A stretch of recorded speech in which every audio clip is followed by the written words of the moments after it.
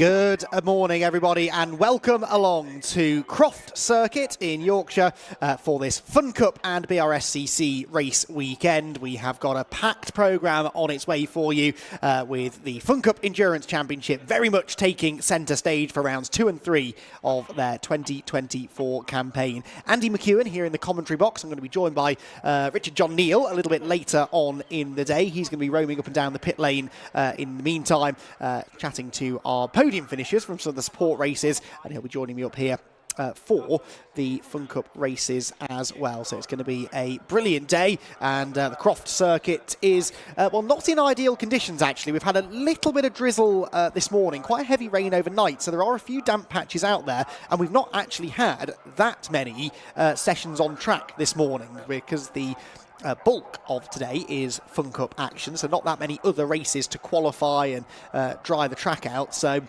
could be slightly sketchy conditions for our first race, which is going to be coming up in the next few moments. And that, coupled with the fact this is always a very challenging circuit anyway at Croft, could make drivers' lives a little bit tricky. As you can see, it's not Fun Cup cars out on track just yet. They will be out on circuit a little bit later on for their first of 2 races today, a 60-minute sprint and a 3-hour feature race to come for the Fun Cup Endurance Championship. But in the meantime, it is the turn of the Fiestas to take centre stage. The final detail Fiesta ST150 Championship, which we last saw out at Brands Hatch a couple of weeks ago at the TCR UK event, are going to be taking part in their first race then of the day, coming your way in a few moments.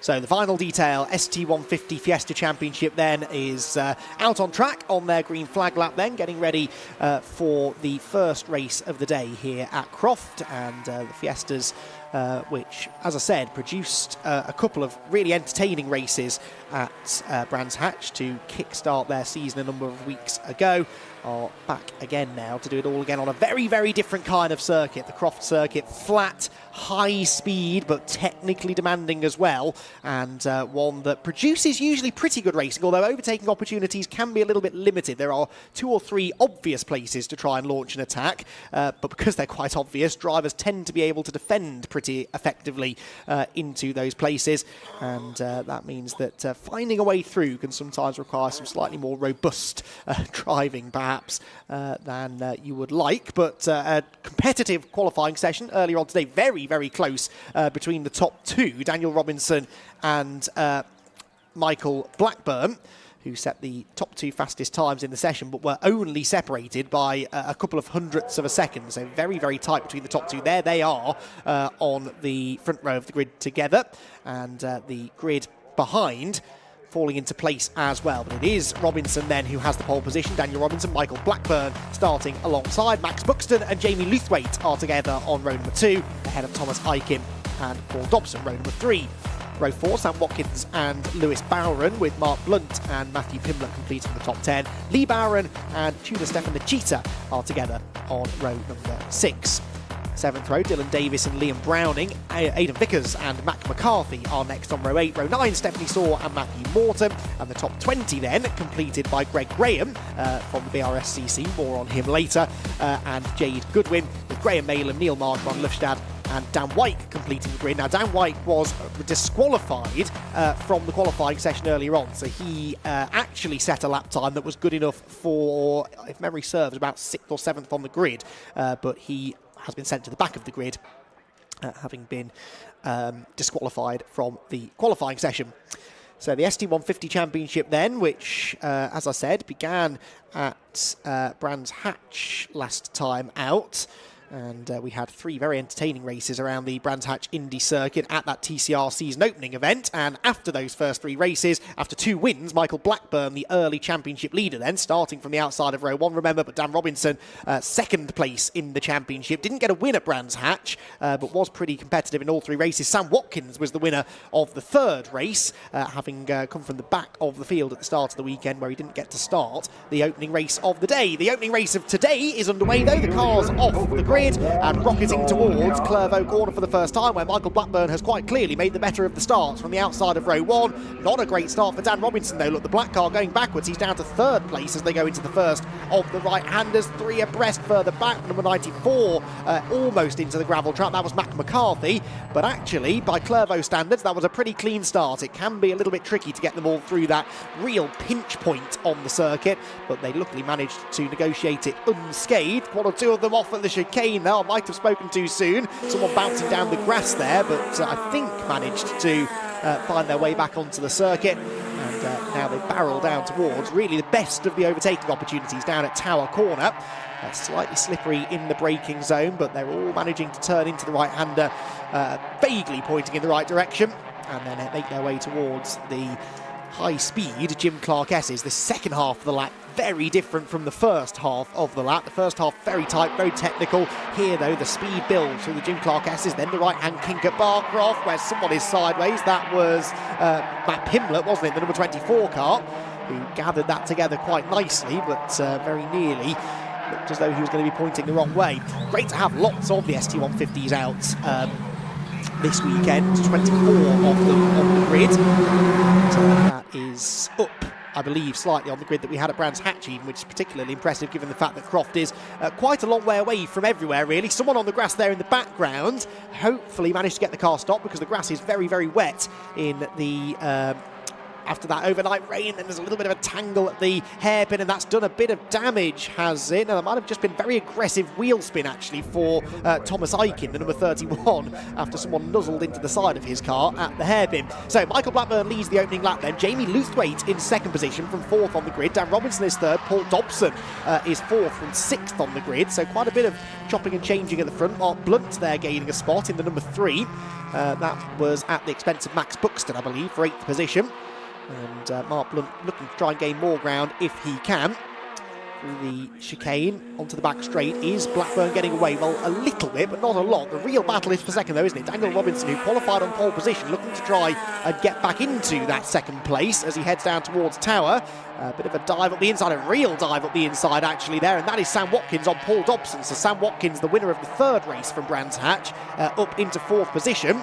And Dobson with a little bit of bodywork trailing at the rear of his car. Actually, he's going to try and get the place back again through the S's, which he does. And Dobson manages to slip back through. Fantastic stuff then from Paul Dobson. And that's put Watkins a little bit on the back foot. He's wide, he's on the grass, he's going to lose it surely. Gathers it together, does he? And if he saves this, then he deserves a medal. That was incredible car control from Sam Watkins. And he might not even lose a place. No, he does lose 1 place to Matt Pimblett, but did very well not to lose complete control of the car. That was fabulous stuff. And Sam Watkins, a very eventful half a lap there for the Brands Hatch race winner, but only 1 position lost after a massive slide. How he saved that, I may never know, but that was a good example of how it's a little bit damp offline. He was out wide because Matt Pimblett was looking up the inside of him, and then dipped a wheel on the grass as well, and from there he was very nearly a passenger, but you could see him working away at the wheel to gather that together.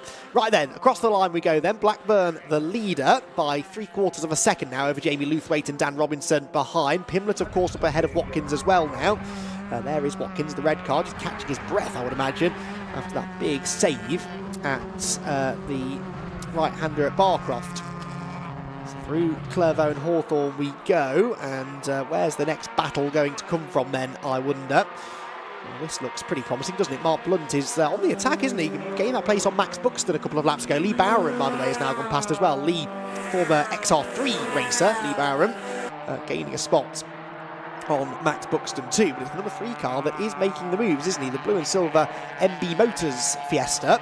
On the tail now, Thomas Aiken and the recovering Sam Watkins.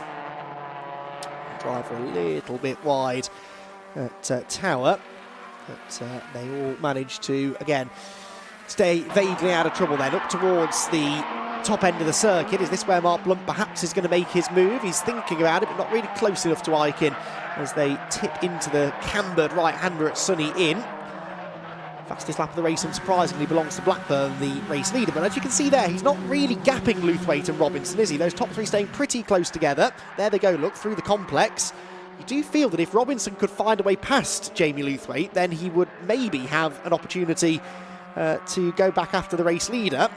Luthwaite trying to recall whether we saw Jamie Lewthwaite at Brands Hatch. He certainly didn't score any points, and I don't recall seeing him on the grid. So Jamie Lewthwaite perhaps making his debut in the championship. In the background, Tom Aiken has just gone past Sam Watkins. So Thomas Aiken into 6th position, and that, I'm afraid, is a car in the fence, and it is the number 44 of Lewis Bowram. So Lewis Bowram off the road, maybe at Sunny Out. I'm not 100% sure where that was. I think it might have been. It was Sunny Out, I'm hearing, thank you. So Sunny Out for the 44 car. Now that was quite close to the edge of the road, so I do worry whether we might need a safety car. It's only a 15-minute race for the ST150s, so a safety car would eat into a chunk of that and perhaps spurred on by that possibility. Dan Robinson making his move for 2nd place, goes up the inside of Jamie Lewthwaite at Tyre and moves back into P2. Now that was significant because he's got over half the race left now to try and close back in on Michael Blackburn. That poor start for Dan Robinson has left him with work to do throughout the race, but he's back into 2nd. The trouble is he's the best part of a 2.5 seconds now behind Blackburn, who really did escape on that previous lap. He was 6/10 faster than these two on lap number 3, did a 1:41.6, which is 9/10 quicker than the qualifying pole time, so that shows how much the conditions have improved since this morning, early this morning, first session out. Like I said, still a few damp patches out there, but the racing line is largely dry. So lap time's already starting to reflect that. I'll be interested to see what Robinson's lap time is going to be this time. Someone on the grass there coming out of Sunny, presumably in a yellow flag zone. That won't go down very well. That was the number 14 of... number 14... No, there isn't a number 14. My eyes deceiving me. Oh, no, there is, sorry, it's Buxton, isn't it? Max Buxton, beg your pardon, for in 10th position. I was looking on the grid sheet, and of course, I was looking further down because that car was at the back of the top 10, but Max qualified 3rd and has dropped now out of the top 10 with that moment, so Max Buxton's race unravelling a little bit. It's a shame for him. Maybe got the setup wrong. There are certain things you can do to change the setup on these cars, not a lot, but maybe with it being a bit drier out there, maybe he went for a slightly softer, more wet weather focused setup, and that's not really paying off for him in the race. So we're halfway through, and Michael Blackburn leads by 1.6 seconds, so that's the starting point then for Dan Robinson to see if he can close in on the race leader. Dan Robinson still looking for that first win of the year, had 2 podiums at Brands Hatch, a 3rd in race 1, a 2nd in race 2, but race 3, which is the jumbled up grid race, he didn't manage to trouble the top 3. Despite that, still 2nd in the championship. Robinson, though, also didn't Blackburn didn't have a great 3rd race, but had won the first 2, which made a big difference. So round the Gym Class S's comes this battle, which is about to be put on ice because the safety car is out, and this must be for the Lewis Bowram car off at Sunny. I haven't actually seen it at Sunny. I wonder if this camera can pan around and show us. I think it's just out of shot on the right as we look at it there. Coming down the... Yes, there it is. Look, so there is Lewis out of the car, watching on, not taking any further part, unfortunately, in this race, which is now under safety car conditions. And, well, that means that Dan Robinson doesn't have to bridge that 1.6 second gap that Michael Blackburn had built up. It will all be done for him as the Jaguar Brscc safety car pops out of the pit lane. And the safety car will be out, you would imagine, for a couple of laps. That Lewis Bowram car didn't look like it was going to be able to fire up and move under its own steam, so it will need a recovery. I couldn't see if there was any damage on the left-hand side of the car, or whether he has just pulled off with a mechanical drama. If it is just mechanical, that will make the recovery easier, but if he's made contact with the wall, that can damage the steering, damage the suspension. That means that the car might need to be lifted, but now there you can see they are towing it out. That's good news. This should only be a lap behind the safety car. Bowram back in the car as well to help guide it. Is that a wing mirror that the marshal is holding? It is, so it has made contact with the barrier slightly, and the marshal recovering the wing mirror so that it can be reattached for the races later on this weekend. Whilst we've got a moment as well behind the safety car, just a reminder of the format for today. There are only 5 races, but of course 2 of them are Fun Cup Endurance Championship races. The first one is 60 minutes in length. That is coming up after this. Then we have a lunch break, during which we'll have a pit walk, and Jamie Peters-Ennis, the 3rd member of our commentary team, is going to be wandering up and down the pit lane, chatting to a load of the Fun Cup drivers and people who run the championships. be digging out some interesting stories there, so stay tuned during the lunch break, and then we're back at about 10 to 2 with the Nankang Tyre BMW Compact Cup. They will have their first 15-minute race today. Then the Fiestas are back out for their second of 3 races this weekend before the Fun Cup conclude the day with their main event, if you like, the third round of the championship, the 3-hour feature race, which kicks off at about 10 to 3. So lots of racing, most of it endurance racing, but there are those 3 sprint races, 2 of which will be courtesy of the Fiesta ST150s. So at the back of the field there is the number 35 of Ron Lufstad, and he started towards the back of the field as well, I seem to recall. He hasn't really made a huge amount of progress, unfortunately, but we'll see whether after the safety car he's able to have a go at Aidan Vickers, maybe, who's the 199 car ahead. So the safety car then coming in this time around, and we're going to get going again with, what, just under 3.5 minutes it'll be left on the clock probably. And already it looks as though Michael Blackburn has accelerated, but Dan Robinson going with him. So we're going to have a really interesting battle between these two now. Dan Robinson was quicker than Blackburn in qualifying, but by so small a margin that it's hardly relevant really. So this should be a very evenly matched tussle between the two as they accelerate out of the hairpin. No overtaking before you pass the timing line, which they have done now. But I don't think Robinson's going to be quite close enough into Clairvaux. Let's see what happens, though, over the remaining couple of laps of racing.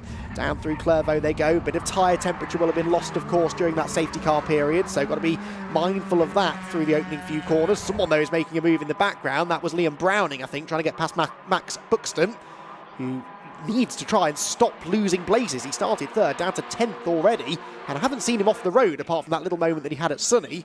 So I'm not sure where he lost all of those positions, but has just sort of slipped down the order. Wants to be going forward off this safety car restart, not backwards.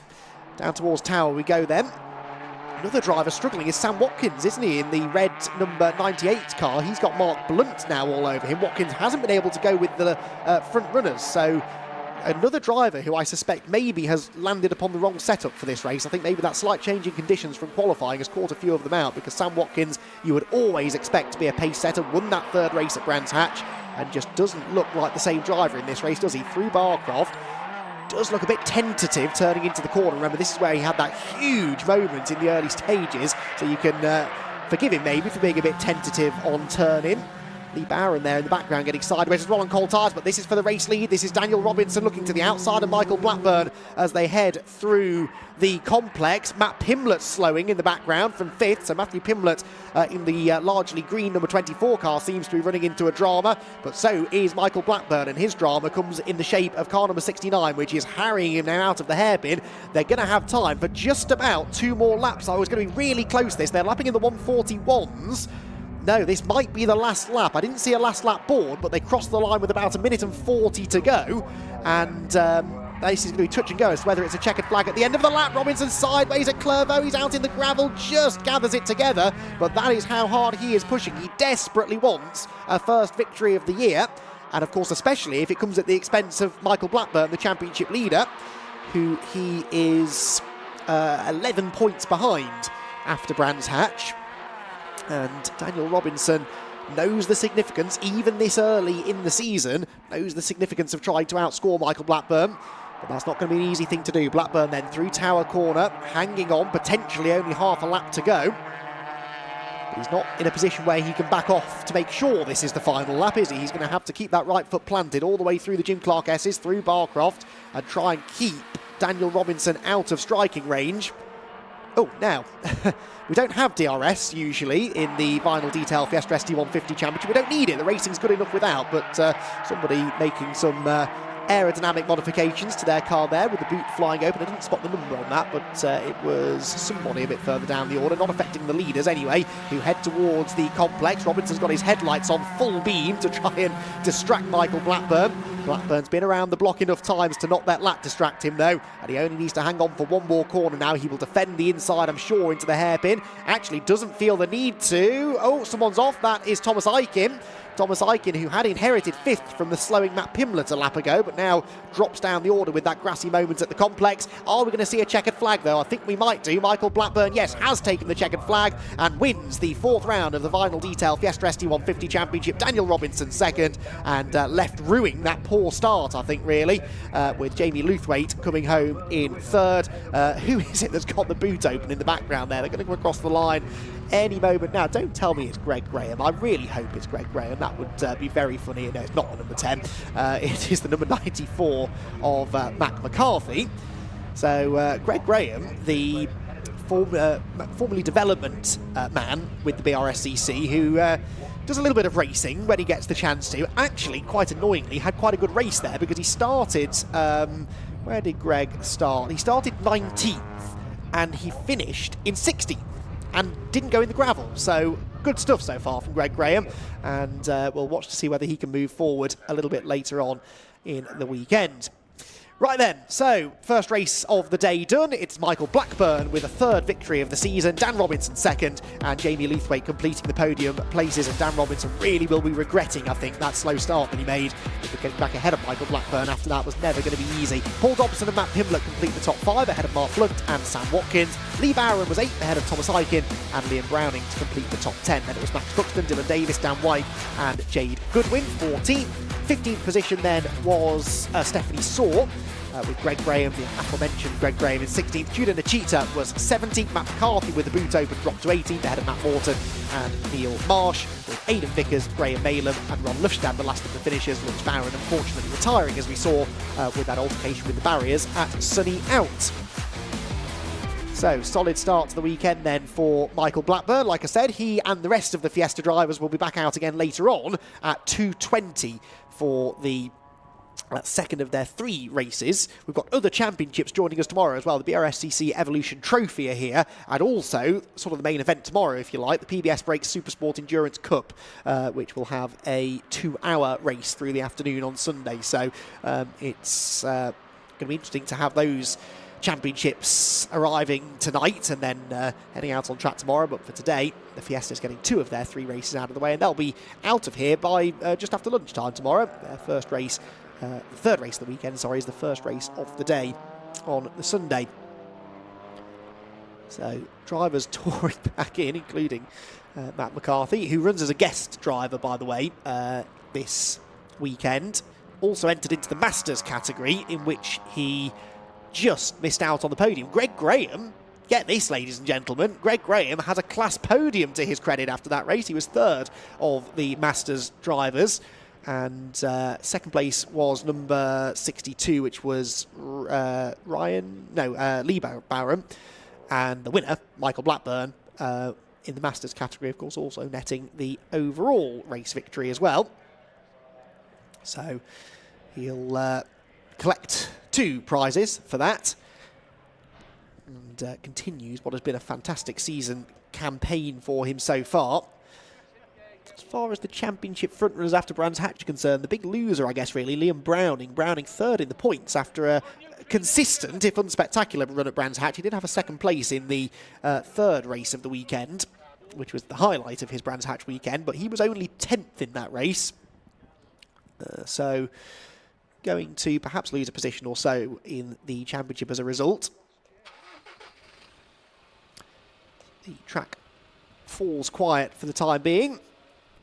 We will hopefully hear from our podium finishers in the next few moments. Richard, I think, is now ready with our top 3 finishers. So for the first time today, let's introduce the one and the only Richard John Neal. Thanks very much, Andy. Welcome to Victory Lane, and welcome again to Michael Blackburn. This is becoming a habit, a nice habit, I have to say. Always a pleasure to interview. Congratulations on the win. Difficult from P2?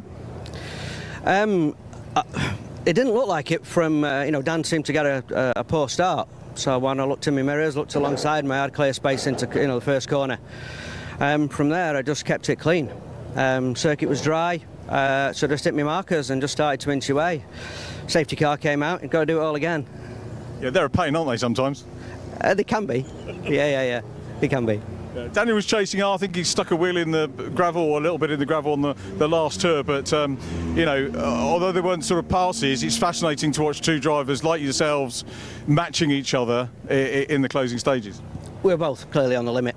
You know, we're driving the cars at the limit they can be driven at. And yeah, any small error. I made one in quali, put it in the barrier, just dropped a wheel off by 6 inches. You know, I mean, it makes all the difference between you know, a race win and a DNF. So yeah, I'm pushing, but trying to leave just a little bit of margin, and I can see Danny's trying to, you know, catch me up, and he's leaving no margin. So yeah, it's interesting to watch. One of the things I really took away from Brands is the fact that you've got, you know, young drivers and more experienced drivers like yourself, equally matched. There aren't too many championships where that manifests itself.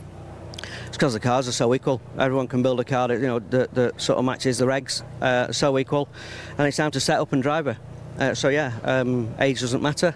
You know, your experience probably does in difficult conditions. Sure. You can drive quick, you can drive quick. That's good. Long weekend ahead. Obviously, we've got 2 more races to get through. What's the plan now? We've got a couple of endurance races, I think, and then 1 race tomorrow. But is it feet up? Is there things to change on the car? I believe we've got one at 2:20. So yeah, I might have a bite to eat now because I didn't get one this morning. And yeah, hopefully same again. Brilliant. Well done, Michael. Good to see you. Congratulations. Thanks, Richard. We're in a Michael Blackburn. Let's get second position, Daniel Robinson. Get Daniel over again. A third podium interview of the season for me with you. Congratulations. And we're just chatting to Michael. I think you maybe just dropped a wheel in the gravel, slightly off track on the last tour, which dropped you back a little bit, but you were still very close at the end. Yeah, both of us. I think we both saw the last lap board and knew how hard each other were going to try. So we both overdid it a little bit into turn 1. Me slightly more so than Michael, but yeah, it was a good race. I just ran out of laps. Promising for race 2 though, because I think we've got the pace. That's good. And any changes you'll effect to the car for race 2? You haven't, as Michael said, got too long. Yeah, maybe a few little tweaks just with it drying up more and more throughout the day. Well, providing there's no more rain. But no, nothing especially that'll change a lot. Just tweaks. It's a nice thing, isn't it, in some ways, because it's a resumption of battle. I want to turn the clock back to the safety car. Michael had a little bit of a lead at that point. It's frustrating when you're in the lead, but you must have been thinking, yeah, I'll take that. Yeah. Well, I got a poor start, which is a bit of a common factor in my races, and I ended up behind Jamie. And by the time I'd passed Jamie, Michael had pulled a 2.5 second lead. So the safety car was a bit of a saving grace for me. It put me on the back of him, and then on the restart, I think the pair of us sort of got away a little bit. But we only had 2 laps to go at it, so yeah, I just ran out of time. Prediction for race 2? I'd like to say me first, but there's either of us could win it. You know, we're lapping the same lap times, following each other around, so yeah, it could go either way. Nice one, thanks Daniel, well done. Good to see you again. Congratulations on the podium. And Jamie Luthwaite, let's get Jamie over, 3rd position, first interview with Jamie, well done. Cheers. Congratulations. Frustrating starting from pole, isn't it? What happened? Dodgy start or good starts from the others? I didn't start from pole, I was started 4th. Beg your pardon. I got a decent start, that led me to go behind Blackburn. I sort of just thought I'd keep on the back of him, try and follow him and see what I could do from there. So. We missed you at Brands. What was the reason? Are you in for a full season now, or? I'll be missing Alton Park, the first Alton Park, because there's 2 rounds, but then hopefully we'll do the rest of them. But we weren't at Brands just due to other commitments. Couldn't get there, unfortunately. But hopefully we can do the rest of them. Happy with the pace? Yeah, more than happy. I'm very pleased because I was practicing yesterday. And I've got a lot of time out the car from yesterday and just led into today, and I'm very pleased, more than pleased really, yeah. Nice one, Jamie. Good to see you. Congratulations on the podium. We'll see you for race 2 a little bit later on. Race 2 coming up, of course, after our Fun Cup action, which we're looking forward to. In the lead up to that, let's take a short break and we'll be back with the look forward to our hour-long Fun Cup sprint race in just a few moments' time.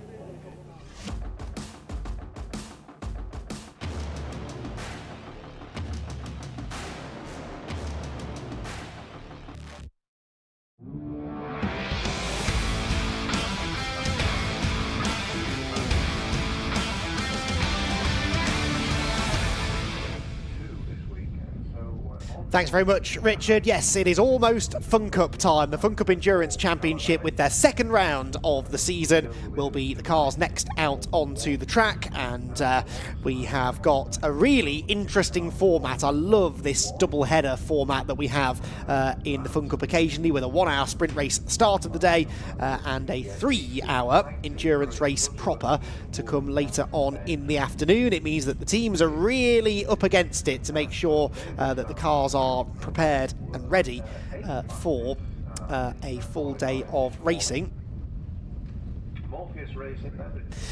So the first race, sort of more about just staying out of trouble, making sure your car is left in one piece for the second race, because you get the same amount of points for winning race 1 as you do for race 2. So yeah, you've got to make sure you're in it for the full day. The car's about to head out onto the grid. We've got start drivers, kindly provided by Jamie Peters-Ennis, who we'll hear from a bit later on as well. So I'll try my best as we rattle down the grid to tell you who is in the cars for the opening stint, but there will be 2 mandatory pit stops during this race, so the drivers are going to keep on changing as we go through. The grid, as always with Fun Cup, is drawn at random, and it's car number 107, High Peak Racing, that starts on pole. It's Guido Basile who starts that car, with Paul Calladine to take over afterwards. Alongside them will be former champions 111 GCI Racing. They have elected Ian Wood will do the start, and then row number 2 for number 195, Morpheus Racing. That car started by Neil Burrows, with Uvio Hoffman's Motorsport number 225 next.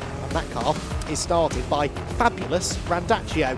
Then row number 3 for number 214 Seed Data, Matt Hogg, and number 207 Wave 9. That car started by Jason Minshaw on the outside of row number 3. Row 4 then, number 49, that's Signature RV, Steve Ruston taking the start, and number 246 EDF Motorsports, that one started by Vlad Vasiliev. Then top 10 completed by 155, David Ratcliffe for Team Ratters Racing, and the reigning champions, Team Olympian number 1, and that will be Simon Rudd at the start of the race. Race 6 then for number 97, if they're out there. They had quite a big shunt in qualifying earlier on, the JPR for hire car. If they're on the grid, Angus Goff will take the start, and from 12th on the grid, number 22 Skull Club Racing, that is Jack Constable, former TCR UK race winner. Then it is Team Greenheath, number 14, Paul Turner at the wheel, ahead of number 200, Red River Sport. That car started by the rapid Johnny Molan. That should be one to watch. Axiometrics, number 103 are next. That's Chris Wetherell, with Sport 77 making their debut in the Fun Cup, number 110, Nick Wallace at the wheel. Fueled Up Racing, number 210. That car started by Wendy Ellis-Smith, who I chatted to earlier on today. She's well up for the fight today. And 18th on the grid, number 98, Team 3 Motorsport. That is John Perrott. Top 20 completed by PLR Racing, Fun Cup veterans. It is the captain, Neil Plymmer, at the wheel for stint number 1. Then number 157, that's GMR with Eco, that's Rob Croydon. And MJ Tech start at the back of the field, number 249, and that car started by Scott Jeffs. And you might be wondering, if you tuned into Alton Park, but you're relatively new to Fun Cup, why the number 249 car that won last time out at Alton starts from the back. Well, that is a Fun Cup rule. If you win a race, you start the next one from stone dead last on the grid, and that will apply to race 2 later on. So whoever wins this race will have to start from the back of the grid for the second race later on. Now, thankfully, that is a 3-hour race. You've got a bit more time to get to the front. Arguably, really, this sprint race is not the one that you want to be starting from the very back. 97, we're hearing, is starting from the pit lane, by the way, so brilliant work, as always, from the JPR squad to get the 97 car fixed. They had an off at Sunny, I believe, and I think it was Sam Hopkinson who was in the car at the time. It went into the barriers pretty hard, did a lot of damage to the right rear corner. Well, it wasn't really a right rear corner left on the car after that shunt earlier on. And unfortunately, they have had a lot of work to do in the very short amount of time between qualifying and the race. So the cars are actually being gridded up by the looks of it before then doing another warm-up lap. There's a bit of a drama, is there, for the 103 car. That's the Axiometrics machine of Chris Wetherell that I think he might have stalled, actually, as he came around the hairpin. But has now got go. Oh, hang on. And then 98 dives for the pits, and so does 103. The race hasn't started yet, but already 2 cars in the pit lane. That was Team 3 Motorsports. John Perrott coming in, along with the 103. So 2 cars in trouble then before we even get the green flag lap started. That's not ideal. Hopefully they'll get the cars fixed and out onto the track in time for the start of the race, says the 1:07 on pole, 1:10 I think I just heard in the pit lane. Yeah, 1:10, sorry. So that was Sport 77. That's the car started by Nick Wallace. He's sharing it with Alex Jones and Will Powell, former British touring car racer. He's doing TCR UK this year, is Will Powell. But they're just here to have a bit of fun and gain a bit of experience of racecraft at close quarters. You'll definitely get that from competing in the Fun Cup. And they are unfortunately in the pit lane as well before the race has actually started. But as I've said, we've got another green flag lap to go before the race gets underway properly, and that gives them hopefully enough time to sort whatever the drama is and get back up and running. So I am joined in the commentary box now, delighted to say, by Richard John Neal, who's put a fairly short stint actually in the pit lane so far, but we'll see him back out there interviewing podium drivers for the other support races later on today. But I really enjoy having you in here during the Fun Cup races, Richard. Normally, because in a long race you've got plenty of time to chat and you know, it's helpful to have someone in here to bounce off. This race though is going to feel much more like a sprint race. 1 hour by Fun Cup standards will fly by in no time. So looking forward to getting back in, and the cars look fantastic, don't they? Again, great liveries, great drivers, and the fun thing we'll come back to over the course of this race and the 3 hours. It is very much what it is all about. Absolutely, and great racing is guaranteed, and Croft might not have actually hosted that many Fun Cup races down the years. We don't come here every year, although we have been doing so a little bit more frequently of late. Yes, we missed it last year, but we raced here in 2021 and 2022, but it is still a classic. Every time we come here, we get a good race. Some of the very best Fun Cup races I've ever had the pleasure of calling have taken place here at Croft. It is a circuit that quite suits these cars, actually, because you do have a couple of long straights where the slipstream sort of allows them to get quite close together, and can really outbrake people if you're feeling brave into places like Clervaux, like Tyre, and of course through that final complex as well.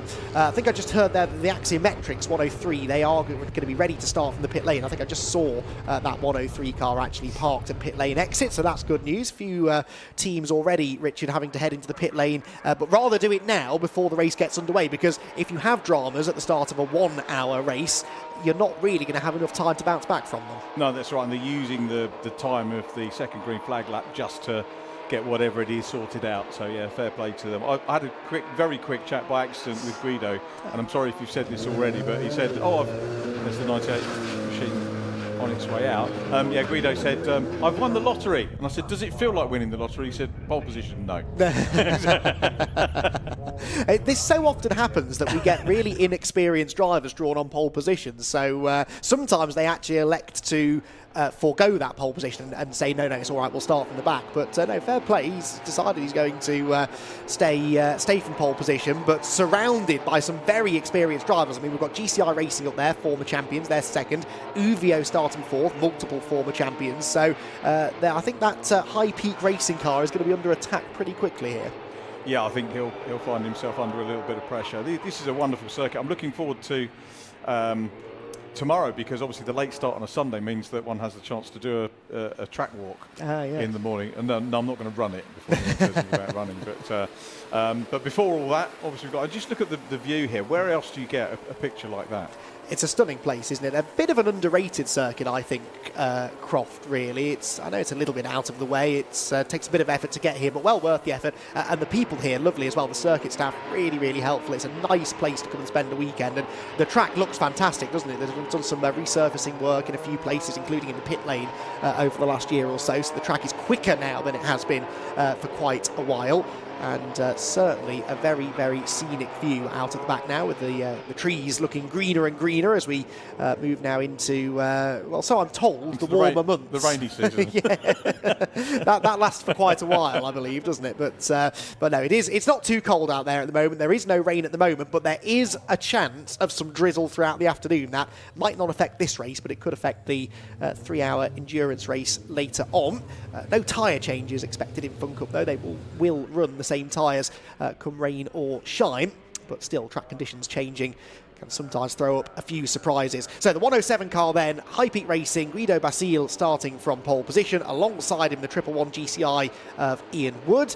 Just Ian Wood and Craig Butterworth doing this race. I think Graham Butterworth might be jumping in for the second race. There's a couple of teams doing that actually, with one driver sitting out the shorter first race. Pit stops to come every 20 minutes. We'll get into that if and when things settle down, which might not be for another 60 minutes, because round number 2 of the Fun Cup Endurance Championship is about to start, and it's going to be pretty fast and furious. 60 minutes on the clock, the 107 car on the pole position. 2 by 2 they run to the line, and as soon as those red lights go out, we will be away and racing for the second time this year. Off we go. Someone immediately jumps onto the grass nearly to try and make some progress into Clairvaux corner, but the 107 car pulls over to the racing line, but loses the lead to the 195 Morpheus Racing Machine. So Morpheus lead the way, 107 going backwards, and this is the danger of starting from pole position. They're 3 wide behind him, and that looked like maybe Olympian Simon Rudd having to take to the shortcut to avoid contact. It's such a pinch point, Richard, through that first couple of corners, and actually all things considered, they did a brilliant job. They did. Guido did a pretty good job as well, and you know, fair play to him for taking that start. Got out on the outside line, as you mentioned, everyone going through,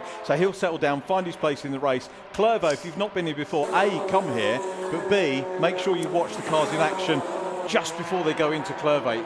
You don't realise how tricky a corner it is. No, absolutely. It's a good overtaking opportunity as well. So is Tower, where the MJ Tech car was overtaking people there. The winners last time at Alton Park. Scott Jeffs finally has a win in Fun Cup to his credit. I did tell him off for doing it when I wasn't there, because I've been teasing him for a while now that he's been getting so close to winning a race, and finally did it at the season opener. A few lock-ups, and that's contact down at Sunny, and that is the 49 machine, isn't it, getting into the back of the Wave 9, number 207. Bit of damage to the 207 car, actually. The 49 Signature RV car, which is being driven at the moment by Steve Rustons, no, it hasn't come out of that unscathed. It has got damage to the front splitter. That is not ideal at the start of the race. The top 3, though, starting to pull away at the front of the field, and not surprising, really, Richard, to see these 3 cars in particular establishing themselves out in front early on. It's not a bad thing, is it, to have 3 very quick cars out the front, and we can expect them to jostle and battle all the way through. Now, but the other thing, of course, we need to keep tabs on is our winners from the last round to see how much progress they make. But yeah, this is a sprint race. It's an hour. They have to treat it like an endurance race. An hour is a long time. I know you have the discussion with people about what constitutes endurance. Is an hour okay for you? Oh, gravelly. That's Wave 9 again. That's their second issue in half a lap. I don't know if that's related. They could have damaged the geometry at the back of the car, I suppose, which would have made it a little bit of a handful through turn 1. But yeah, 1 hour these days I don't really think counts as an endurance race. But to be fair, I've seen 6-hour Fun Cup races that have felt more like a sprint. So I'm not sure what constitutes endurance where this championship's concerned. Another lead change, by the way, and this time it is the Uvio Hoffmann's machine out in front. Fabulous. Which is his name, by the way. I must make that point. He has gone by a few names over the years, has Fabulous Randaccio, but that is the name on his racing licence. It's what we shall be calling him. And he and Farchini, we know what a formidable pair those two are, don't we? Yeah, great entertainers as well. And look at this. Who would have thought we would get this at the start of the hour race, and we've got another 3-hour one later on, and long may this continue. Of course, it will split up. I'd forgotten about the rule of the previous race winner going off the back till you reminded me. It's great. It's just part of the fun. Absolutely. It guarantees you've always got somebody coming through the field in the early stages. What progress did Scott Jeffs make? Well, at the end of lap 1, he was 15th, having started 21st. Not bad going, but I think he's probably gained a few more since then as well. We'll find out at the end of the lap. Bit of side-by-side action further back. There is the number 1 car. That's another that I expected to make progress. The number 1 Team Olympian machine. Actually, only 1 place gained at the end of lap number 1. Simon Rudd is in that car, but that's more like it. 3 places gained. He's back into the top 6 and might be about to go 5th. Yeah, having a go. So Simon was chatting to his mum earlier on, who's enjoying it as well. And it's not just about drivers, the families can enjoy the events as well. And because it's a one-dayer today, obviously you've got a 2-day bank holiday weekend to go and enjoy the rest of it.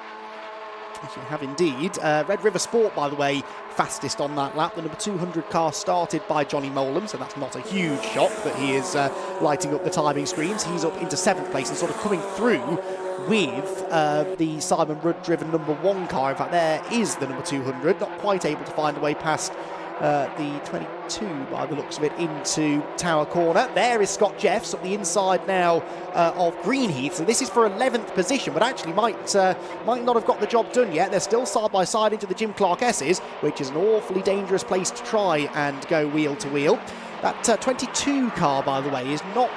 it's dropped down the order, hasn't it? That's the School Club Racing Machine of Jack Constable. Was 5th at the start of the lap, but I think perhaps has dropped a position or so since then. We'll again double check when we get to the end of the lap. Scott Jeffs did get past Ian Greenheath meanwhile, and now sets about finding a way past the Ratters racing car, which he's trying to do up the inside into the complex, Richard.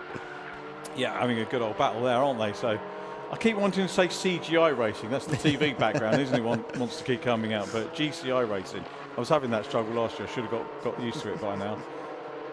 Easily done, and of course team names change quite a little bit in this championship as well. Cars change hands as well, so teams that you get used to seeing running one car number suddenly change because the numbers on the cars stay the same. Actually, even if a different team is running with them, the numbers stay the same. The one that has changed is car number 1, because of course that is the reigning championship winning car, and that has just gained a place into Clervaux, and that, I'm afraid, is the number 22 off the road. That is Jack Constable. So Jack Constable, all of those race wins and podiums in TCR UK. Unfortunately, he's found his way into the gravel at Clervaux, and I think that car might be a little bit stuck. Yeah, it's going to be a safety car, isn't it? First one of the day as far as the Fun Cup is concerned. We had one in the 150 Fiestas earlier on. And so what's the rule? So is there they can tie him out, he'll just kick off again?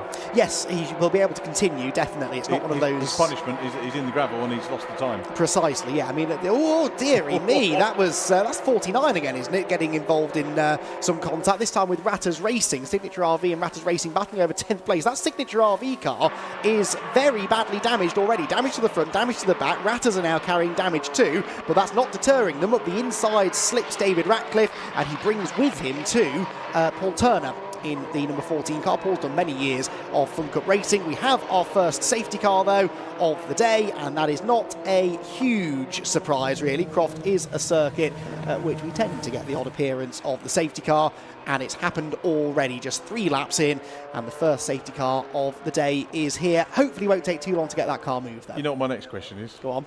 How many safety cars are... In the 6 races that we've had here at Croft, I'm glad you asked, Richard.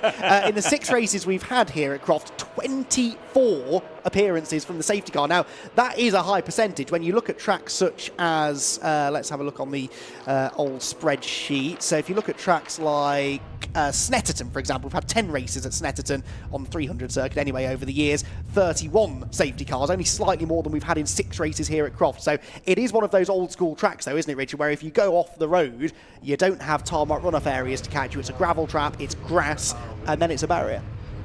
Yeah, thankfully not the barrier in that case. No. So that was good to know. Yeah, I'd take my hat off. So presumably you've updated. And have you added any stats since last year? I'm still. Have you done any new ones? There are works in progress on here.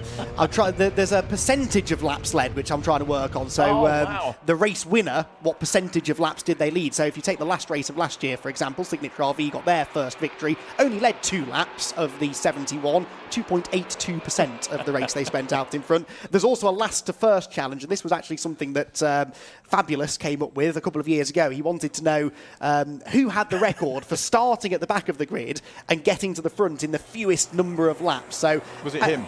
Probably is him. That's I would normally imagine. why drivers ask, isn't it? That kind yes, of. Yeah. Exactly. But with 103 races to work through, Richard, it's taking me a little bit of time.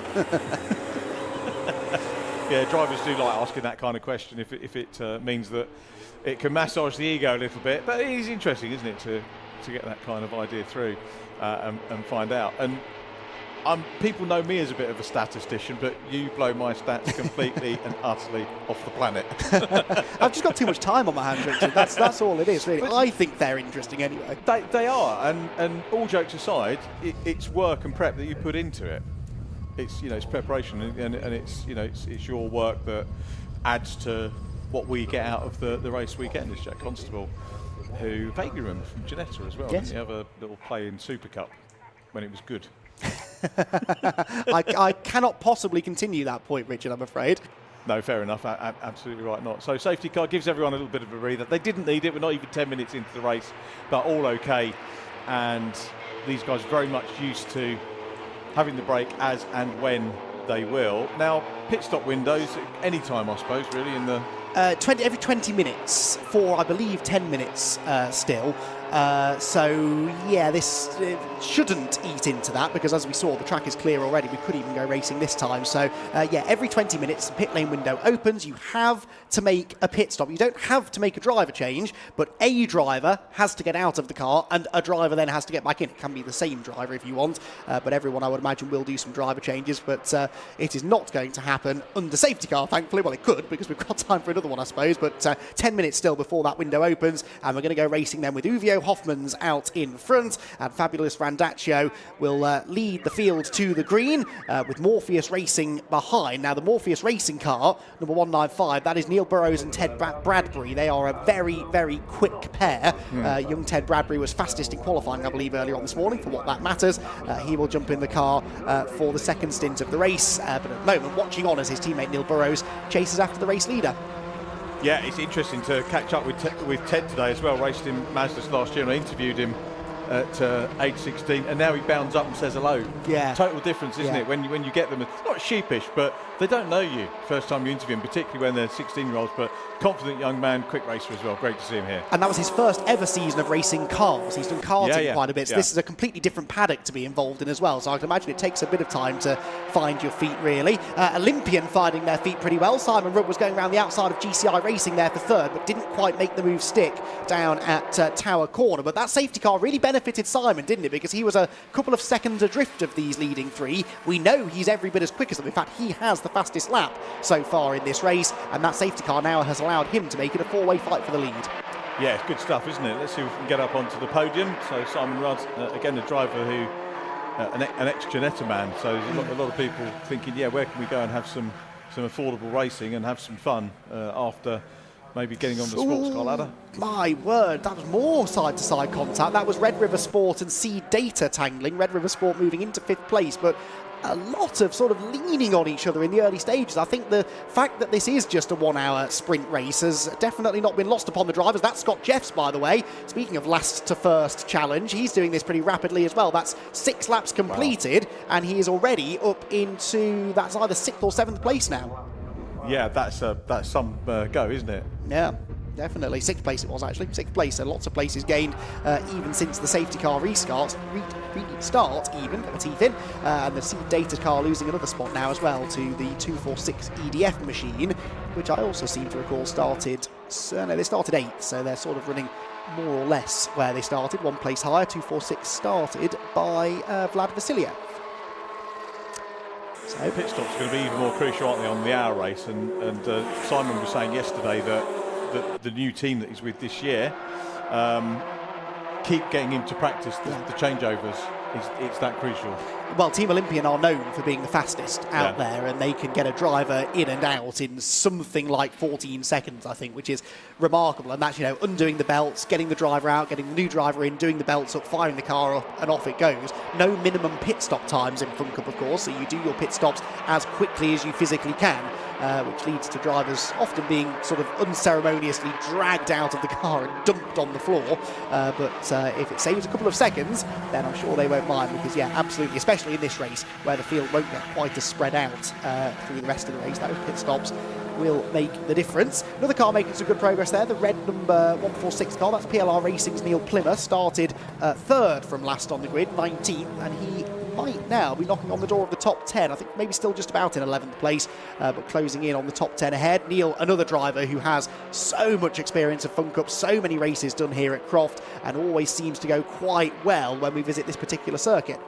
I was going to ask the question about tyres. Have they got to manage the tyres through this and 3 hour race, or do they have separate ones? That is a good question. The tyres will do 4 hours, definitely, because in a 4 hour race they wouldn't change tyres. So that might be one for Jamie. Yeah, I would be surprised if they're changing tyres after this race. But yeah, Jamie perhaps can ask one of the teams and find that out for us. Good battle there with the 157 and the 207. GMR getting ahead, or staying ahead actually, of Wave 9, who I think we spotted them passing at the hairpin. Wave 9, another car carrying a few witness marks at the front there, the front splitter flapping around a little bit, and that front splitter is not there for decoration, and on a circuit such as this one, the front splitter, the extra little bit of downforce that creates will make a big difference, particularly out the back through the Jim Clark S's, Richard. You don't want to be running around with a damaged front end, because that will slow you down perhaps by something like 3/4 of a second a lap. Yeah, you need that. You've got that long straight as well, haven't you, Yeah. up towards Tyre as well. So yeah, absolutely right. They'll maybe sort out what they can in pit stops, and there's someone who's had one. That is the 97. Now, I actually don't think that car started from the pit lane in the end, as I was told it might do. No, this is its race starting. This is the car that had quite a nasty accident towards the end of qualifying. Sam Hopkinson was at the wheel and he dropped it coming out of Sunny, ripped the whole right rear corner off that car. That was less than an hour ago, and that car is already back out on track and circulating. How quickly, we'll wait and see. 3 new drivers in that car, but unfortunately their chance of taking some money off Paul Rose for winning on their debut looking a little bit slim. Right, the leaders come across the line, and it's more cars now in this lead group than we've had so far, but actually a 1.1 second lead now for Fabulous out in front. This is the move for third. Simon Rudd up the inside of the GCI racing car, perhaps spurred on by the fact that he could see the leader getting away, and he wants to go after them. Yeah, lovely move, Dan. That was not aggressive, but forceful in terms of he wanted the place. So a really good move from Simon Rudd. So up into third position. Yep, third place. third. So potential podium, but still far more to play out. But a good addition to that team, Simon. Oh, definitely. He's gone quickly in front of ever since he started racing here, as you'd expect. GCI now under threat from Scott Jeffs, who is putting in a brilliant drive. I spoke to him earlier on, actually, and asked him about how his confidence levels are now. It took him years to finally get that first win, and he said after winning one race now, he feels that there's no reason why he can't win another one here at Croft. And even in this sprint race, coming from the back of the grid to already be mixing it with the front runners, the safety cars helped him, no doubt, but he is well up for it, and definitely a championship contender this year. I think that team, MJ Tech, he said they're not really thinking about the championship just yet, but definitely I'd be surprised if we get to the end of the year and we're not talking about MJ Tech being in that championship hunt. And right now he's in the top 5 in this race, but trying to turn that into 4th with a move going into the complex. Not quite close enough to make that one work. No, definitely heading up towards the podium end of things for sure. And another question, sorry to bombard you with questions, No. but some viewers might be interested as well. Championship points, same for an hour race as it is for the 3 hours. Exactly the so same, this is a double header. Yeah, absolutely. And it's great, isn't it? Because it means that you've got to display your strengths in the shorter races as well as the longer. Absolutely. It's no easier to win just because it's a 1 hour race, so why should you get fewer points? If anything, it's harder to win in a way because the whole field will stay quite close together. Someone there was being shown a black and white warning flag for, I'm going to guess, track limits. I'm not sure who that was, but only a warning for the time being. 97, I could see them coming back down the pit lane. They will use this 1 hour race as a test session now to make sure they've got the car repaired and that it's up to scratch for the feature race a little bit later on. So the leaders down the back straight then, it is Uvio leading, but that gap that I mentioned a lap ago was 1.1 seconds. It's down to virtually nothing, and in fact here comes a challenge for the race lead up the inside for the 195 car, and perhaps back out in front they will go. Yes, they do. Fabulous gets squeezed over the curb on the exit of the turn, and Simon Rudd tries to take advantage, gets nestled onto the grass going into the Jim Clark S's, and sensibly backs out of it, but car 195, Neil Burrows back out in front. This is what I've enjoyed about Fun Cup racing, the times that I've seen it. Fabulous having a little look. He's got obviously Simon Rudd behind him as well, so he's the meat in the sandwich at the moment. Coming back to the point, this is what I've loved about it. You've seen someone go off and have an early lead, you see it change over, and then you see the lead change again. It is, so close, so competitive, and people would do well to get in and follow this championship a lot more. I was chatting in the TCR paddock at Brands Hatch a couple of weeks ago, and there's a driver from there, when he finishes TCR, said, actually, quite fancy Fun Cup. Love working with the club, love that racing, and my dad can come and race with me in it as well. Oh, fantastic. Yeah, well, the more the merrier. There are plenty of cars out there now. Change for third place on the cards there. That was Scott Jeffs up the inside of Simon Rudd, but it's also side by side for the race lead again. Neil Burrows will have to defend this lead now into Clairvaux. So 2 by 2, side by side for the lead and for third position. Who's going to get the lead? I think 195 should hang on, but Simon Rudd back into that third position. Scott Jeffs nearly got it at the hairpin, but Simon Rudd manages to hang on. But this is what Fun Cup racing is all about. I say this every time. It really frustrates me, people who don't watch the championship. They hear that it's endurance racing and they think it's going to be dull. It's anything but we might be about to have another safety car because the 103 Axiometrics machine of Chris Wetherill is beached in the gravel at Clairvaux. We're still racing for the time being though, and boy are we racing. It's almost 3 wide for the race lead. Down at Tower to the outside goes Uvio, but 195 hangs on for now. Absolutely superb stuff, isn't it? And you cannot argue with this. And a safety car is going to close up the other group as well. If someone's got something in reserve, they're going to be able to pull it up with this lead gaggle. And, you know, we're 20 minutes in. Now, you look at any other club race, 20 minutes. Yeah. Do you get that many cars battling for the lead? Answer is Generally no. no. Yeah, even with a safety car, I mean, it would still probably be one or two of them pulling away, and that's not to, you know, that's nothing against other championships, but this is the kind of racing that Fun Cup is all about. The cars are specifically designed to produce this good close racing, but the driver lineups these days so evenly matched, so competitive, that this is the kind of action we get all the time. No sign yet of a, never mind, yes there is, there's a sign of a safety car. Scott Jeffs hasn't seen it because he was busy trying to overtake Simon Rudd, and I suspect still hasn't seen it, and he's going to have to back off at some point, and that'll be a tough decision to make as to who was ahead at the time of the safety car. Yeah, I don't want to call that one No. particularly. It looks like Simon's taken the initiative, doesn't it? And Scott Jeff's thinking, OK, made enough progress through the field in the early stages, be able to do it again after the safety car is dealt with. As we look at Chris Weatherall, beached in the 103 car. Again, gives us a lovely opportunity. The photographs that I took yesterday on the test day, the cars look magnificent. Oh yeah, brilliantly prepared. My photos aren't good, but the cars make them look good. No, they're great looking cars, and fantastic bits of kit underneath as well. Rear wheel drive, centrally seated, mid-engined, essentially a single seater chassis underneath this big sort of VW Beetle-esque body kit. And yeah, some of the liveries now getting more and more inventive as well. When I first started covering Fun Cup, a lot of the cars, the liveries at least, looked a little bit dated. They hadn't really changed for a number of years, but lots of teams now putting in the extra effort to make sure that the cars look the business. Lots of sponsors on board the cars as well, which is nice to see. And yeah, it is a great looking grid. Sadly, a grid that's becoming a bit depleted now, or at least there are a few that have had their dramas. The 103, the latest to end up in the gravel trap. But the fact that we are now 20 minutes in, Richard, means that the pit lane window is open. Now, they have to cross the line once before they can pit. I would be interested here to see when that pit window opened, because if the board went out after the leaders had gone through but before the rest had come through, half the field can pit this time and the other half can't, and that can turn this order back upside down again. Who has to sort out the judicials or potential judicials on it? No, well, we don't do them, it's fun. Yes, well, sometimes that is the answer, yeah. But no, that's going to be... I've seen this happen a few times, where the back half of the grid have been able to pit a lap before the front half. It won't take long. In fact, the car is already out of the way. You can just about see it at the top of the screen. It's almost off the track. So I think we'll actually go racing this time. It might not matter, but with everybody so bunched up now, there might still be an advantage. If you can pit, if you're stuck in the midfield, get yourself into some clean air, I think I'd still be tempted. Bit of wildlife there, making a bid for freedom. I don't know if you spotted that. Was that hare, was it? I think it was, yeah. Yeah, got out of the way just in time. Used to see those at Silverstone a lot. I think there's a clip on YouTube, isn't there? There's a Formula One car narrowly missing one. Yes. Back in the 70s, before you were born. Just by a few years, yes. By a few years. I'm the wrong side of 30 now, though, unfortunately. So, yeah, feeling my age. 11th year of doing Fun Cup this is for me. That is a terrifying thought. Really? Yeah, I started with Fun Cup. My first ever race that I was on mic for was a Fun Cup race back in back end of 2012. Well, I think they know they're lucky to have you doing it. The enthusiasm and effort that you put in. Yeah, absolutely brilliant. And the fact that you've been with it so long, obviously the championship's been running longer, as the lights are out in the safety car now, shows how successful it is. The formula's right. People come into it. Yeah, sure, a few people will shuffle away, but equally still get a big number of people, you know, looking at it. And the fact that these races are live streamed now means that other people get to see it and enjoy it, see the highlights and hear us waxing lyrical about it, and will want to come in.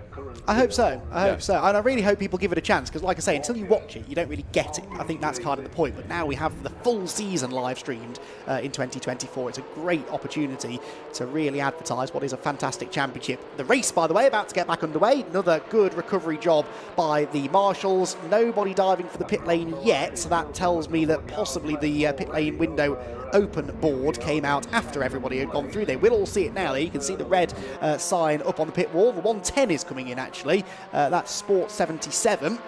They are still on the lead lap, actually, despite having pitted before the race started. Nick Wallace about to hand over to Alex Jones before Will Powell will do the third and final stint. But the race back underway then, and the leaders head out of the chicane. And now, Richard, the timing and the execution of those pit stops could prove pivotal because everyone's so close together. You can gain a second or two in the pits. That could propel you to the lead. Yeah, this is where all that practice is going to come in. And now we get our view with John on our pit camera doing a sterling job for us.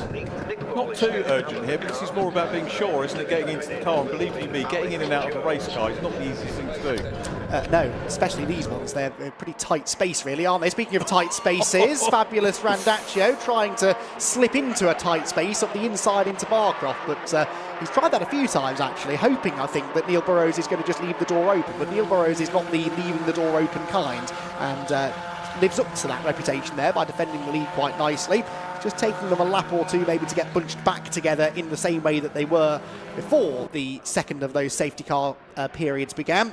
But I wonder whether we'll see any of this lead gaggle dive for the pit lane. If you know you've got 2 or 3 quick drivers in your lineup, then it gives you freedom to pit whenever you want. You don't have to just try and keep your faster driver in the car for longer, and hence why Neil Burrows from the lead feels that he's confident enough to pit. So too Scott Jeffs. So Neil Burrows will hand over to Ted Bradbury, Scott Jeffs to Will Abraham, and there's a spin for the 210, Richard.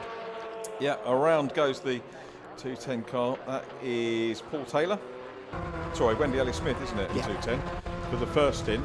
They're racing tomorrow as well in the Super Sport. So Yeah.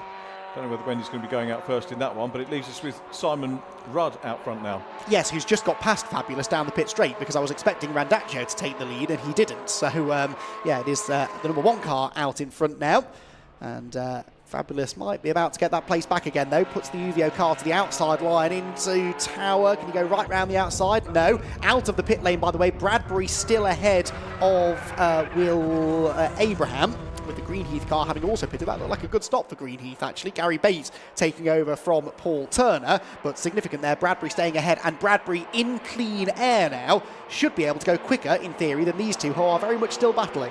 Yeah, they are, and of course they get the cars that are coming out of the pit lane as well to deal with. That would compromise the times a little bit. One thing I love the way the guys from... Sorry, go on. Oh, no, sorry, bit of damage on the back of the GCI car. I haven't spotted that before. One of the things I love about the way, and we've got the little inset there of the pole position car coming in and having the driver change, so Guido will have done his work. Go back to what I was going to say. Oh, no, I won't, because we've got the battle side by side on for the lead, and back into the lead goes the Uvio Hoffman car. Yeah, no, you don't have time to make elaborate points in this race, do you? Because there's always something lurking around the corner. Another lead change, well, that is Uvio back out in front. They are going to pit, though. So, in fact, no, they're not, sorry. They were trying to break the toe. He was winding up there. Yeah, he does that. So Fabulous then stays out. There was a car in the background. That might have been PLR, and I think somebody else just in front of them. Simon Rudd tries to make a move to the outside. There are cars coming out of the pit lane. The 200 Red River Sport car of Johnny Molam is up into 3rd place now as well. It's all going on. Yeah, just put this in perspective. Before the safety car, we had 8 cars for the lead, and before the pit lane window, we had that as well. Pit lane window, so it's messed up a little bit. They're still fighting for the lead into the second half. So half an hour of action-packed, battling it out for the lead. Superb. And Simon Rudd now looking on the outside run as they go up towards Tower. He's glad he's not in that gaggle of 4 cars behind him. Rudd can't do anything about it there. You can, if you're brave, make a move around the outside at Tower, but it looks like he's just trying to build up momentum, maybe down towards Sunny, maybe down towards the complex, close in on the lead car. When are these guys going to pit? It's going to be fairly shortly, I would imagine, but you can see Rudd working the car. And the point I was coming back to make was that the way that the Alpha Live guys have got this coverage set up, you can see the cars on the limit. Not much, very often you see coverage and you see the cars going round, and that's what the uninitiated in motorsport say, oh, they're just going round and round, but here you can actually see that the cars are at places on the edge. And over it slightly if your name is Johnny Molam. He's just been on the grass coming out of Sunny out, but yeah, that shot through Barcroft in particular is one of my favourite shots in British motorsport, because any car through there on the limit, it's always moving around under braking at high speed. A brilliant shot indeed. Right, having stayed out this long, I would imagine these two are going to stay out until the end of the pit window now, which is still a couple of minutes away.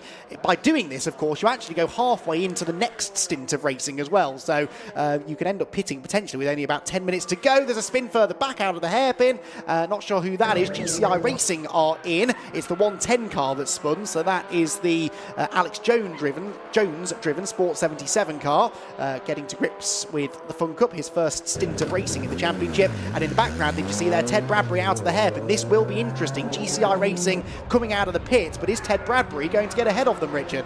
Here he comes, coming down towards the end of the pit lane. Now they're pretty much side by side, so the honour's going to be with Ted, aren't they? And as it turns out, he's got a good few yards over him. Yeah, so Bradbury then highest placed of those to have made a pit stop. Will Abraham is also ahead of GCI Racing as the 110 car does his best to stay out of the way. Ted threw that in there, didn't he? Well, it's Ted Bradbury. He's come out of Mazda MX-5s. What do you expect? Speaking of throwing it in, Simon Rudd is back ahead. Yes, that is another lead change. And this is, bear in mind, this is only a 1 hour race. We're not even halfway through it. I think if Simon Rudd stays in the lead by the end of the lap, that's our 5th lead change of the race. So doing pretty well for a 1 hour race. I will have a stat somewhere for what the record is for a 1 hour sprint race for lead changes. I just haven't had time to look at it yet. No reason why you should have done. If I had the money, if I had a big company, I'd put a prize on the laps led, and not that they need encouraging to get in front because they're doing it all on their own, but it would be nice to reward it. Not necessarily encourage it, but yeah, good to reward it. And now the question is, I think Simon said the third session's going to be a short one for that car in this race. So yeah, he will be going probably towards the end. Another car peels off in towards the safety car. We'll see whether Fabulous can close up. The Red River Sport car comes in. So Johnny Molam handing over to Gareth Williams. Johnny will finish off as well. I don't know if there are any that, is there any cars where a driver is going in and staying in? I don't think so. But you mentioned that it can be a thing. Yeah, it can be a thing. You have to get out of the car and you actually have to run a lap around the car and then get back in. That's the rule, but I haven't seen anyone do that for a while. The tank tape's out. That's not a huge surprise. It's 155 with the repair work, the patching up being done. You can see how loose that they need red tank tape, don't they? So if anyone's got a little bit of budget for them, red tank tape, they'd be very welcome. Raptors Racing. Back into the fray they go. Who's in that car now? That is John Ratcliffe, taking over from David Ratcliffe. Record, by the way, for 1 hour races, number of lead changes, 9. It's happened twice, once at Donington Park in 2013 and once at Snetterton in 2020. But we're already more than halfway towards that number of lead changes, with still nearly half the race to go. So could be on for record-setting pace as far as that is concerned. With actually, yes, to prove that point, Red River Sport now taking the lead on the most recent lap. I think there are 4 different leader, possibly. Wow. Yeah, competitive, isn't it, the Fun It Cup? is, yeah, absolutely right. People do need to take a serious look at it, don't they? And some bigger grids. Not that there's anything wrong with the grid. We've got a good, healthy grid, in fact, this weekend. Yeah. Lead pair still at it. Yes, it is more of a... well, it should still be a trio. I don't know if Uvio have dropped off the back of... Tank tape's not really doing the job, is it, at the minute? No, I did think that when they put it on. They hadn't really put it over the seam, had they? They've gone to the trouble of sort of having 3 or 4 strips together. It's a go, though. It's an endurance race. They're getting them out. I'm not denigrating the efforts of the engineers at all, but they might need another visit.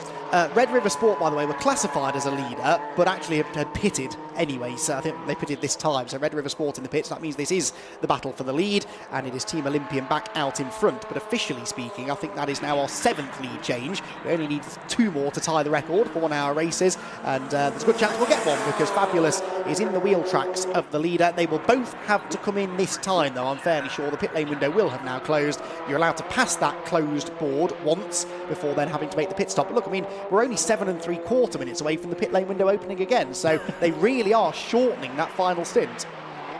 Yeah, superb stuff. And look at this, they know they've got to come in, and yet they're still hard at it. They want to come in with the race lead. Lap time wise, they were... Well, Ted Bradbury set the fastest lap last time around. He's into 3rd place now as the highest placed driver to have pitted. These are the only 2 who haven't pitted, as 97 makes about its 4th or 5th visit to the pit lane as they continue to work on that repaired car. But actually, Olympian and Uvio only about 2 or 3 tenths slower than Ted Bradbury on the previous lap. So he likely will get ahead of them, I think, when these 2 pit, depending on how rapid the pit stops are. Remember, Olympian pride themselves on being one of, if not the fastest team in the pit lane, and Uvio probably a very close second. but this could be quite close with Bradbury, I think, when they come back out. Into the pit lane they come then. So Team Olympian, the number 1 car, Chris Devell will take over. Riley Phillips being saved for the final stint. And of course it will be Farkini Diot who jumps aboard the number 225 car. And a battle in the pit lane, not only between these two now, Richard, but also both of them desperate to get out in front of the 195. Yeah, and there we go. You can see the just how quickly driver out, driver in, belts, closed door, bang. Before I can describe it, in fact.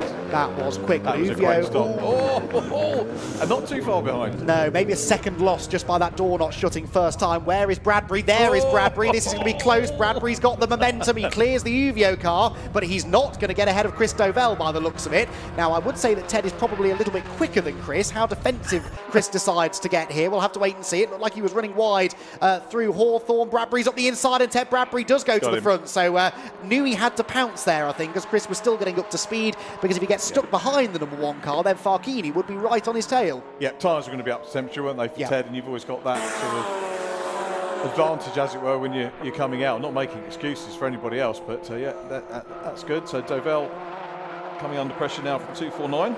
Yep, Will Abraham now in the 249 car. So they've stayed. We have thinned out this lead group, haven't we? GCI have dropped out of it. Greenheath have fallen back. EDF as well.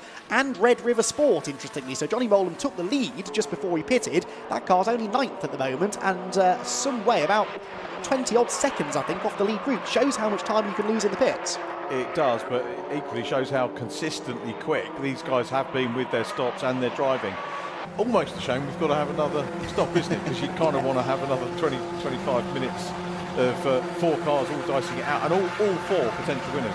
Well, absolutely. I mean, I know Chris Dovell's just dropped down into 4th position, but don't count that number 1 car out, because Riley Phillips, when he gets in the car, is of a Ted Bradbury sort of pace, so that car should then come back again in the final stint as the others end up battling for the victory. So these 4 definitely still all in contention. The key really for Dovell here is to have probably quite a short stint, as you said, that middle stint quite short, to then get Riley Phillips in as soon as possible. So expect the number 1 car, which stayed out right until the end of the opening stint, to probably be one of the first cars in this time. If Chris only has to do 7 or 8 minutes in the car, then Riley Phillips will only have a few seconds to gain to get right back into contention.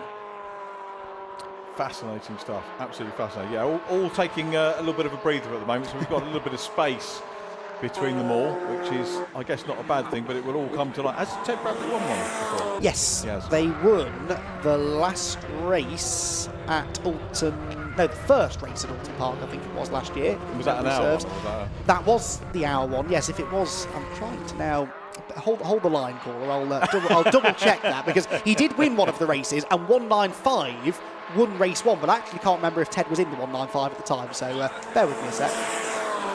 And just having a quick look at that, and then I suppose after that you then get into the scenario of, was it an hour-long race or was it a longer one? But they all count, as we said earlier on in the race, for championship points. So a win is a win, as the 249 car closes in on the Uvio Hoffman car. So now we've got back, has a look, just a tentative look there. This is a little bit of sizing up.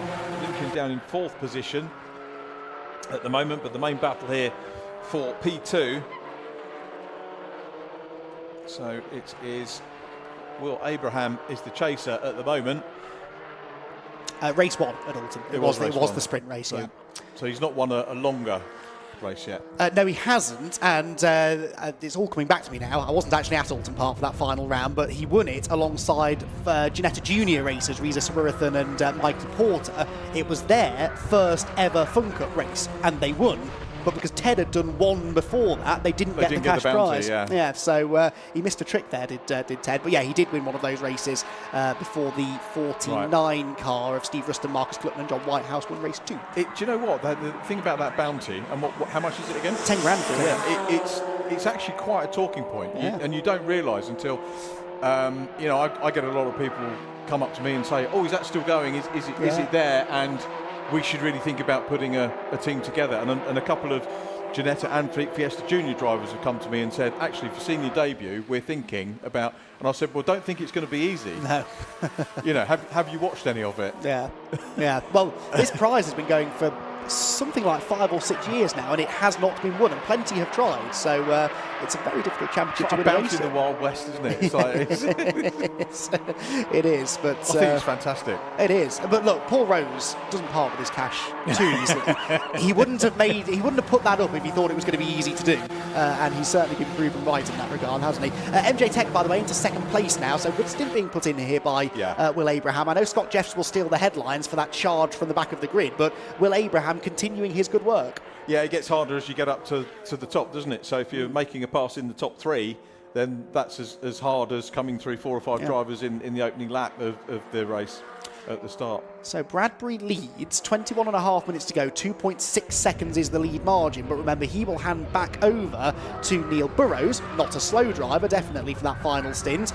Scott Jeffs will get back into the MJ Tech car, and Fabulous will get back into the 225, with Riley Phillips to jump on board the Olympian car. The question is, will Olympian still be 4th when it makes its pit stop, because they're being caught rapidly now by the GCI racing machine of Craig Butterworth in 5th, and number 14 Team Greenheath, that car now driven by Gary Bates. So there's a 3-way fight for 4th place starting to build up, which it might be worth turning our attention to, because the leaders now are just starting to separate themselves.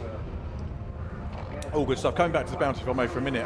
A lot of focus on the from the Brscc Fiesta Juniors as well. They're looking at it, and because they see these cars as part of the club and the same race day, so they're even more aware of it than some of the Ginetta boys were.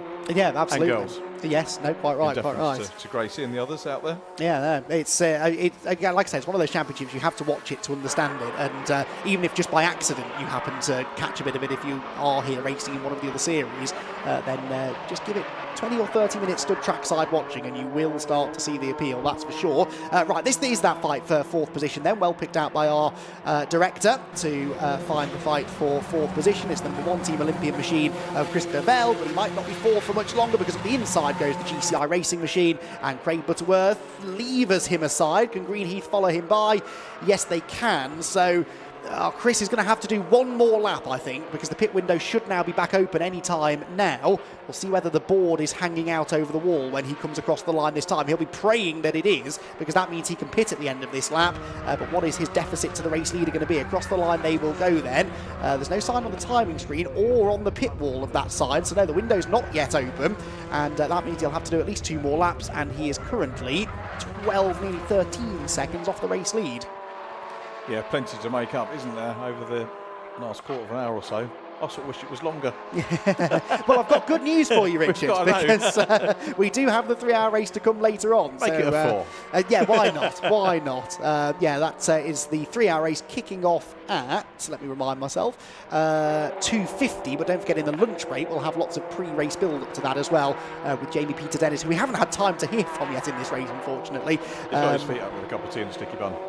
Would he? Yes, no, he would, actually, yes, definitely. There's a rather comfortable sofa, actually, in the fueled-up racing garage, and I was tempted to take the load off my own feet for a few minutes earlier on, but I didn't. So yeah, we'll hear more from Jamie in race 2, I'm sure, but yeah, that 3-hour race will take on a slightly different complexion to this one, but don't expect it to be any less eventful. Certainly in the opening hour of the race, it'll be another completely random grid. Whoever wins this race will have to start from the very back. So when's the draw? Is that sort of their drivers' meeting, or they? I can't remember, if I'm honest, whether they do it in the drivers' briefing. I think they do it in the drivers' briefing before race 1. I think they do both races at the same time. But they do it after this race, so that nobody can play a system or think about.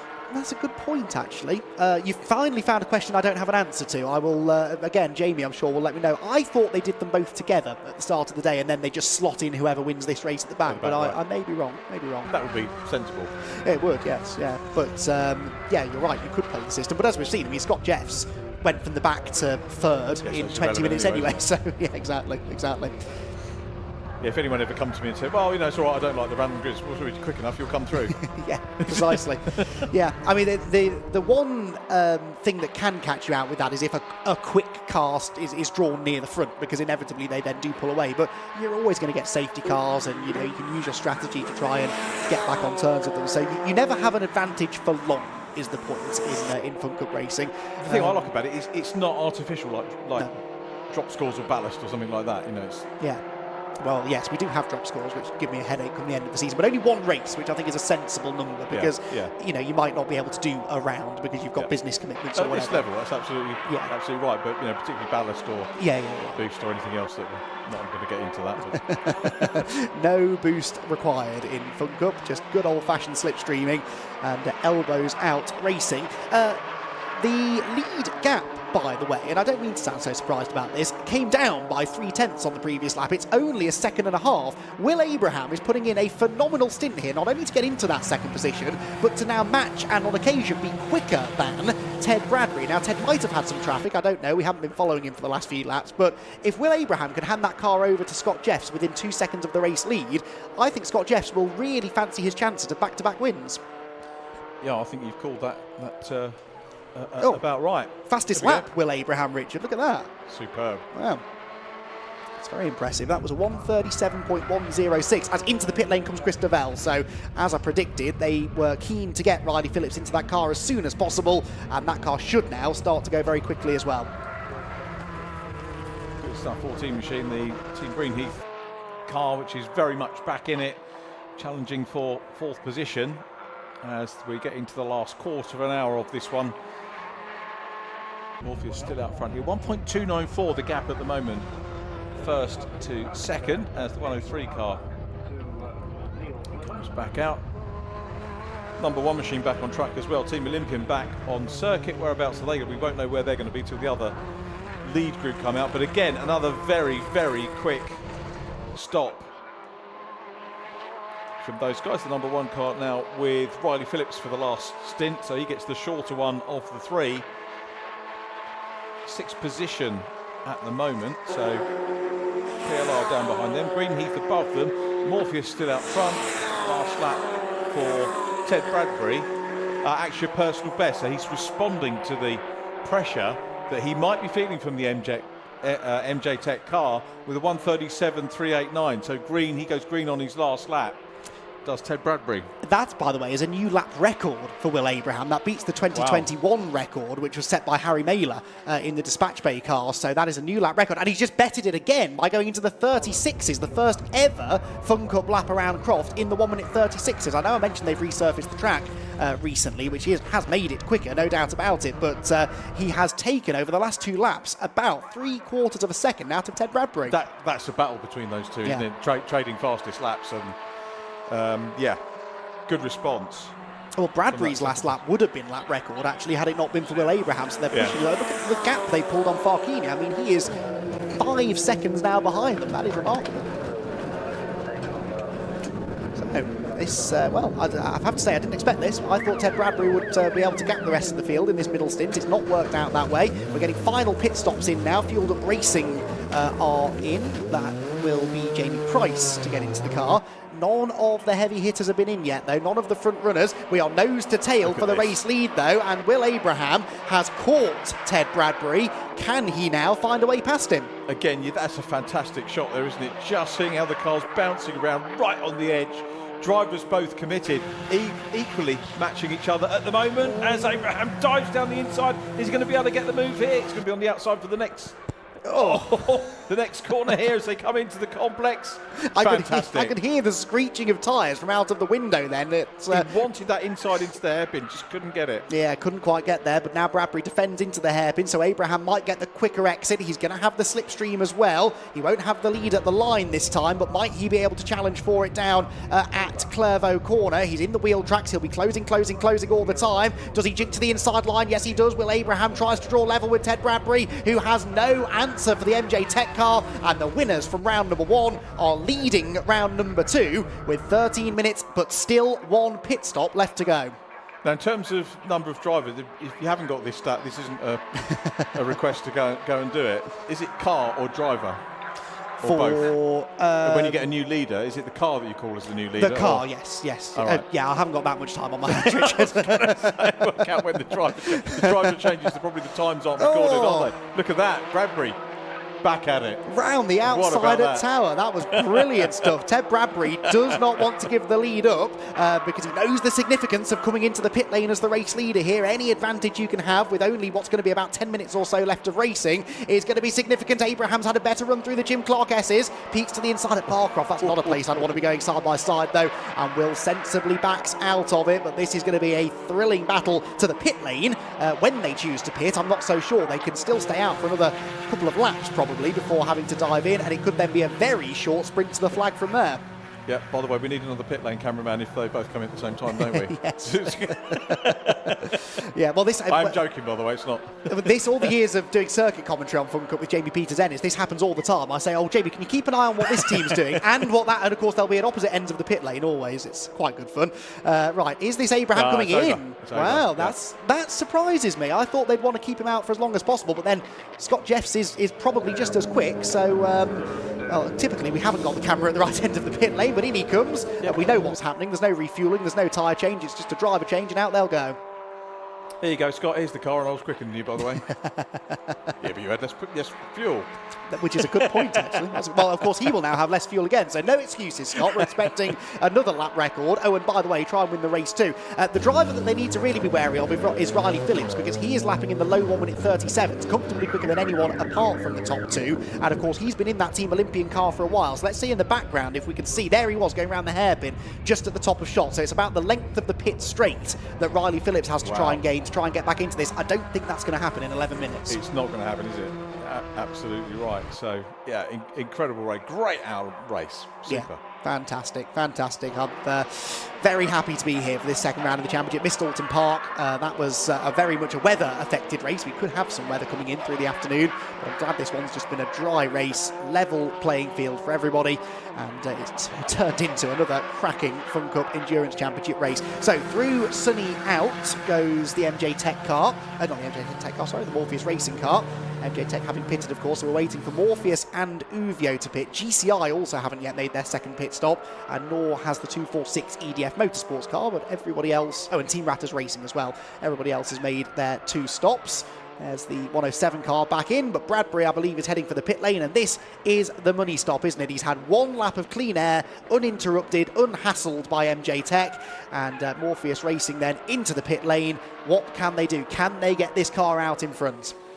It's going to be a drilled stop for sure, and that may well count, but we'll just have to wait and see. Doors open, just getting him right end of the pit lane for us this time. Well, pitting a long way up the pit lane as well, not even in front of the garages. So that didn't look like the swiftest stop, if I'm honest. It seemed to take a while to close the door. Will they get out in front of MJ Tech? That's the question. Let's see. Where's the 249 car? Where is Scott Jeffs? Remember, it's Will Abraham back into the 195 now. Where is Scott Jeffs? There is Scott Jeffs. He's gone through. So Scott Jeffs back into the lead. So all of that hard work defending from Ted Bradbury lost in the pit lane. I don't think that was the fastest pit stop they've ever done there, Richard. That looked a couple of seconds off, and he's going to be about a couple of seconds off the race lead as a result. Yeah, I think you're absolutely right. And did you see me do the most ridiculous thing there, craning my head around the TV screen to see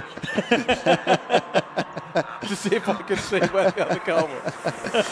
Yeah, as if I was in the comms, never mind. Exactly. Yeah. No, so that we did eventually see the 249 car popping out in front, and now Will Abraham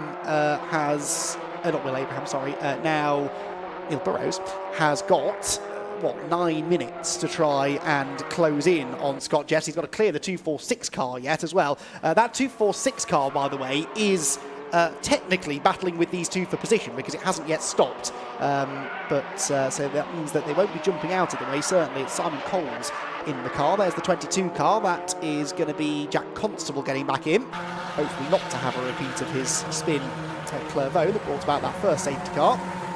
He's been giving lots of driver coaching to Russell Joyce again this year. Hopefully Russell's found his own line through Clairvaux, not going to copy what Jack did earlier on. The 246 car is making a bit of a nuisance of itself here, isn't it? Not moving out of the way one bit. He's allowed to, isn't he? Yeah, absolutely. Battle for position.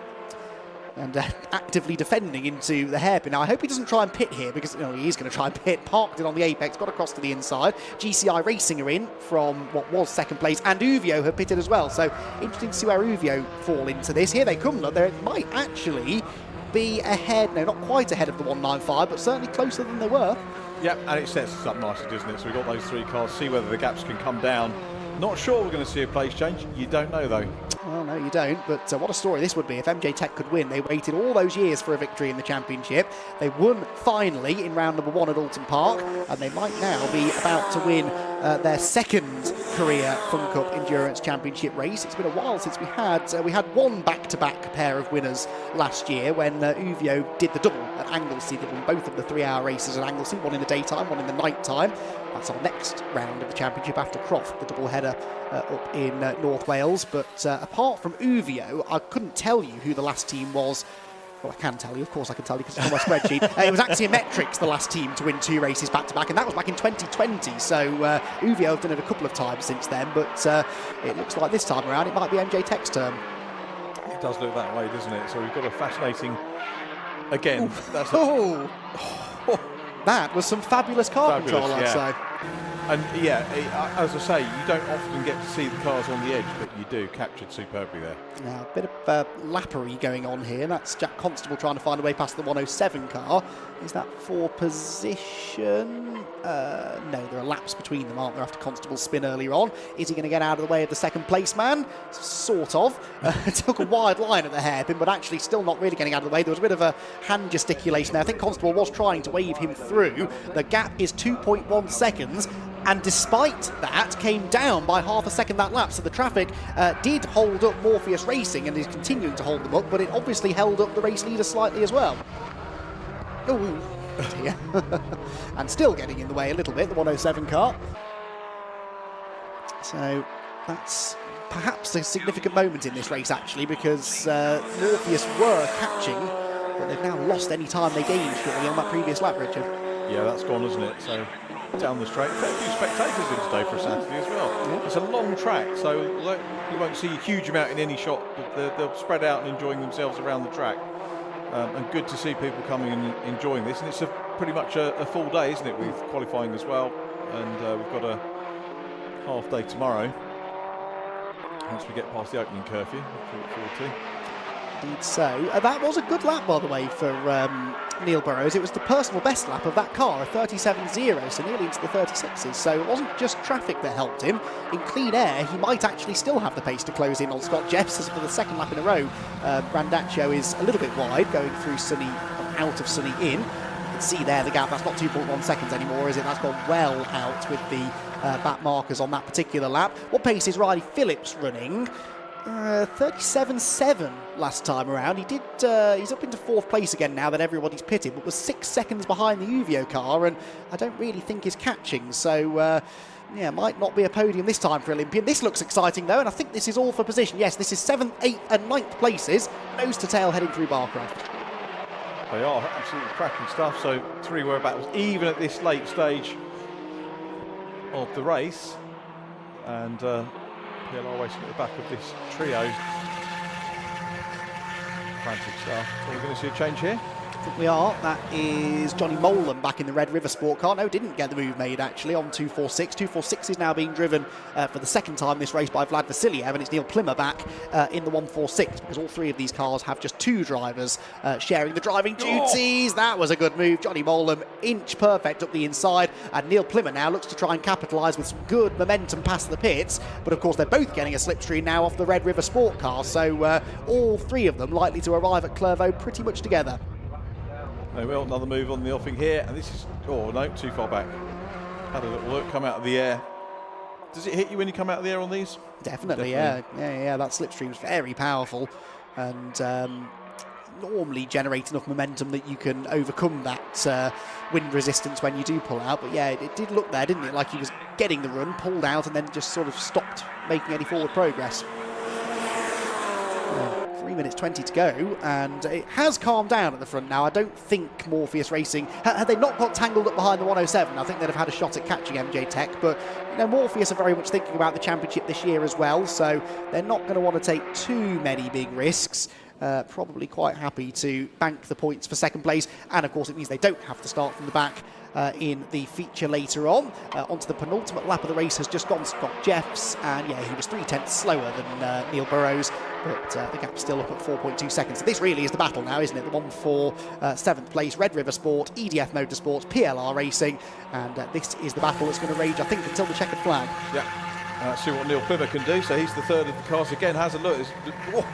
Locking up there. Oh, looks wow. on the inside. You can see how much extra momentum he carried into the first part of the complex there. But he's got the job done. He's got ahead of the 246 car. That was aggressive there from Neil Plymouth, wasn't it? Speaking of, Vlad Vasiliev says, anything you can do, I can give right back, and lunges him at the hairpin. Neil will be enjoying this battle.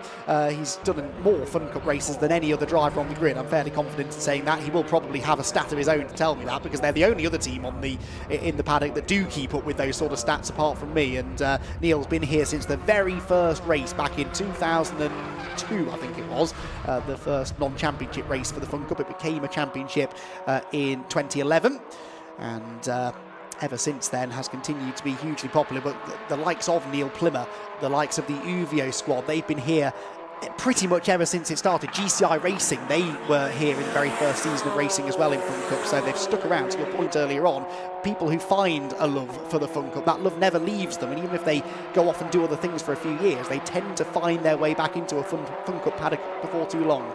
And it doesn't matter whether you're here for the racing or the social crack, as it were. You know, you can bring your guests along, bring your sponsors along. They'll have a great day out. If you haven't got them, just come and enjoy the racing anyway. Yeah, just look at the back quarter panel and the sort of rear window. Some of them have got clear, some of them have got panels like that one. And there's a start of a debate now because of the Legends accident that happened at Donington Park last weekend with the Savannah. You know, the van Legends car which moved. Well, did it move across or was it just a racing incident? But someone pointed out that, he couldn't see because it's got that side panel. So there's now a debate started about whether side panels should be removed. Shame for the guy involved in the Legends because he runs a van company and uses that as a promotional tool. So it's pointless in being in if he's got to take the side panels out. Yes, no, that's a good point. That might be the next thing. Anyway, that's ridiculous and not really relevant to this. Other than that car has it, Neil Plymouth's car has it. And he just lost a little bit of momentum, didn't he, on lap or so ago, grabbing the curve at Clervaux. Here's our leader though. Benchmark really being set here, isn't there? Yeah. That first win, a lot of people that I spoke to said, but we'd have done better if there hadn't been a safety car and it hadn't been wet. But this team, 2 on the bounce, win in the endurance, in the wet, and now a winning sprint race in the dry. Definite marker. Hugely impressive, aren't they? We might yet have a change for third, by the way, on this final lap. Riley Phillips has now caught Fabulous Randaccio, but whether he'll have time to get past him, I don't know. But none of this is of any concern to Scott Jeffs, who told me only a couple of hours ago he's not thinking about the championship this year. Didn't really feel that confident that he was going to win this race, but win it he has done after a brilliant performance from MJ Tech. Round number 2 of the Fun Cup Endurance Championship goes to car 249, and back-to-back victories to start their 2024 campaign. Second place for Morpheus Racing. Neil Burrows and Ted Bradbury will be satisfied with that, and actually it was another blue car that was behind Uvio, so they weren't that close to losing third position in the end. And Fabulous and Farkini will hang on to third position. What's going on in the background? That's Greenheath versus GCI, pretty close for 5th position, but Greenheath will hang on. The 103 car, the orange machine, is a lap down, and then we wait for that battle between Red River Sport, EDF and PLR. Here they come. Well, Red River Sport have got away now, so it's really a question of whether Neil Plymouth can find a way back ahead of Vlad Vasiliev. He's going to look up the inside of the hairpin, but he's a bit too far back, as you know. Vlad gets bottled in behind the back marker. They lean on each other. Sideways for Plymouth, well caught, but couldn't quite make the move stick, and so it will be Red River Sport 7th, EDF Motorsports 8th, and PLR Racing in 9th position with the 157 GMR machine, I suspect, to complete the top 10. Yes, they had a few seconds in hand over Ratters Racing starting that final lap. But MJ Tech, Richard, what a performance. Back-to-back victories and serious championship contenders. And of course, as far as the others are concerned, they've done it in an hour-long race from the back. 3 hours. Well, yes, exactly. Who cares? Yeah, no, well, I mean, especially because we will almost certainly have some safety cars in that race. We had 2 in this one, both within the first 10 laps in the end.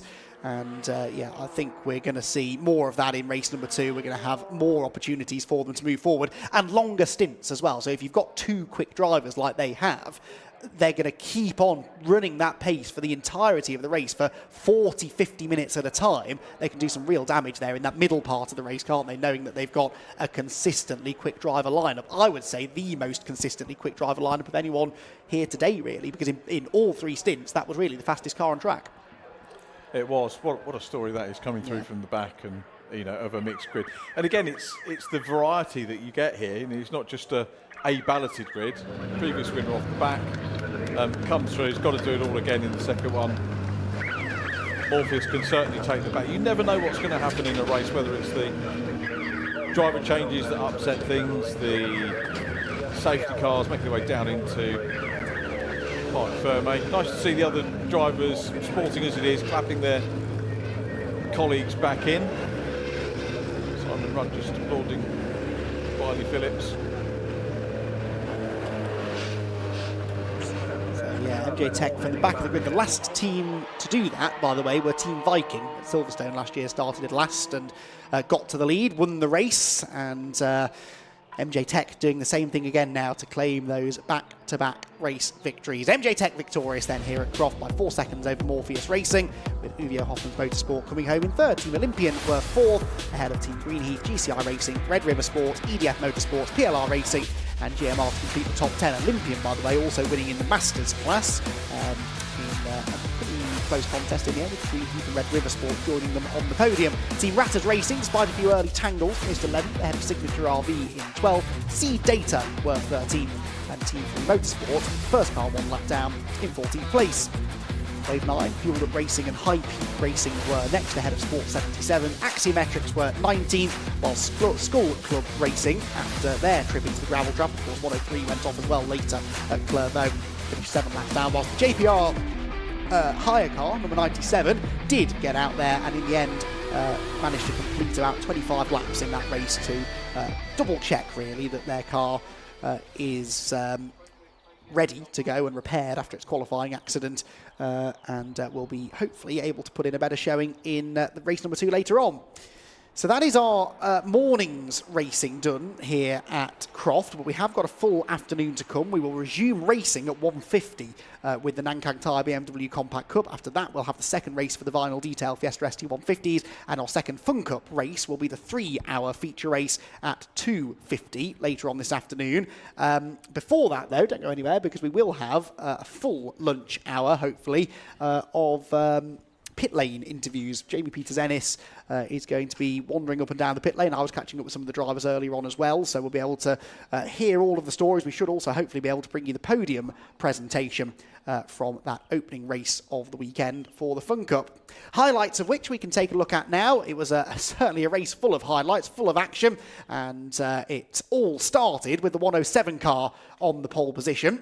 But didn't take long before the 195 with Neil Burrows at the wheel managed to hit the front. They grabbed the lead into turn number 1. Uvio were charging through as well, as everyone thankfully got through the first couple of corners unscathed. There was some brilliant 3-wide racing, as you'd expect, through the middle of the pack, as those from the back of the grid tried to make forward progress. One of them being the number 249 MJ Tech machine, started by the charging Scott Jeff. There was a collision between the 49 machine and the Wave 9 car up at Sunny, but both cars were able to continue without too much damage, whilst in the early stages it was a 3-way fight for the race lead between Morpheus, Uvio and GCI Racing. Simon Rudd was charging through the field in the number 1 car, gained a place when Wave 9 went through the gravel at Clairvaux, and he was not long before he was on terms with the race leaders. Morpheus got to the inside of GCI at Tower, moved into second position. Simon Rudd then gained another position, getting past Jack Constable in the number 22 Skull Club Racing car, but that car would eventually find its way into the gravel trap at Clairvaux. Seed Data were the next victims of Simon Rudd, and then Constable had his moment. We never did see whether he jumped or whether he was pushed, but either way ended up pointing the wrong way in the gravel trap, and we had an early safety car, after which it was all getting pretty lively again, involving the number 49 car as it tried to defend its position. The first of 2 early safety car periods bunched the field up, brought the likes of Team Olympian back into contention, whilst Jack Constable wasn't very happy with how his day was progressing so far. On the restart, it was Uvio who had the lead, the 195 machine in second position, but those top 4 were set to entertain us thoroughly over the back end of the opening stint with a brilliant 4-way fight for the race lead, as the opening pit window approached. And when we got into that pit window, we started to see a bit more of a shuffle of the order as well. Scott Jeffs, meanwhile, was still picking them off. He really benefited from that safety car. There's 2 early safety cars, and before too much longer, was well inside the top 5. The team that won the opening round at Alton Park a few weeks ago were looking good to be contenders once again here at Croft. Simon Rudd with another nice move up the inside of GCI Racing, claimed third at Clervaux, then tried to claim second on the run into the Jim Clark S's, but Fabulous Randaccio was having none of it and lent on the number 1 car. And eventually Scott Jeffs actually able to find a way past Simon going into Clervaux, where the 103 car was then in the gravel trap. A moment for Chris Wetherall put the Axiometrics car out of contention after that moment at turn 1.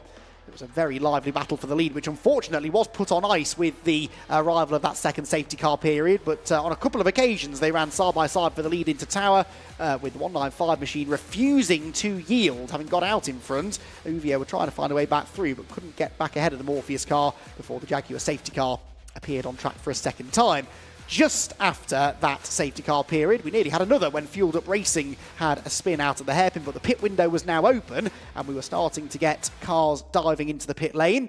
That did not deter the leading group from fighting with each other. There was another spin then out of the hairpin, the 110 car doing exactly the same thing that car 210 had done only a few moments earlier.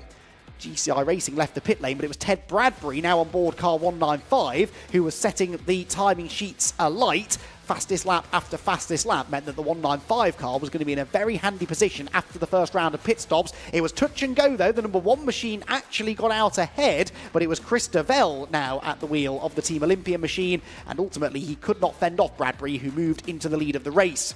Will Abraham was now aboard car 249. He was in a podium position and then did the unthinkable and chased down Ted Bradbury, who for me has been called the fastest man on the grid of late. But Will Abraham managed to take that mantle from him, setting a new Croft lap record in the process of catching and then passing Bradbury for the race lead with a well-executed move into Clervaux corner. This all came not long before the second round of pit stops. Bradbury did fight back though around the outside at Tower Bend, got back into the lead of the race, but with more pit stops beckoning, it was then the turn of Scott Jeffs to jump back into car 249 and set about trying to win his and the team's second race in a row. Traffic then became a bit of a factor in the final stint of the race, with Neil Burrows back on board car 195 and Scott Jeffs out in front for MJ Tech. There was a late lunge from Neil Plymmer, meanwhile, in what was a brilliant battle for 8th position between he and Vlad Vasiliev in the 246 EDF Motorsports car. Neil Plymmer managing to make the move stick into the complex, but it was MJ Tech on top once again in the Fun Cup Endurance Championship, with Scott Jeffs and Will Abraham claiming a well-deserved second victory of the season. And they were certainly good value, perhaps now, for another race victory in race number 2 to come on later on. They will have to start from the back of the grid again, of course, but will be able, you would imagine, to make good progress from there. Obviously, you still need a lot of other things to go right. You need safety cars to be well timed. You need your pit stops to be quick. You need no mechanical dramas. But if you can have a clean race, then there's no reason why you can't win from the back, as we just saw from MJ Tech with that absolutely fantastic performance. So, the Fun Cup Endurance Championship then done for now, but as I said, they'll be back out again later on this afternoon.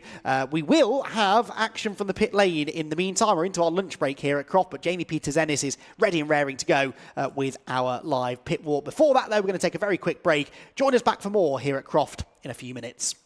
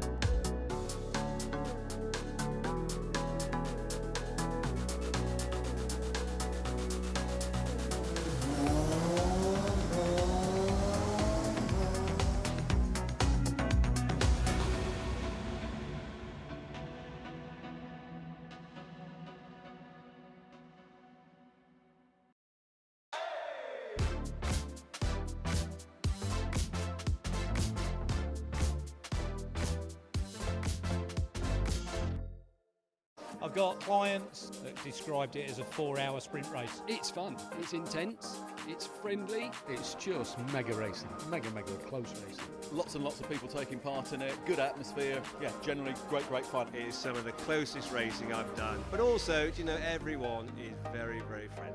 Just an amazing atmosphere, whether it be on track or off track as well, so yeah, can't recommend it enough.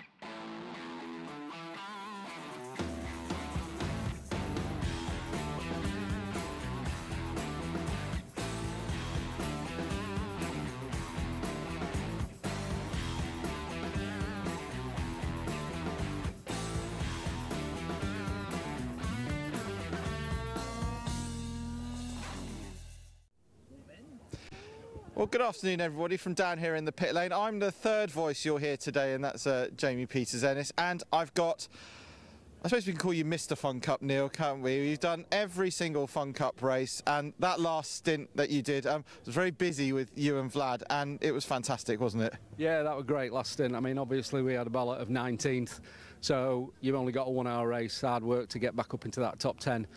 Great battle with Vlad, all credit to him. I mean, he's in his 4th season now, and I remember when he started as a complete novice, and he's really worked well with EDF, and we had a great drive and a great battle, passing and repassing, really good and clean, no contact whatsoever, really good to race against. And we've got a lot of new teams coming this year. The grid's grown, as we said, and we've got more cars coming out throughout the year, and this year is going to be one of the toughest yet, we reckon. Yeah, it's so competitive now. It's this series, you know, #1 series in the UK. It's just fantastic for the amount of seat time that these drivers get, and that's why we've got so many young ones now coming in from karting and just getting seat time and building the racecraft as they then move on to GTs and British touring cars and stuff like that. So it's a great platform, this Fun Cup, for up-and-coming young drivers. 3-hour race next. Obviously, at the moment, you don't know where you're starting because that's going to be drawn over the lunch break. You know, the paces there, you and Ben, you know, very equal. Alton was really tricky, especially in the downpour at the end. We saw the in-car footage that was posted during the week. It was that wasn't easy, but hopefully you'll get a decent grid draw and be at the sharp end. Well, yeah, whatever the grid draw is, we've got 3 hours. So with 3 hours, 6 stints, 5 pit stops, and the strategy that you run and everything, that can change the outcome of the race in a completely different way to when we're trying to do it in a 1 hour sprint when you're starting back in 19th. But it's the same for everybody. We've been doing this a long time, so we'll see where we get drawn, and then we'll just drive it from stint to stint, try and keep it clean, try and keep it on the lead lap, and then that last 20 minutes is where it all comes together. And cast your mind back to 22 years ago. How much has it changed? Oh, massively. I mean, the grids that Paul and Christine have now got together for this year is just phenomenal. We were down at, you know, sub-10s at one point, way back in the day, but the foundations for this series were being built and have been in place and have just grown, and that's why it is so competitive, so popular, so competitive. Best series in the UK. Fantastic. Well, we'll catch up later, Neil. That's Neil Plimmer from PLR Racing. I'm going to go for a little bit of a wander now, and you can go and enjoy lunch. Thank you. All right, thanks a lot, Neil. That's Neil Plimmer. Let's start at this end, Johnny, because do a little bit of walk around. The great thing is we've got a lot of the teams have not done a runner like they did at Alton Park, and we can have a chat with a few people. So hopefully we'll see. We've got the Wave 9 team here. They've got Jason Minshaw coming back for a second race with Graham Burton and Graham Pattle, and Mark Burton. I'm just going to go and grab them and see if I can get their attention. Boys, free for a quick chat, if that's okay, on the live stream. So we've got Mark Burton, Jason Minshaw and Graham Pattle, who's being a little bit camera shy. Jace, you jumped in at Alton Park. Initially it was going to be a one-off. You loved it so much you come back. Yeah, it's great. It sort of does what it says on the tin, really, doesn't it? Fun. And you've driven a lot of different cars, as we know. How quickly have you had to get your head around these? Initially it was like trying to get my head around the fact that they gripped, whereas all the historic cars I've been driving recently don't. So you just got to get your head in gear and turn in, hit the throttle, and it's going to hang on, and it does. It's just great. And have these two been giving you some tips? Yeah, try and keep out of trouble, but that didn't go so well. Yeah, you were getting a bit bullied out there, weren't you? It was a bit physical. And Graham, it's nice to have you back. You're back for the rest of the year now, we understand. Yeah, that's the plan. See how it goes this season. Probably look again, probably next season. Probably do a second season with it and see how we go from there. But yeah, it's been good. Everyone's made us welcome back on the grid. It's been good fun. Not so much fun this first race, obviously, as we've been a bit battered, carrying a bit of damage. But we'll be sorted out for the next race and hopefully put a better show on. And Mark, for you, as you say, you had a few years away doing other things, but came back, broad smile on your face, and you've now given James and Mick some work to do this afternoon. But it's great to have you guys back. Obviously, you've got a 3-hour race later. At the minute, you don't know where you're starting, but hopefully you want to be at the sharp end. Yeah, I mean, just trying to keep out of trouble is quite difficult. We got punted in the first lap, and the front damper's broken. So it feels like the wheel's falling off, which isn't the greatest thing. But yeah, it'll all be good next time. Well, good luck for the race. That's Mark Burton, Graham Pattle and Jason Minshaw from the Wave 9 team, I should say. Right, let's see if I can find some more drivers. We've got Paul Calladine here from the High Peak Racing team. We'll see if I can grab a word with Mr. Calladine, if that's okay. He's just having a chat with Aid now, just going over a bit of a debrief on what's happened. If I could have Mr. Calladine for a quick chat, if that's all right. He's just, as we say, speaking about the first race. It survived. You're a bit anxious with Guido starting at the front, but he survived and it was all good. Yeah, he did exactly what we wanted him to. He started at front, he kept out of trouble. The race nearly worked perfectly for us because we were sort of anticipating a safety car partway into the first session, and we hoped that would keep us on the lead lap. We could make a fairly swift pit stop and then get me out into the car, but as it happened it all fell apart because the belts got sat on and all that sort of thing, so it didn't really work, but yeah, nearly got there. Okay, fantastic. What we're going to do, we're going to roll to a quick VT and then we'll hand over for the podium.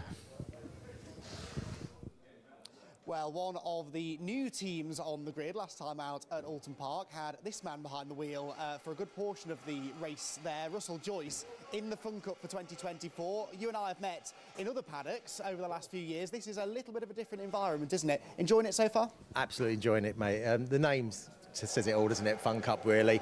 I think you have to understand with this championship, it's a little jewel in my eyes. We obviously work in sort of like the high profile, high advertising championships such as TCR, which you know me from, which is really, really good. However, this one's back to raw basic driving. You know, there's no downforce on these things. I mean, not that TCR's got traction control or ABS, but, you know, GTs do. It's all down to the driver. And the calibre of driver in this championship is through the roof. I think people come here to prove a point. You know, it really is that good. I mean, the racing is fantastic as well, and I know at heart you are a racer, aren't you? You enjoy getting stuck in.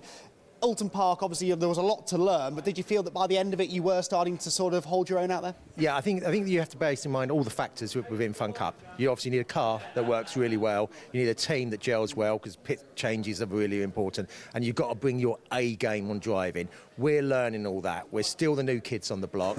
Alton Park was a massive, massive learning curve. We've done lots of updates on the cars, bits and pieces that we need to make better. I'm learning a lot from Jack Constable. He's driver coaching me this year again. Who's absolutely amazing. He's on point straight away, of course. We wouldn't expect anything less. So, yeah, I'm learning a lot. I think it's going to take 2 or 3 rounds, really, to find my actual pace in the car. But, yeah, we're just enjoying it, mate, and getting out there. And, you know, it's a great paddock. On there, it's bloody serious. In here, everyone's really friendly.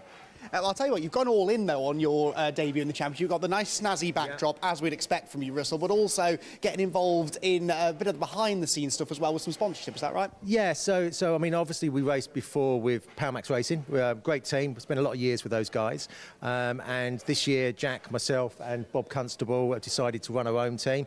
We've got a whole plethora of experts in the field, from data engineers to #1 mechanics who we've met over the years. We're bringing them in. We're running our own team. So it really is a baptism of fire for us, because, you know, it's not only me learning new circuits, new cars, going from front-wheel drive to rear-wheel drive. we're doing more marketing. Skull Club Racing is our network marketing company that we use to bring everyone together, and hopefully that will generate enough revenue for us to bring further cars and maybe bring some new drivers into the championship as well. So I don't want to run before we can walk, but there's lots of things that we're doing at the moment, and we're trying to be as professional as we can just to give us a better chance. Excellent. Well, great to have a catch up with you, Russell. We'll let you go for qualifying shortly, but enjoy. Thank you very much. Take care. Well, welcome back here at Croft for round 2 of the Fun Cup Endurance Championship of 2024. And for the first time ever, we're live streaming the podium. Let's hear a cheer from everybody for being here for the podium for the first time here on the live feed on the Fun Cup TV. Right, we're going to start with our Masters podium. So in reverse order, in 3rd place, and it's their first ever podium in the Fun Cup Endurance Championship. That's to Rev River Sport, and that's Johnny Molam and Gareth Williams. Handshakes all round. Liz Hanley presenting the trophy to Johnny and Gareth. They're just having some photos done. Congratulations, guys. And in 2nd place, which is their 2nd podium of the year, is Team Greenheath, and that's Paul Turner and Gary Bates. Congratulations, guys. That's 2nd place for Paul and Gary, following their podium at Alton Park. And your winners of the Masters category goes to Team Olympian GRD. That's Chris Devell, Simon Rudd and Riley Phillips. Congratulations, guys. Trophy handed over by Liz. Baseball caps as well, that's sponsored by GT. So there's the Masters podium. Handshakes all round. And so we'll have quick photos as we get the top 3 of our Masters podium here at Croft for round 2. And of course, at the moment, they don't know where they're going to be starting for the 3-hour race, which will be happening in a couple of hours' time. So that's your Masters podium. Round of applause for everybody in that. And now we move on to our overall podium. And in 3rd place goes to the Uvio Hoffman's motorsport team. That's the wonderful, fabulous Randaccio and Farchini. Give it up for your 3rd place overall to Team Uvio. Congratulations, guys. GT caps and trophies presented to them. In 2nd place goes to Morphus Motorsport, which is Ted Bradbury and Neil Burrows. Congratulations, guys. That's 2nd place to Neil and Ted. First race of the year for Neil, as unfortunately he had to miss Alton Park. And your winners, took them 4 years to get their first win, and now they've had 2 in a row. It's MJ Tech, and that's Scott Jeffs and Will Abraham. Now, of course, MJ Tech will now have to start 21st and last for the main 3-hour race at the end of the afternoon, and we'll just have quick photos and then I'll dive in and have a chat with our top 3 overall.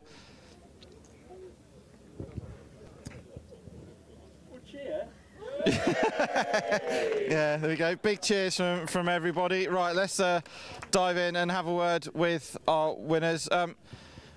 Will, it's a nice way to start the day, isn't it? Yeah, it is, definitely. Everything seemed to go right for us, to be honest. And pace was great, Scott's start was great, strategy was great, and it just all worked out. And of course, Scott, having to start last is a challenge in itself, but when you two have only got an hour to do it, it makes it 3-4 times as hard. Yeah, it was difficult, but we thought take the first lap steady because you never know what's going to happen, and then once everyone singles out in single file, then just start nipping away at them. And then luckily we got a safety car which brought the leaders back into our reach, and then from there we sort of just managed to keep up and eventually get the win towards the end of the race. Well, congratulations, guys. Of course, you've got to do it all again now in the feature this afternoon, but go and enjoy your lunch and look forward to a 3-hour race later. Will do, thank you. Second place was Morphous Motorsport, Neil Burrows and Ted Bradbury. Ted, that was a busy race, wasn't it? That was, as we said to Scott and Will, an hour's not long in the grand scheme of things in Fun Cup. You almost have to treat it like a full-on sprint race, don't you? Well, yeah, well, Sparky had a bit of a ding-dong at the start, but yeah, he drove really well, and we had a good middle stint, just me and the MJ boys just banging out lap records. Like, I think it was 15 laps in a row or something like that. And then at the end, we just had a bit of back marker problems, but yeah, apart from that, P2's good position and brung home some good championship points, and we're ready for the 3-hour race. And Sparky, as we know, it was electrifying as usual, and nice to be. It was awful, wasn't it? Yeah, I know. It's good to be back in the seat, though, mate. Yeah, great to be back. Straight in sprint race. First session was awesome. Just really good racing, really tight with Fabio. You know, we didn't contact at all, but it was like millimetres between us. It was just a damn good session. I absolutely loved it. It's proper racing. Yeah. And now it's all the all-important grid draw. Obviously, MJ Tech know where they're starting. Of course, you're hoping to be at the front end because that will enable you to get away and create a gap. Well, yeah, but no matter where we're starting, we're going to be there and we're going to be going for the win, like we were then, and hopefully we come home with it. Fantastic. Thanks a lot, guys. That's second place, Morphous Motorsport. Right, third was UVO Hoffman's Motorsport, the wonderful, fabulous Randazzo and Farchini. Nice, busy hour, wasn't it? Yeah, it was, wasn't it? It was a good race, I thought. I hope it was good to watch because, yeah, it was good. It'd just been nice to be a little bit closer at the end, but those young lads are so fast. I mean, we had a lot of overnight rain. That obviously washed away a lot of the rubber that was laid down yesterday. The track was sort of a little bit greasy in places. No, I think it was fine. It was absolutely fine. It looks different, but it's not. The speed was there. Yeah, no, I think the conditions were perfect. No excuses there. Yeah, I think he did a great job. If it wasn't for the first safety car, I think he could have just pulled a little gap in the first piece, but 2 safety cars in a 1-hour race is quite challenging. But yeah, it was a good race. Roll on the 3-hour. And what changes, if any, are you going to make to the car? Nothing, I don't think. Car felt sweet. Yeah, car felt sweet. Yeah. Do you need to pull your finger out? Yeah, pull your finger out, yeah. It's the driver, operation error. Operator error, yeah? Yeah. OK, we'll go and enjoy lunch. See you later. Thank you, boys. Right, so that was UVO Hoffman's Motorsport, Fabulous and Farchini. Right, let's go and find Team Olympian, because they won the Masters class, 4th overall. So let's have a quick wander down here. In fact, let's doorstep. He's just having a quick chat with Farchini. I'm just going to doorstep Mr. Butterworth. How was that? Was it all right? It was good. Yeah. It was good. I enjoyed it. It was really unfortunate. We obviously Ian had a good first stint, and just before he pitted, and then I jumped in the car, he just had I think a bit of contact, someone running in the back of him, and he lost a couple of seconds, and then those turned out to be critical seconds, because then when we then came out, again, probably lost a second or something in the pits, we just lost the toe of the lead pack, and when you lost it, you know, you're never going to make it back. So it was good fun, but it was a shame, because I think otherwise we'd have been in that lead pack, and it would have been a really good end to the race. But looking forward to the race too. This was just the aperitif. And yeah, we'll see how we go. OK, thanks a lot. That's Craig Butterworth from GCI, and we're just going to have a quick ad break, and we'll be back with you shortly. Well, our race winners from the opening round of the championship were MJ Tech, the first race win in the championship for MJ Tech, and the first for Scott Jeffs. Scott, congratulations. Sorry I couldn't be there to share in the celebrations, but I'll tell you what, the relief you must have felt when that race ended and you finally got that first win. How did it feel? No, yeah, it was really good to finally get the win. I think it's a big weight off our shoulders. We've been trying to get a win for a while. Like, we had a couple of podiums, but you just want to take it to that next step and get the top step of the podium. But it's a good win, but it's annoying because it got red flags 2 laps for the end, so we didn't get to go past the pit wall and give it all the big celebrations. But a win's a win. You can't, you know, I'll take it either way. Well, you're going to have to do it again then this weekend, aren't you, I suppose, get the proper celebration. You've got 2 chances to do so, 2 races, but of course you're starting at the back now for the first one due to Fun Cup rules. I was chatting to Riley actually before from Olympian. He reckons he let you win at Alton so that he didn't have to start at the back in the sprint. Oh yeah, that old chestnut, yeah, well, we'll let him say that. But yeah, it's a sprint race, it's an hour as well, which makes it even harder to start at the back. But I think we seem quite fast in practice, but I think the thing to do here is just stay safe, get the championship points.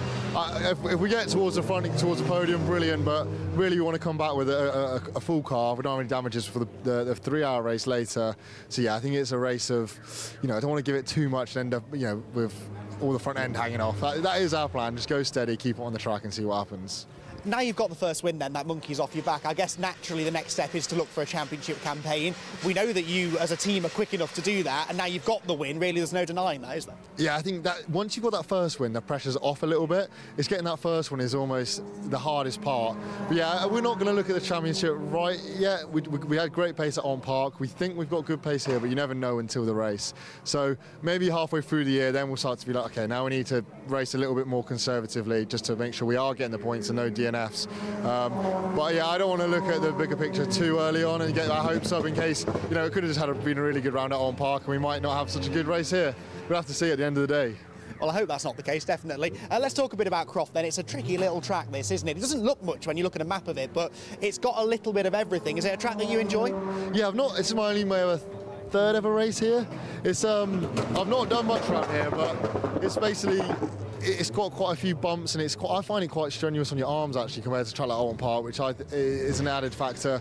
But it's just unique. It's got some different corners. I think it's what I would call a proper circuit. I like Alton Park and Brands Hatch. It's got a lot of character. If you go off, you're on the grass. Is what I like. So it's punishing, but then you get, because a lot of people haven't done much here, it kind of drags the grid out a little bit, so it makes the racing more interesting. Somewhere like Donington, everyone's been to Donington a lot. It's quite an easy track. Everyone's quick there. This is, where it really mixes up the grid a bit more. Excellent. Well, Scott, thanks for having a chat. Best of luck for the 2 races today, and who knows, maybe win number 2 is on its way. Hopefully, we'll see. Come find me later. We'll see. Thank you. Well, welcome back to Croft. We're now caught up with Team Olympian GRD, who were 4th overall, but winners of the Masters class. And Riley, that was a busy old race, wasn't it? An hour's not long, and you literally had to get stuck in. We saw Simon getting stuck in straight away, but it's you've got to get on it straight away, haven't you? Yeah, no, really, the 1 hour sprint is not a lot of time, and we thought MJ Tech would take a little longer to get to the front. That was our hopes, but they fought their way through very well, and we found ourselves kind of in the same place at the start. Simon did a great job of getting us through into that lead pack, and that's where we wanted to be. So we couldn't really do any better there. And then, yeah, we had some quick pit stops. And then, yeah, the safety car obviously bunched us all up a little bit as well. But yeah, overall, 4th is not bad. No, 4th isn't bad at all, Chris. It was a quick stint for you. Thank you for getting yourself out the lunch queue to come and have a chat with us. 4th place overall, still good points, which is what you need, because you need to remain consistent for the whole year, don't you? Absolutely. Last year we won the first 2 races, and then we had a few ups and downs, and as you know, it was nip and tuck at the last race of the season. So MJ Tech have done the same as us last year. But I'm sure that there will be frills and spills later on, maybe this afternoon, and certainly the rest of the season. But it was, it was a good race, solid race. We'd have obviously loved to have been on the main podium, but as you say, 4th place is solid start. And Simon, that was a busy first stint for you. You had to, as we said, you had to get your elbows out on a few occasions, but the objective was to get to the pointy end as quickly as you could, and you did it. And as you say, great result for the team. Yeah, I said to Chris at the start, I said, how aggressive can I be? And he said, we've got another race this afternoon. So it wasn't as aggressive as potentially we could have been, but I think we got into the lead. I don't think the safety cars really helped us. I think if we'd if it was safety car free, then we would have been on the podium. But look, it was a good race. It was good fun, clean. The car's in one piece, as requested. So yeah, no, it's good. Really good fun. And this afternoon, 3 hours. It's a threat of rain. We're going to see umbrellas out in the crowd, potentially. That could change the whole dynamic of the race. It could literally turn it upside down, couldn't it? Absolutely. The weather always has a big part, as does safety cars. As Simon said, the safety cars didn't help us in the first race. Second race, it could be the opposite. They could come out and help us. It's a real lottery when they come, as it is with the weather. But we'll be ready. And 3 hours is always a much better length of race, you can settle into it, and the strategy comes into play much more. All right, we'll see you out there and go and enjoy lunch. Thank you. All right, so that was the Olympian GRD racing. That was Simon Rudd, Christopher and Riley Phillips. Right, let's see who I can find. Marcus Clutton is just stepped out of the garage. That was a signature RV. He was joined by Steve Ruston and John Whitehouse. He's just having a chat with Lawrence Davey about how things went on. And that was a bit of a physical race, wasn't it? It was busy, wasn't it? That first stint was... first stint was really busy, and obviously we sustained a bit of damage, and as a lot of cars did, and got the car repaired, and ideally we just needed that safety car in the last stint, but it never came. So we've got some pace. We haven't actually done a lap in a tow yet, so it'd be nice to get the opportunity to do that and see where we finish up in the 3 hour. And you say you've got 3 hours next. You don't know at the moment where you're going to start because we haven't done the draw yet. As pretty much every team on this grid, you want to be at the sharp end, but you just got to pace yourself, haven't you? Yeah, I think so. I mean, obviously, key to stay out of trouble as well. You're just seeing in a sprint race that a lot of cars are getting damaged and a couple in the gravel. So if we can just keep out of trouble, keep it in one piece, and I think we like to always try and finish in the top 10. Steve and John are still learning the job, and they're getting quicker every time they're in the car. So I think, let's have a clean race and we'll be there or thereabouts at the end. Excellent. Thanks a lot, mate. That's Marcus Clutton from Signature RV. Right. Fueled Up Racing. OK, we're just going to throw to a VT of an interview that was captured earlier on today with Fueled Up Racing. Well, Fueled Up Racing are back here at Croft for the second round of the Fun Cup Endurance Championship after a suboptimal start to the season, let's say, at Alton Park, but Croft a circuit, Wendy Ellis-Smith, that I know you enjoy racing at, so how confident are you can bounce back this weekend? Well, 2 years ago we were here and it was our first season with Fun Cup, and we weren't that far off the pace. It was one of our better races, and I have a sort of background story that my dad used to come here and do stock car. My mum and dad actually dated here, so it's like a really, really big deal for me to be here racing. So I'm going to start the first sprint race and just go out there and see what we can do, but hopefully won't be too shabby. Well, fingers crossed, yeah. You're also in slightly a unique position because you've got 4 drivers in your team, not generally the done thing, but it's the specific format today that sort of allowed that to be possible. Yeah, usually what happens is I share half the season with one of the other drivers, because typically it's the teams run 2 or 3. Because we've got the 4, we've got 2 races today, our whole team can be together and really enjoy the whole day, which is a first time we've been able to do it, and it just gives a real nice feel, because we're all mates, that's why we do this together. And it means you can get more people involved in the championship, more people out there on track, and that's what we want to see, isn't it? Because we know what a fantastic championship this is. The more people we can get involved, the better. Yeah, exactly. So, yeah, there's people out there with more mates that want to share the costs, make it more affordable for the teams to go. That's what we do. We're supported by JPR, which do a great job of prepping the car, making sure we've got the best chance of staying out there on track and really enjoying all the racing. Got cars out for qualifying now. Obviously, that doesn't actually count towards anything. The real business starts later on this afternoon. But actually, you guys have been here for a day or so already, probably. How has sort of pre-event testing been going for you? Yeah, testing was great yesterday, actually. I really enjoyed it because it was quite dry and warm, which is my favourite conditions. Not so great today because somebody dropped some gearbox oil all the way from Tower all the way round, sunny in, sunny out on the fast line. So, and I was first one out. So I was like, you know what? I think I might just let somebody be a test dummy here. But actually, it's all right. Boys seem to be putting in some good times. But yeah, we'll see how it goes when the real action starts a bit later. Good stuff. Well, we're looking forward to it. Wendy, thanks for having a chat. Best of luck. Yeah, thank you very much.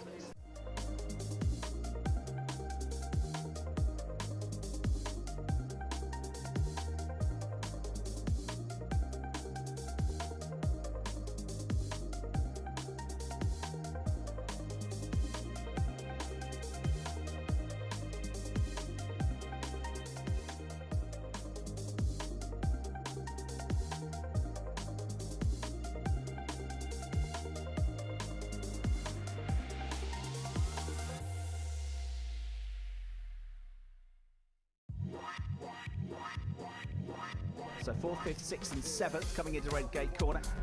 And also at the tail end of this group, you've got the red PLR racing car. On board then with Barkini coming out of Hollywood down the infamous Crater Curves, and look how close they are, they almost touch, absolutely flat out down the hill, but brave stuff this from Barkini, down the inside, terrific move, they gave each other just enough room.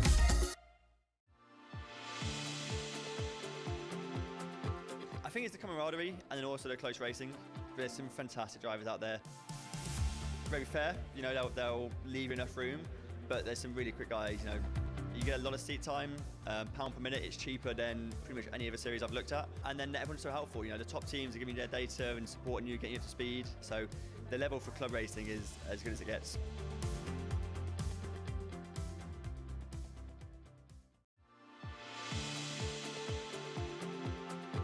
I think it's the camaraderie and then also the close racing.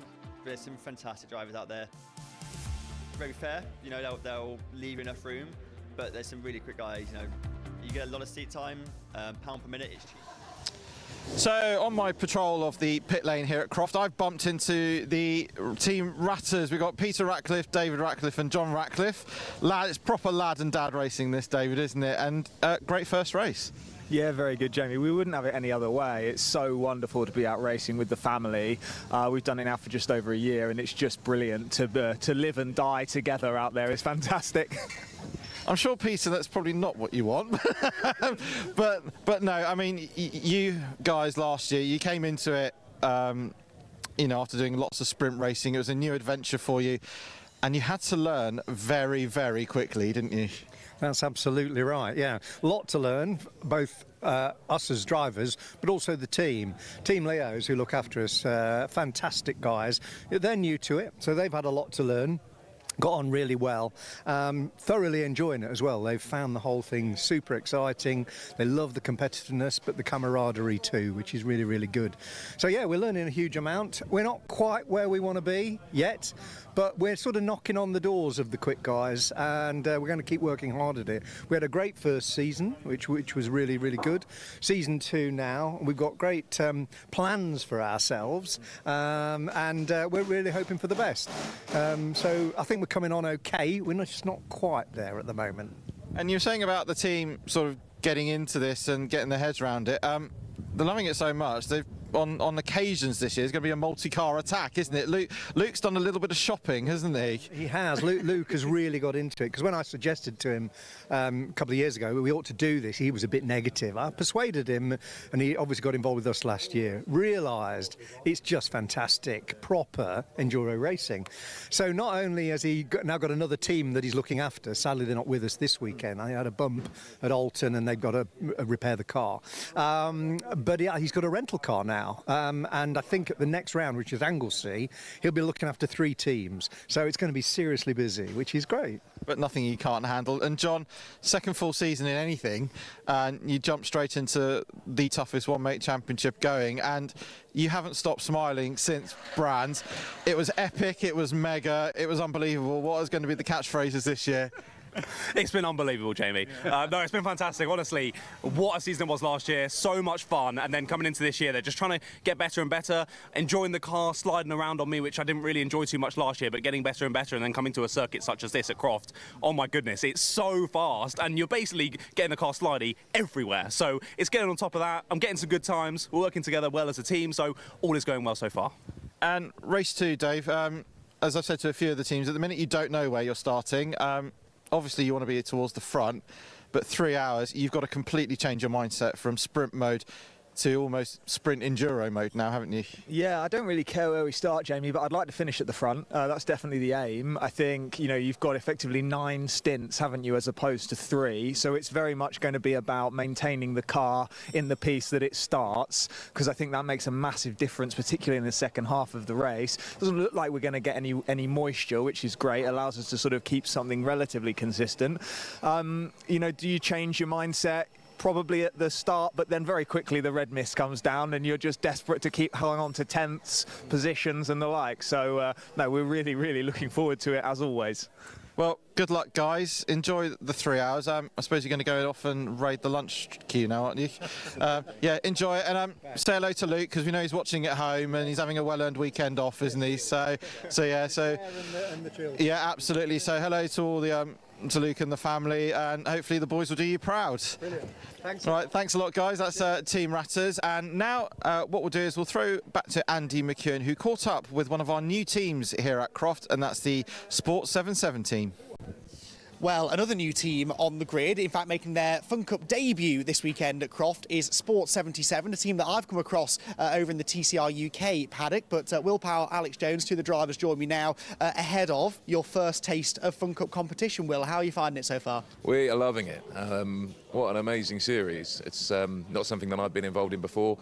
Sean Hurley, my technical director, he's always raved about it, worked in the paddock, worked for other teams and done stuff, and other drivers that we know have said great things. And yeah, we've come down. Paul's been fantastic helping us get on the grid just to build racecraft really together as a team for TCR. And actually we've had a ball yesterday. We've got a lot to learn about how this series works and how these little cars behave, and setting them up and doing the pit stops. There's a lot of things that are quite unique to this championship, but great seat time and great fun racing so far. Really friendly paddock as well. Yeah, absolutely. It's one of the big selling points, really, of the Fun Cup is the camaraderie around the paddock. Alex, have you experienced that so far? Are the other teams giving you a few tips, or have you been left to sort of learn it by yourself? Well, I wouldn't say they've been giving me tips, because people have got their strategies and they don't want to give too much away. But no, I mean, it is really friendly. I mean, we was having a beer in the hospitality last night when it was all over. So yeah, it's been really inviting, and I've been quite shocked at how fun it is. Yeah, really. Obviously testing yesterday as well. What would you say is the toughest thing, the trickiest thing about these cars to learn? Because they are kind of unique. There's not much out there that's like them, is there? No, not at all. Obviously rear-wheel drive. I'm mostly used to front-wheel drive, but it's the lack of power, so to speak. It's the entry speed and the exit speed that you've really got to work on in the corners. And if you get that wrong, you're losing a massive amount of time. You know, so for me, that's been the hardest thing to sort of get my head round. You know, it's the momentum into the corners and stuff. So. It is tricky, but when you get it right, the racing out there's a lot to be enjoyed, isn't there? Well, I don't know whether you've watched any Fun Cup races before, but I think you're going to have to get those elbows out today. Yeah, we had a little look, but look, I mean, we talk about today, test session yesterday. It was, everyone's, it's great. Everyone's sort of in race mode from the off, and a few good battles, and that's just how, just seems to be how this rolls. So yeah, we're really looking forward to going racing and experiencing that, and come and ask me afterwards what I think. Hopefully I'll have a smile on my face. Well, and you could have a few extra pounds in your bank account by the end of the day as well. There is this prize available for brand new teams. If none of the drivers in the lineup have raced in Fun Cup before and you get on the podium, there is some money up for grabs. You're not looking super confident that might be doable, but hey, stranger things have happened. It's racing, anything's possible. We didn't know that until we turned up. Our other co-driver Nick, he's also over 60, so we're in the Masters category as well. So yeah, a lot to play for. I think we'll do very well if Paul has to open his bank account for us, but you never know. As you say, we'll certainly be trying our best. He doesn't do that without a fight, usually, I can say from personal experience. Guys, great to have you on the grid. Really hope you enjoy your day. Thank you. Thank you. Cheers. So that was great to hear from the Sport 77 team that Andy caught up with earlier on today. They're a new team to Fun Cup, and of course if they'd have won the first race, they would have won £10,000. So that's a great incentive that we have here. But I'm popped down to EDF because, Eddie Farrow, it's your birthday. Happy birthday. Thanks. You're supposed to have a day off. No days off in motorsport, Jamie, you know this. How long have you been doing this? Yeah, no, it doesn't matter where I am. I'm at a racetrack, so that's my passion, so that's why we're here anyway. And a great first race for Vlad and Simon, and it's probably a bit different because you've only got the one car out this weekend, so maybe not as frantic as it usually is, but nevertheless you still want the car up the front. And you're getting good, and the boys are getting good points. Oh yeah, absolutely. I mean, these two are driving really well together. It's great to see. We just need to nail down some final bits to get them right up the front. The pace is there. The pace is in the car. You know, at the first stint, Vlad, we had second fastest laps, I think. So yeah, no, it's good. But these two are gelling together, and the pace is in there. The team are doing well. The car's prepped properly, and we're just out for points, you know, and that's it. And the plan is to get the 104 car out at some point? We know you're actively looking for drivers, so yeah. Yeah, no, Victory should be back for Anglesey, our mad American friend. And yeah, we miss him. And also, I've got a guy called Warren Scabarus who's coming over from Malta, and he should be in for the next 4 rounds as well with Victor. So all going to plan. Fantastic. You watching? We miss you, Victor. Fantastic. You are watching. Yeah. And Simon, that was a busy hour, wasn't it? I mean, as we were speaking to a couple of the drivers earlier on, you almost have to change your mindset because it's a proper sprint race. We always say the 4-hour races are like a sprint race, but the hour-long races, they are full on from start to finish, aren't they? There is, absolutely, and you have to look after the car, so you've got those 2 things going on. So it's how much risk do you take, and bearing in mind it might get you a position or 2, but it might sacrifice for the afternoon as well. So I think we had a really clean race there, just a little bit of rubbing and that's it, if you sort of mean, compared to some others. But we started 8th, finished 8th. That's okay, if you see what I mean. Our focus is to try and move ourselves forward. Fingers crossed for the grid draw for the next one. And you finally had a grid draw in the top 10. Finally, after I don't know how many races, you've got good stats, you probably know better than me. But yeah, top half, please, whoever's drawing for the next one.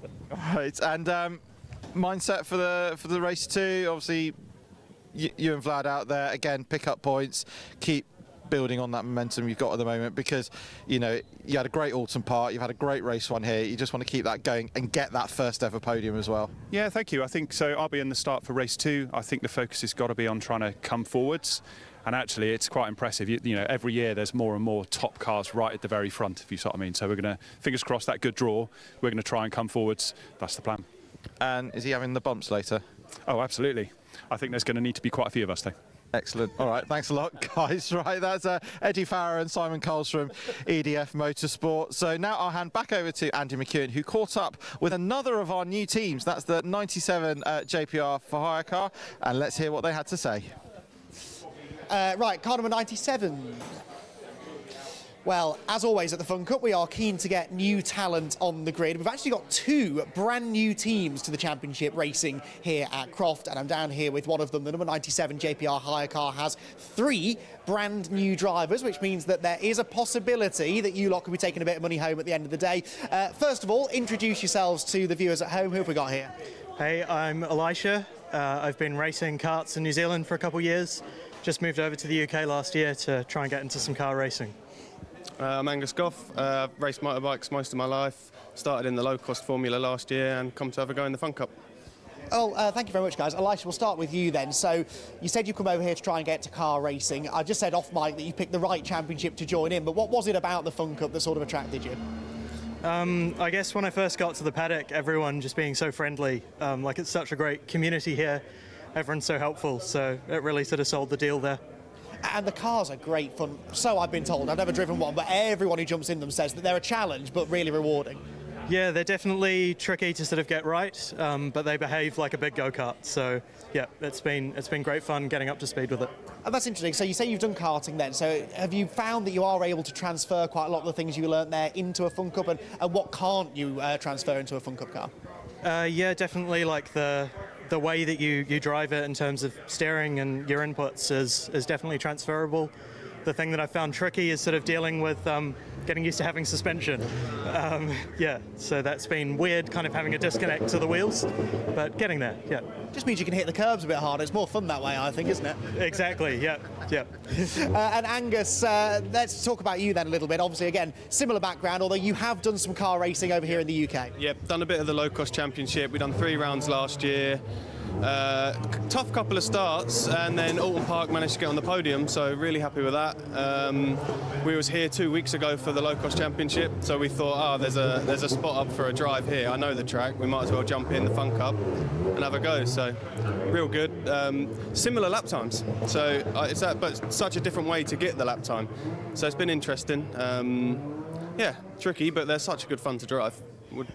Similar, it's a different way of getting the lap time out of it, but a similar style of racing, I would imagine, in a way to low cost. These cars, they slipstream well, lots of side-by-side stuff. Yeah, they slipstream well.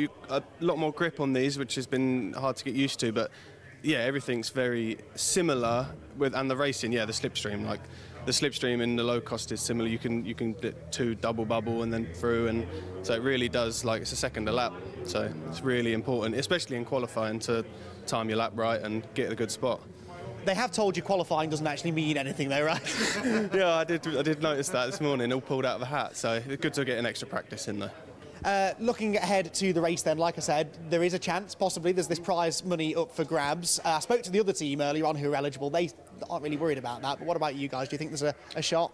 Oh, if the grid, everyone in front of us has issues, then yeah, perhaps.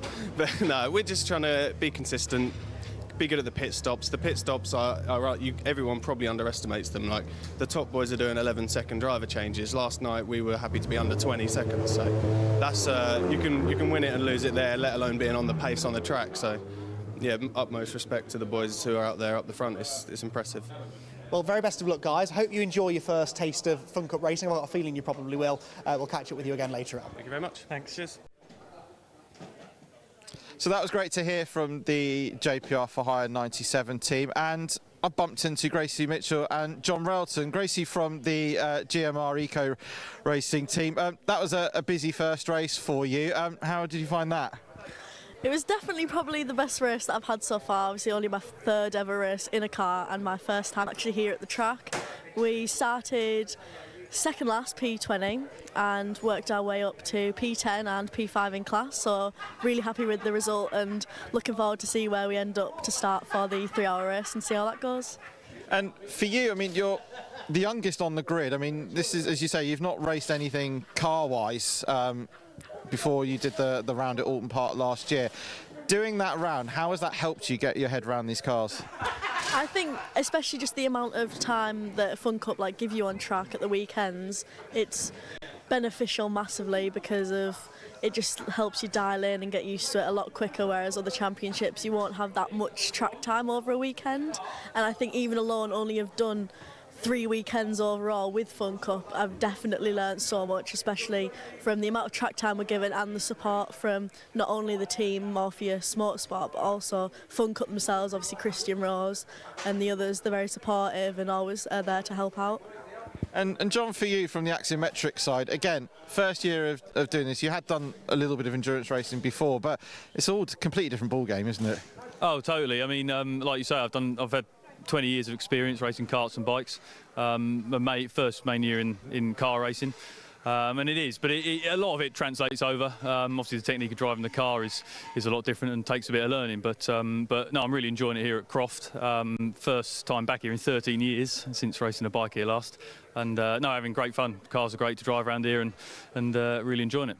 And what's it been like? Obviously, you guys, first year in the championship, we've had actually quite a fair few new drivers in. It must be so nice that people are looking at Fun Cup as a way to go. I know the £10,000 incentive is a great thing that we're doing at the moment, but it just shows that people, especially Gracie, from your point of view, from karting, can come into this and start their endurance career.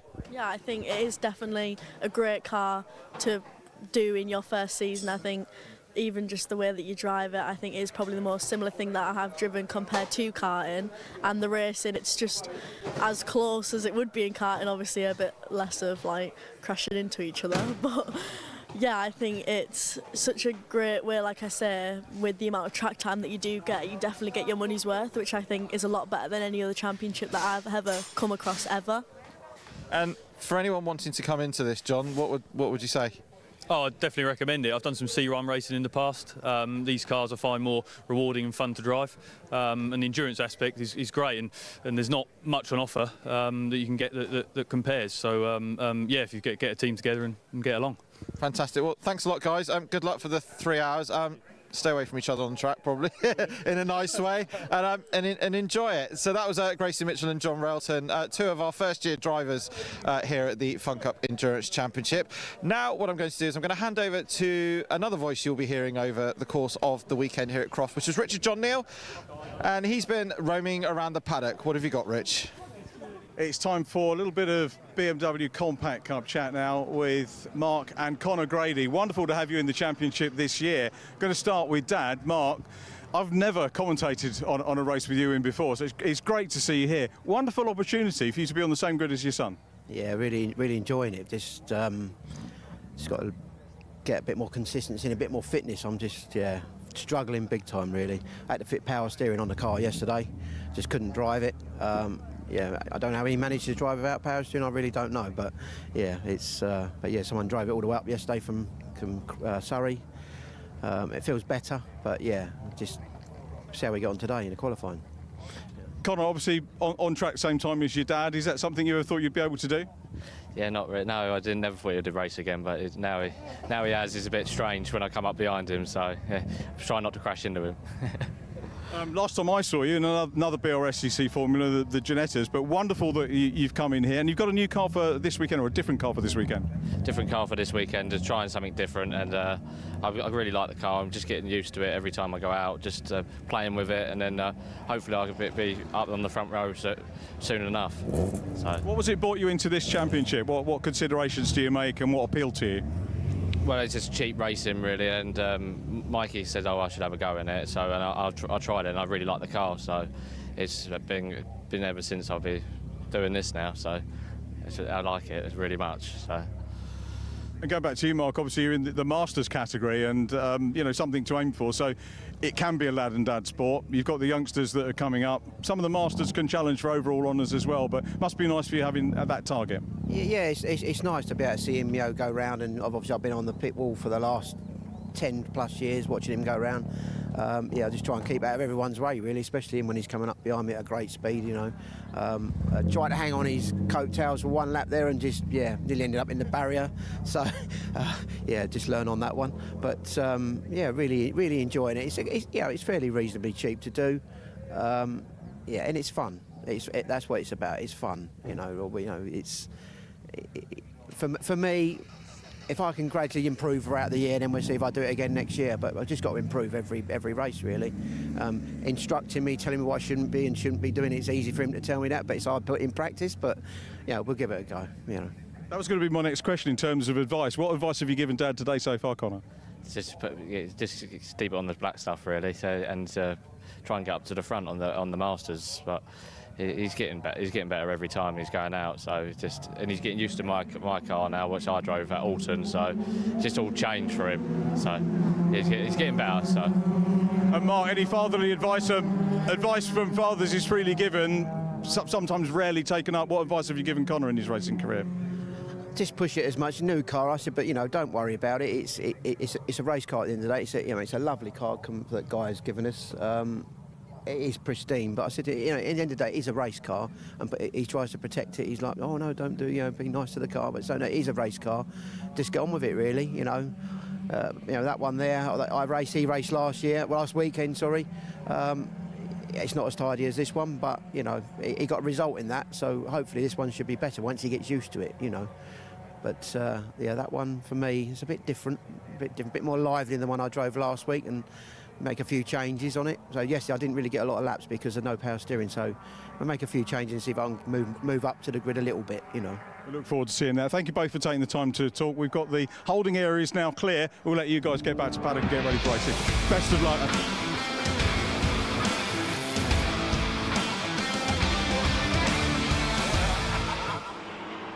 So we are back, almost ready back to go racing with our afternoon's action here at Croft. Terrific work by Jamie Peters-Ennis there to carry us through the lunch break, and in now to our next bit of racing, and it's the Nankang Tyre BMW Compact Cup that are out next. Here is the grid. We'll get through it as quickly as we can. Joe Doble on pole position with Gareth Claydon alongside. Connor Grady, who we just heard from, starts third alongside Gordon McMillan, with Mike Doble and Adam Wright on row number 3. Fourth row, Richard Sutherland and Max Noble, with Matt Flowers and Alex Reed completing the top 10. Then it's Ross Stoner and Alistair Smith on row 6. Row 7 for Greg Pryor and Thorburn Aston, with Rod Langham and Mark Grady next. Barney Lauer and Tim Seaford on the 9th row. Row 10 then for Daniel Mountford and Alex Corkle, with Stephen Daly and Peter Smith not setting lap times in qualifying, both coming from the back of the grid. And that is the story, really, isn't it? To keep an eye on Stephen Daly. If Stephen Daly's made it out for the race, then it could be really interesting to watch him carving his way through the field, as he tends to do very, very well indeed. Although Croft hasn't always been a happy hunting ground for the returning series champion. I remember a few years ago when he was leading the Compact Cup Championship, he had a nasty accident at the chicane, actually hurt his wrist by clipping the little tyre stack up at the chicane. but hopefully we'll avoid similar issues here today.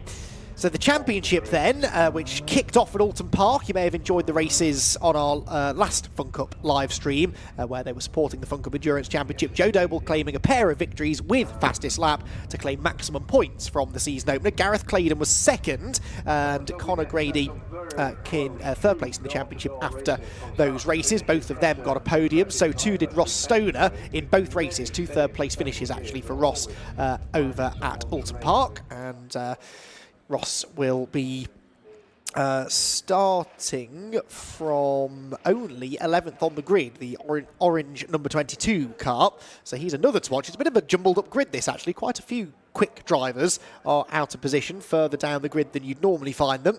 So it should provide us with an entertaining 15 minutes of racing then. The third round of the Nankang Tyre BMW Compact Cup. Cars just being gridded up now, after which we will be away and racing. So Joe Doble on the left, on the right, Gareth Claydon.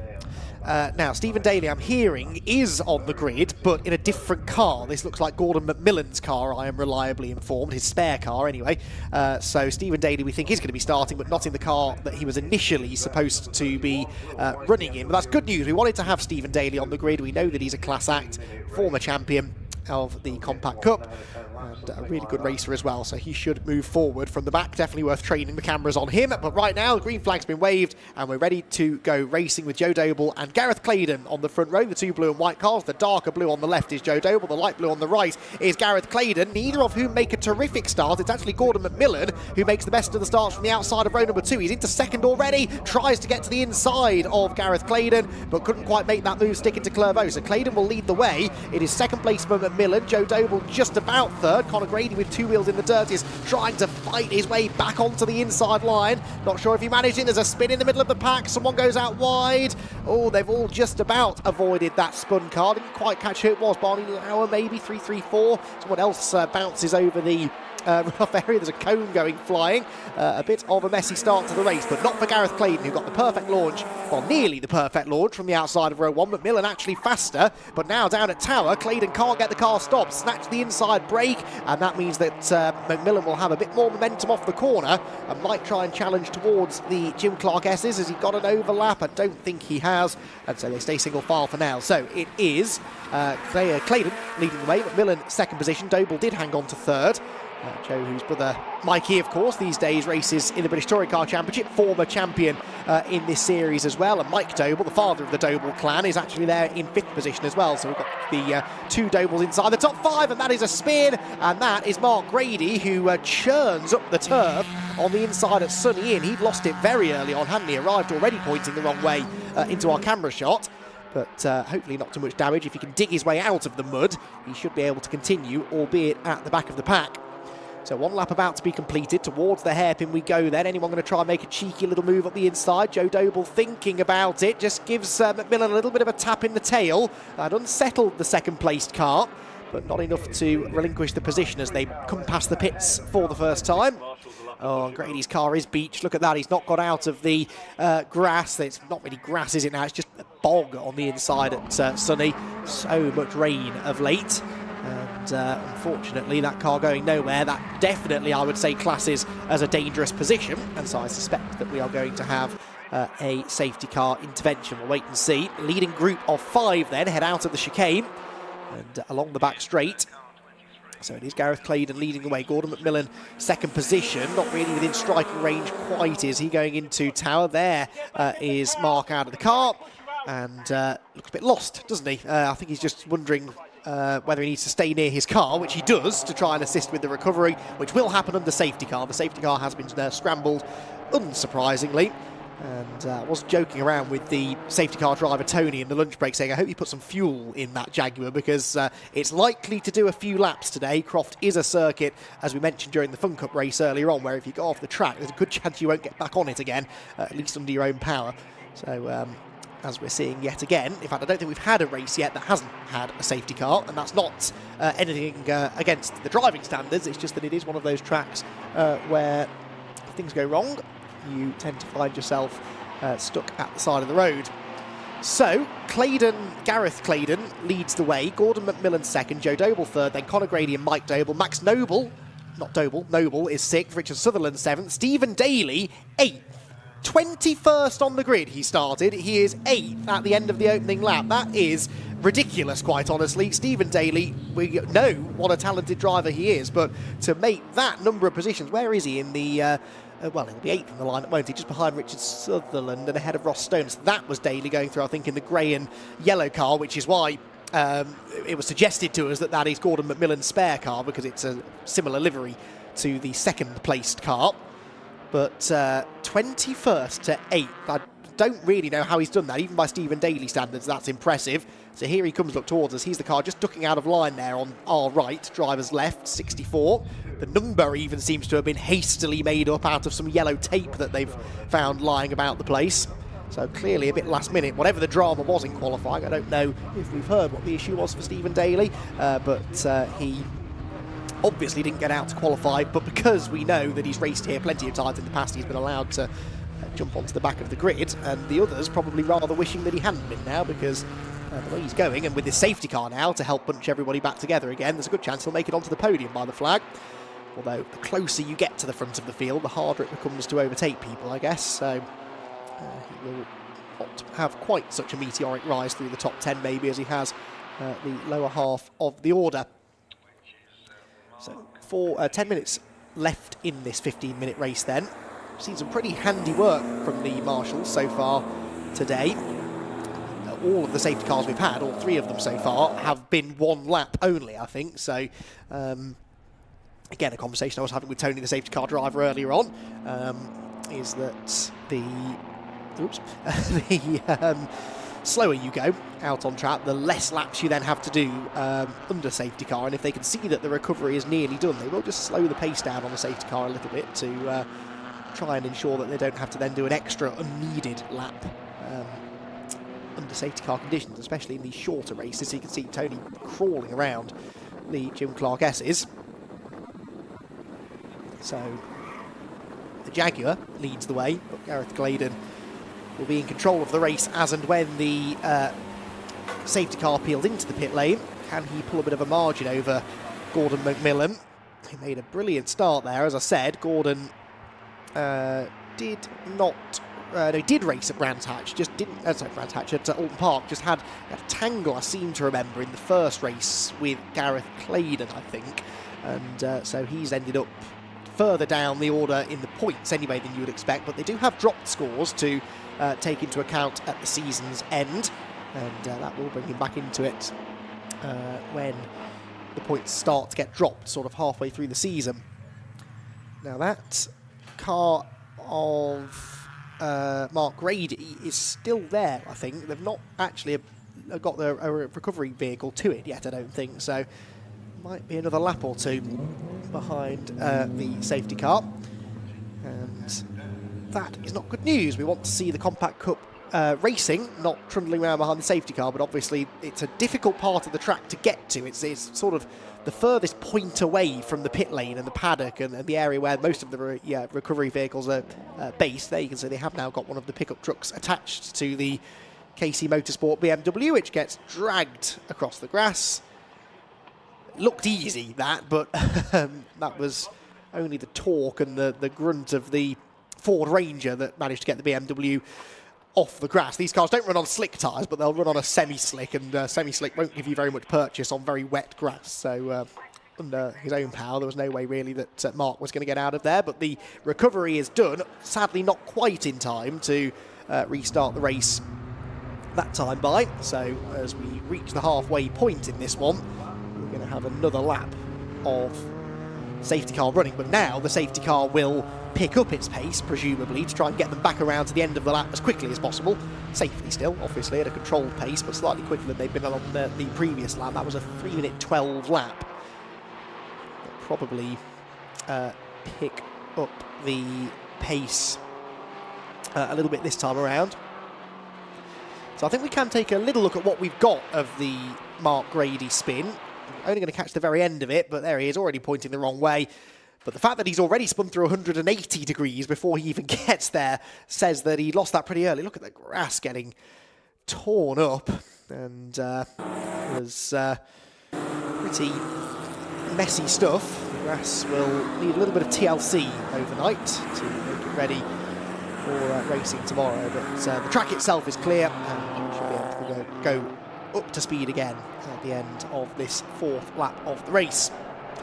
So Gareth Claydon, Gordon McMillan, Joe Doble, the top 3. Conor Grady down from 3rd to 4th. The inside line didn't seem like a good place to start, and I seem to recall that being the case in the Fiestas earlier on as well. The racing line is the left-hand side of the road, sort of, although actually at that part of the straight they're sort of in the middle of the road normally, but maybe there is a small grip advantage to starting on left-hand side of the road, because Claydon and McMillan got really good starts, although Adam Wright, who started 6th, is only 16th after the first lap. He might have been one of the drivers we saw going off the road through the first couple of corners. Maybe that would explain why he's dropped so many positions. Anyway, 5 3/4 minutes to go. The safety car's pulling into the pit lane, and we're going to get a bit of a sprint to the finish here in the Nankang Tyre BMW Compact Cup, as Gareth Claydon looks to try and claim a first victory of the season. Had a 2nd and a 3rd place at Alton. Now out in front with only a handful of laps remaining. Across the line we go, then back up to speed again here at Croft, and Gareth Claydon has made a pretty good jump by the looks of it. Got a couple of car lengths over Gordon McMillan in 2nd place. Is anybody going to make a move into Clairvaux? Well, not amongst the top half dozen, but it wasn't a very good restart, that was it, for whoever is in 7th. Now 7th at the line was Stephen Daly, but 7th at Clairvaux is Ross Stoner. So that's been a change between the line and the first quarter. It was a legal pass because Stoner was 68 thousandths behind Daly as they crossed the line. So he hadn't overtaken him before the line, which of course is against the rules. Although interestingly, Richard Sutherland is showing as having lost 2 places on that lap. Can't quite figure out how that's happened. Gareth Claydon with another big lock up there as he went into Tower Bend. Where is Sutherland in the number 8? I think he just went through, so in 9th position. Sort of in no man's land really. Daly and Stoner side by side up the road. Stephen Daly trying to reclaim what is now 6th position. In fact, sorry, yeah, that's what's happened, isn't it, actually? It was that Sutherland dropped down 2 spots on the restart, so his car must have bogged down coming out of the hairpin, and those behind perhaps assumed that there was a problem for the number 8, and so have gone past him. So that will be an interesting discussion with the clerk of the course after the race, I'd imagine. If someone's not keeping pace on a safety car restart, then you're sometimes allowed to go past them. That certainly will be what Stephen Daly will argue. Anyway, battle for 2nd place, sort of still the battle for the lead, isn't it, actually? Joe Doble there going around the outside of Gordon McMillan, gets the inside for the middle part of the complex and does move into P2. So Joe Doble with a nice move there and immediately thinks about nipping up the inside of Gareth Claydon for the lead. So Joe Doble, the double winner from Alton Park, into 2nd position, looking to try and keep his winning streak alive. And he's going to have a couple of laps now to try and find a way past the reigning champ. Across the line they go. McMillan now sort of knocked out of his rhythm a bit, and Conor Grady's pulling up alongside. He's on the outside line at Clairvaux, but ducks back in the wheel tracks of the number 20 car. See the suspension moving there as they bounce over that curb through Clairvaux corner, but fastest man on the track, no doubt about it, is Joe Doble. I think that is the car that Mikey won the championship in a couple of years ago. So it's a championship winning car. Joe Doble is now a race-winning driver in the championship, and he wants to try and get himself another victory here. He's well within striking range, heading towards Tower, and Gareth Claydon knows it, covers the middle ground. Didn't go fully defensive, that was clever. If you go really tight into Tower, then you leave yourself open to the switchback on the exit, which might still happen, because look at that, Joe Doble is carrying more speed off the turn. They touch slightly, heading towards the Jim Clark S's. You see that so often on that piece of track, where the car ahead just tries to drift over onto the racing line, not necessarily knowing whether or not they're clear of the car that's attacking them. On that occasion they got away with it, but that could have been a pretty nasty moment had it all gone wrong. Anyway, we've lost Daly, have we? Where's Stephen Daly gone? Stephen Daly is not, unless I'm going blind, yes, he was 14th at the end of that lap, a very slow lap for Stephen. So I'm not sure what's happened to our former champion, but not going to trouble the podium, as I predicted he might at one stage.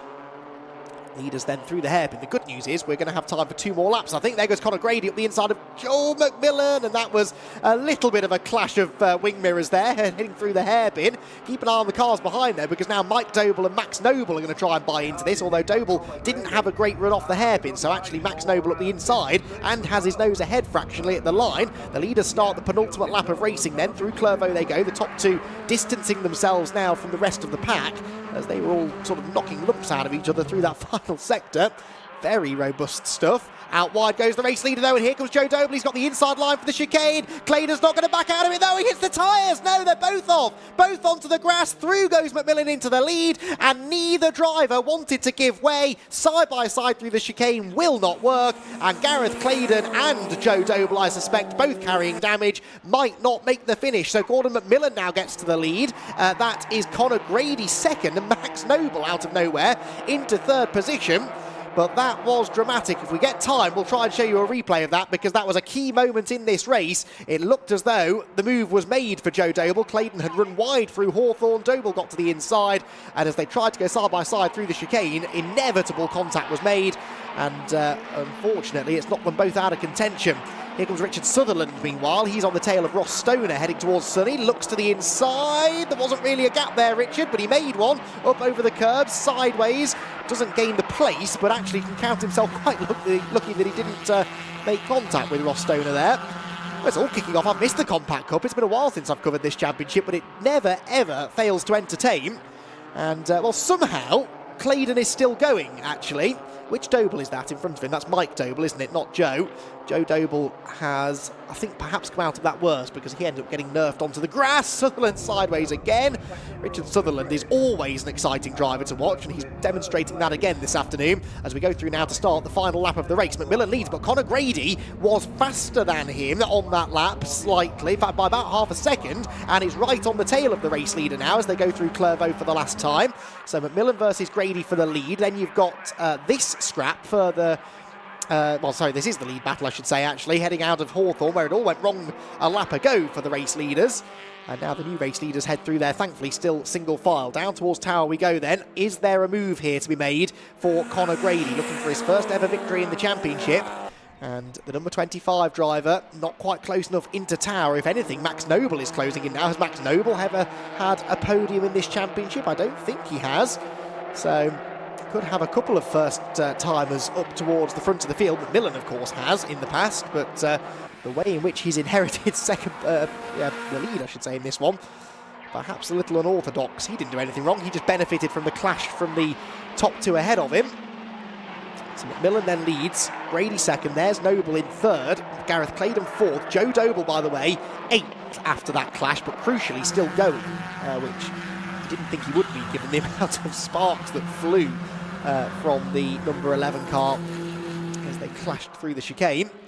Is Gordon McMillan going to hang on though? Conor Grady's closed in here in the final sector. He's made a couple of little moves into the hairpin. McMillan will have to cover the inside line, so Grady goes out wide. He swings out wide, tries to cut back to the late apex and maybe get the run to the line, but I don't think he's quite going to get there. Out of the hairpin they go to the timing line. Gordon McMillan wins round number 3 of the Nankang Tyre BMW Compact Cup. Conor Grady in second and Max Noble in third. Gareth Claydon, his car crabbing look as it comes across the line. That definitely did some damage to his car. He is fourth ahead of Mike Doble, with Ross Stoner and Richard Sutherland next. Joe Doble ends up 8th, Stephen Daly 9th. Don't know what happened to Stephen after that restart, but he clawed his way back up nicely. Someone's on the grass in the background. Who was that? Daniel Mountford, I think it might have been. Tim Seaford also. No, he has come through. It was Mountford, I think, the 112 that went grass tracking. And Alex Corkwell will complete the runners, but it's a bruising opening race of the weekend for the Compact Cup. They do have another race, 2 races tomorrow, actually, so we get to do that all over again, and we're going to have a bit of a jumbled grid for that second race, because a couple of, well, the 2 drivers who looked set to do battle for the victory, unfortunately, after doing battle, it all went wrong and they dropped down the order, finishing much further back than we thought they would. There's the moment. Look, Claydon runs wide at Hawthorn. That is really just the natural racing line. Joe Doble gets to the inside, and then as they go through the chicane, hit the tyres. I mean, how that didn't break the steering on Claydon's car, I don't know. But Joe Doble ended up getting nerfed off the track. That is the grass down at Sunny that's been dug up. Well, lots to unpack after that one. Only 15 minutes, and actually most of that behind the safety car. But when they were racing, lots going on, and Gordon McMillan came out on top. Conor Grady second, Max Noble third, with Gareth Claydon and Mike Doble completing the top five. Gordon McMillan, by the way, also the Masters class winner. Ross Stoner was on the Masters podium, finishes in sixth ahead of Richard Sutherland. Then Joe Doble, Stephen Daly, both of them had their troubles in that race, with Peter Smith 10th. Matt Flowers was 11th, Adam Wright 12th, Alistair Smith 13th, and Gregor Pryor in 14th place. Then it was Alex Reid, Thorburn Aston, Tim Seaford, Barney Lauer, Rod Langham and Daniel Mountford, with Alex Corkwell the last driver home. Only lost one, that was Mark Grady with his spectacular spin down at Barcroft and Sunny. But I think there might be a few conversations to be had after that. That was a really tough moment there between Claydon and Joe Doble. I think, honestly, it was a racing incident as far as I can tell. Not that it's my job to assess these things, thankfully, but it was just one of those where Doble had the inside line, but Claydon still had his nose slightly ahead, or they were level maybe going into the chicane. So what's the etiquette there? Who's supposed to back out of it? I guess you could argue that Joe Doble couldn't really go anywhere, being on the inside. Gareth could have gone across the runoff area and argued the toss later, but didn't. He stuck it out round the outside. They tried to go side by side through the chicane, and ultimately it was Claydon hitting the tyres that actually led to Doble going off. Had he not clipped the tyres, they might have made it, but that wasn't how it panned out in the end. So McMillan with the win. Stephen Daly, by the way, set the fastest lap on the last lap, a 1:40.979, which was about a second quicker than anybody else did in that race. So Stephen Daly is, who we believe is in for the championship. This isn't just a one-off for Stephen. We think he's back now for the rest of the year. Missed Alton Park, of course, but with dropped scores, he could still be a championship contender, but needs fewer results like that. Starting from the back of the grid obviously didn't help, but had he not had whatever the issue was on the restart, he might have been able to trouble the podium finishes, especially with everything that kicked off up ahead of him. Anyway, let's get the thoughts at least of our top three drivers. Actually, those three weren't really involved in any of the dramas, but we'll hear from them anyway now down in the pit lane with Richard John Neal. Thanks very much, Andy. Gordon McMillan. I tell you what, I usually get an interview with Gordon. I think Anglesey a couple of years ago was the last time I was working with you guys. Congratulations. So it's like the Fiestas earlier on, a win from a master as well. Thank you very much. Yeah, it's my first ever win in the Compact Cup. I've been doing it more than a year or two now, and yeah, it was just brilliant. Absolutely fantastic feeling. A few beers tonight then? I might have one just to treat myself. I really shouldn't do though. Oh, me neither. But anyway, many congratulations. Obviously things opened up. Tell us about what happened ahead of you for that gap to come through. Well, I saw Joe was really keen to get past me, so I didn't try and defend him too much, and then I saw them coming up into that chicane side by side, and I was like, that ain't gonna work, and inherited the lead. I'm taking that all day long. Absolutely, it's a cliche, but to finish first you've got to finish, and you read that situation real well. Thank you very much indeed. Thank you. Thoughts on going through into race 2 and race 3 this weekend? Obviously it's a double header last time out at Alton Park, 3 races here. Is that for you master drivers, the ones that are more experienced, more mature, is that a more physical weekend? It's only 15 minutes. Yeah, it's fine. It's fine. But much to do to the car, any little changes you want to effect? No, well, car was good. I'm happy with the car. Just go out and win the next 2 races and I'll be happy. Lovely to hear a driver say that rather than fiddling with the cars. Well done. Many congratulations on that fine win. First of many, I hope. Gordon, very well done. Conor Grady takes second position. Let's get Conor over here. And believe it or not, I think I was going to say my first interview with Conor, but it's the first podium interview with Conor. We had a chat before racing got underway today. Well done, Conor. Many congratulations. What does it mean to you to get this first podium in the BMWs? Well, it means quite a lot to be fair, for the first time out in this car, and getting used to it and just finding my rhythm really. So every lap I was getting better, and getting good at the start. So it wasn't a very good start, but it was better than last time. So we're getting there. Obviously far too early to think about championships and things like that, but once you bed yourself in, that might become a thought later in the year? Yeah, maybe. Hopefully it will become, if we keep consistent, so hopefully we keep doing these finishes and we'll eventually get there, hopefully at the end of the year. Thoughts for any other drivers who know you? Obviously we saw you coming up through Janetta Juniors and the ranks, but any other drivers that might be thinking of making the move into this championship, what would your advice be to them? Just keep going at it really, because they're quite hard to drive. They've a lot of difference, and everything else is. I've mainly struggled with the braking on these because they're quite hard. That they can just lock up so easy. So it's taken a long time to get used to it, but I'm getting there every time. Brilliant. Many congratulations. Why don't I grab a word with our third place man? Well done, Connor. Hopefully see you again. And Max Noble takes third position. We've got Fiestas out on track, so we'll try and just wanted to get a word with you, Max. Many congratulations. I think it was 2 top 10s at Alton Park, but now a podium. First podium? First one, yeah. Many congratulations. Many congratulations. Tell us about your story so far. Obviously 2 top 10s at Alton and now a podium here. What's the difference? Yeah, started last year, rookie season, never done anything before, not even go-karted, anything. So went to Matt Parks Racing and said, what do you reckon? And he said this is the best car to get you started on. So we had a good year last year, finished with a 5th at Snetterton, which I was really happy with, and then just been trying to build from there really, and yeah, we've got there. So yeah, next step is getting up where Gordon is. So that's what the aim is. Well, as I said to Gordon, I hope it's the first of many podium interviews for you. Very well done. Thank you for chatting to us. Max, though, takes a maiden podium. A little bit of history being made there. Obviously, Connor getting his first one as well. Max Noble first podium. Gordon McMillan taking his first win, and the Masters win as well. The youngsters and the more experienced, mature drivers mixing it so competitively in the Nankang Tyres BMW Compact Cup here with the Brscc. We've got Fiestas on the grid, so time, I think, to run through the order of the grid for their second race of the day. Let's go back and join Andy McEwen.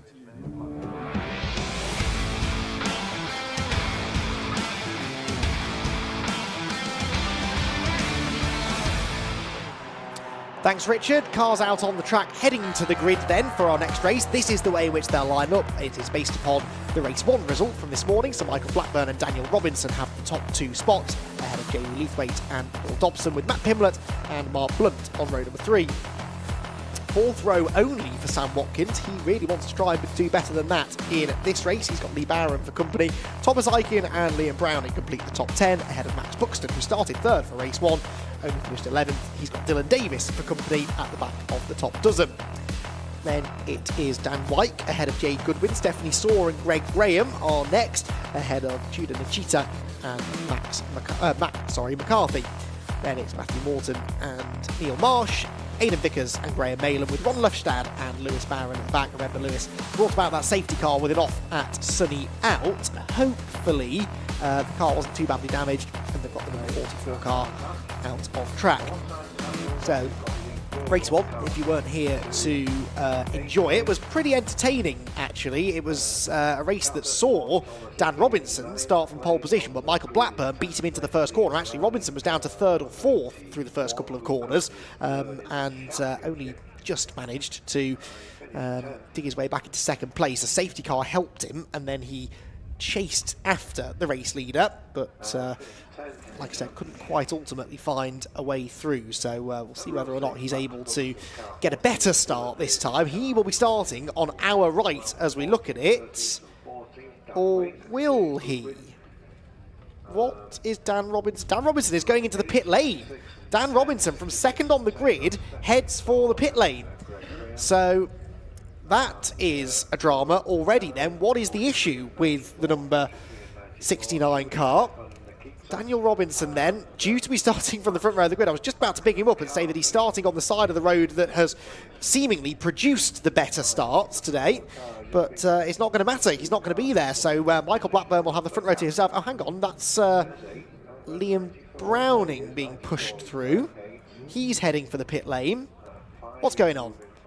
Someone tell me. I have no idea what this is all about, but they're both heading for the pits, and they are presumably not going to be taking the start. That is bizarre. The fact that they both had gridded up is the strangest thing. So they'd gridded up and then were sent off the grid.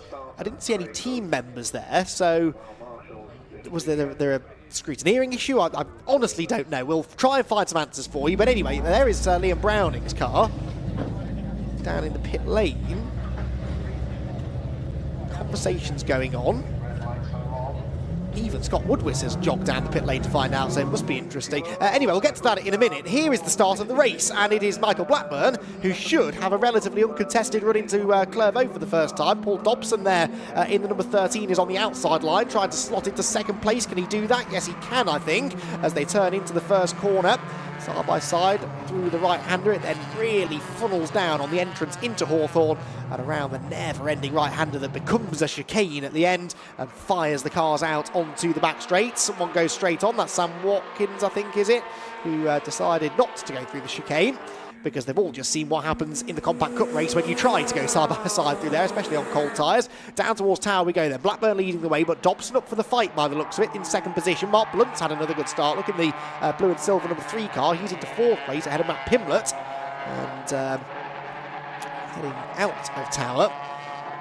Those leading 3 or 4 just starting to gap the rest of the field. It was side by side for 5th place, but that changed actually as they went into the Jim Clark S's, and a couple of them drifting a little bit wide. Have we had Robinson and Browning back on track or not? I wonder. Were they there at the back of the group? I couldn't quite spot them really. There is Stephanie Saw at the inside line, trying to find a way past Tudor Nachita.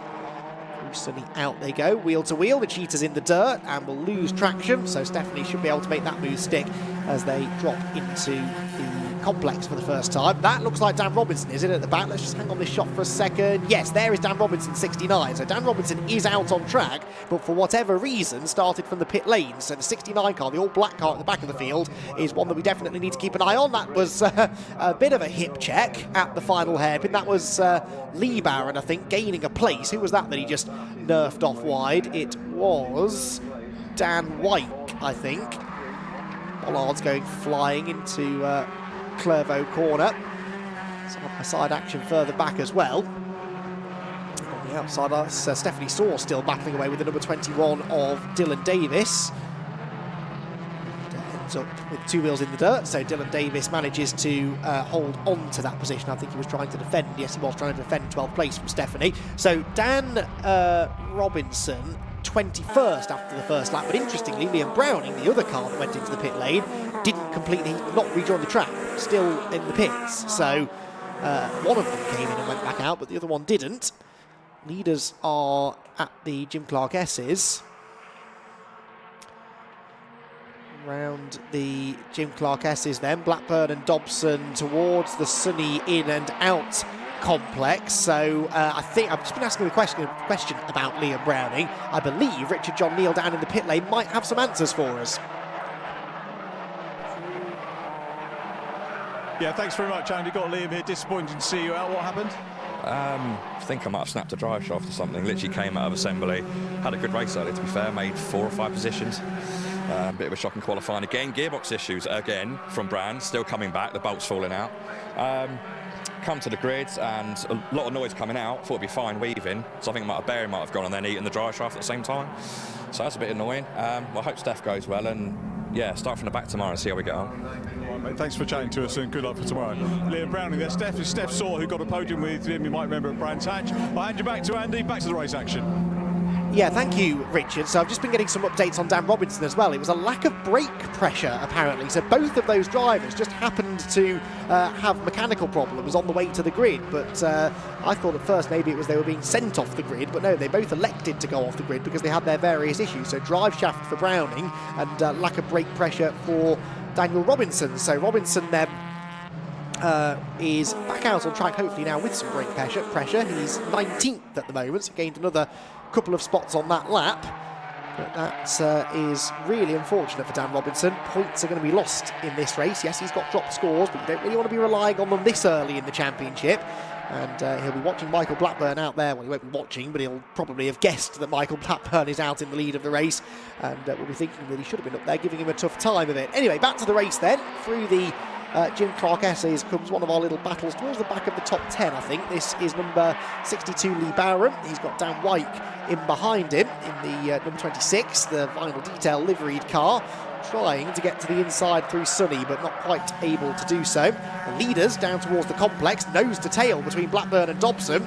So Paul Dobson is not letting Michael Blackburn get away here. Then third for Luthwaite, Blunt fourth, but this is the battle for the race lead. Round the double apex right-hander in the middle of the complex. Dobson's not close enough to send it up the inside, but looking to try and get a good exit and maybe have a go towards Clervaux corner. Oh, that's Robinson!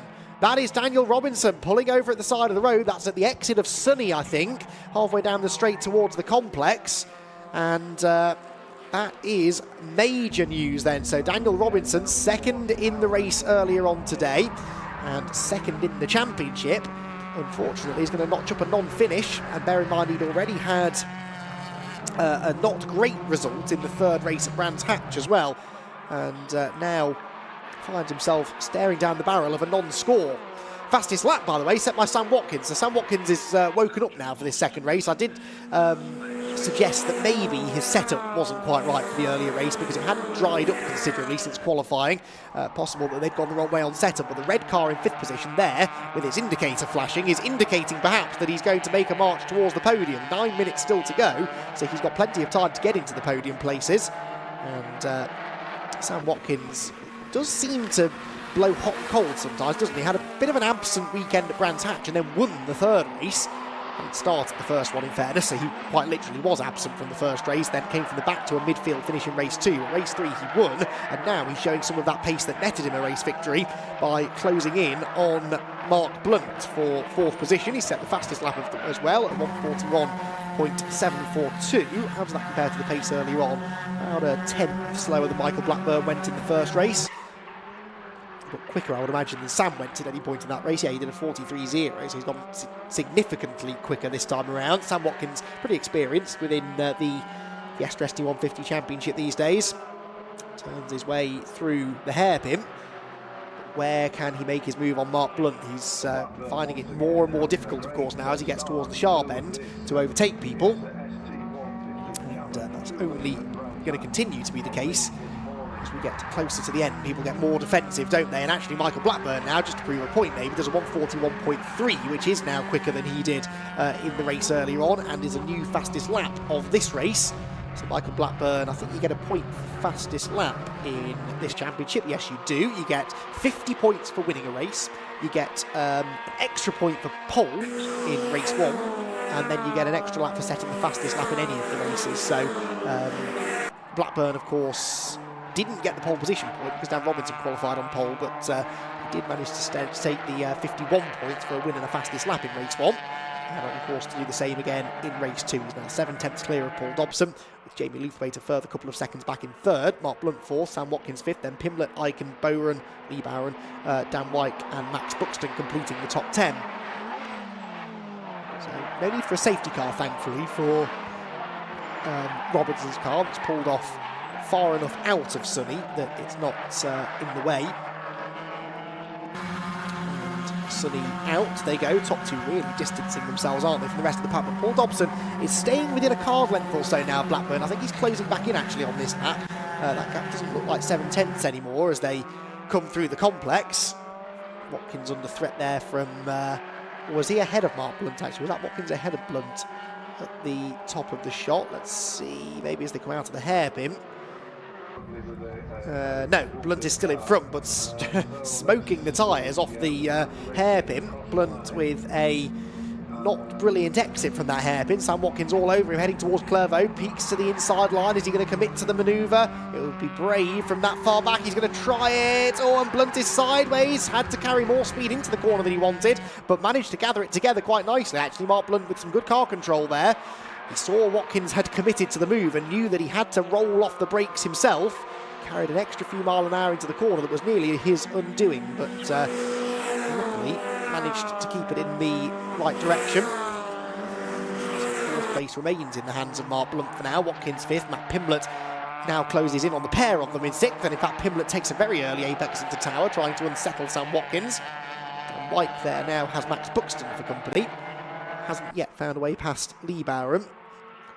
But it is this 4th place battle that now looks the most entertaining, doesn't it? Sam Watkins, I think, clearly is quicker, but just can't find a way past the number 3 machine. Heads through Barcroft now into the braking zone at Sunny.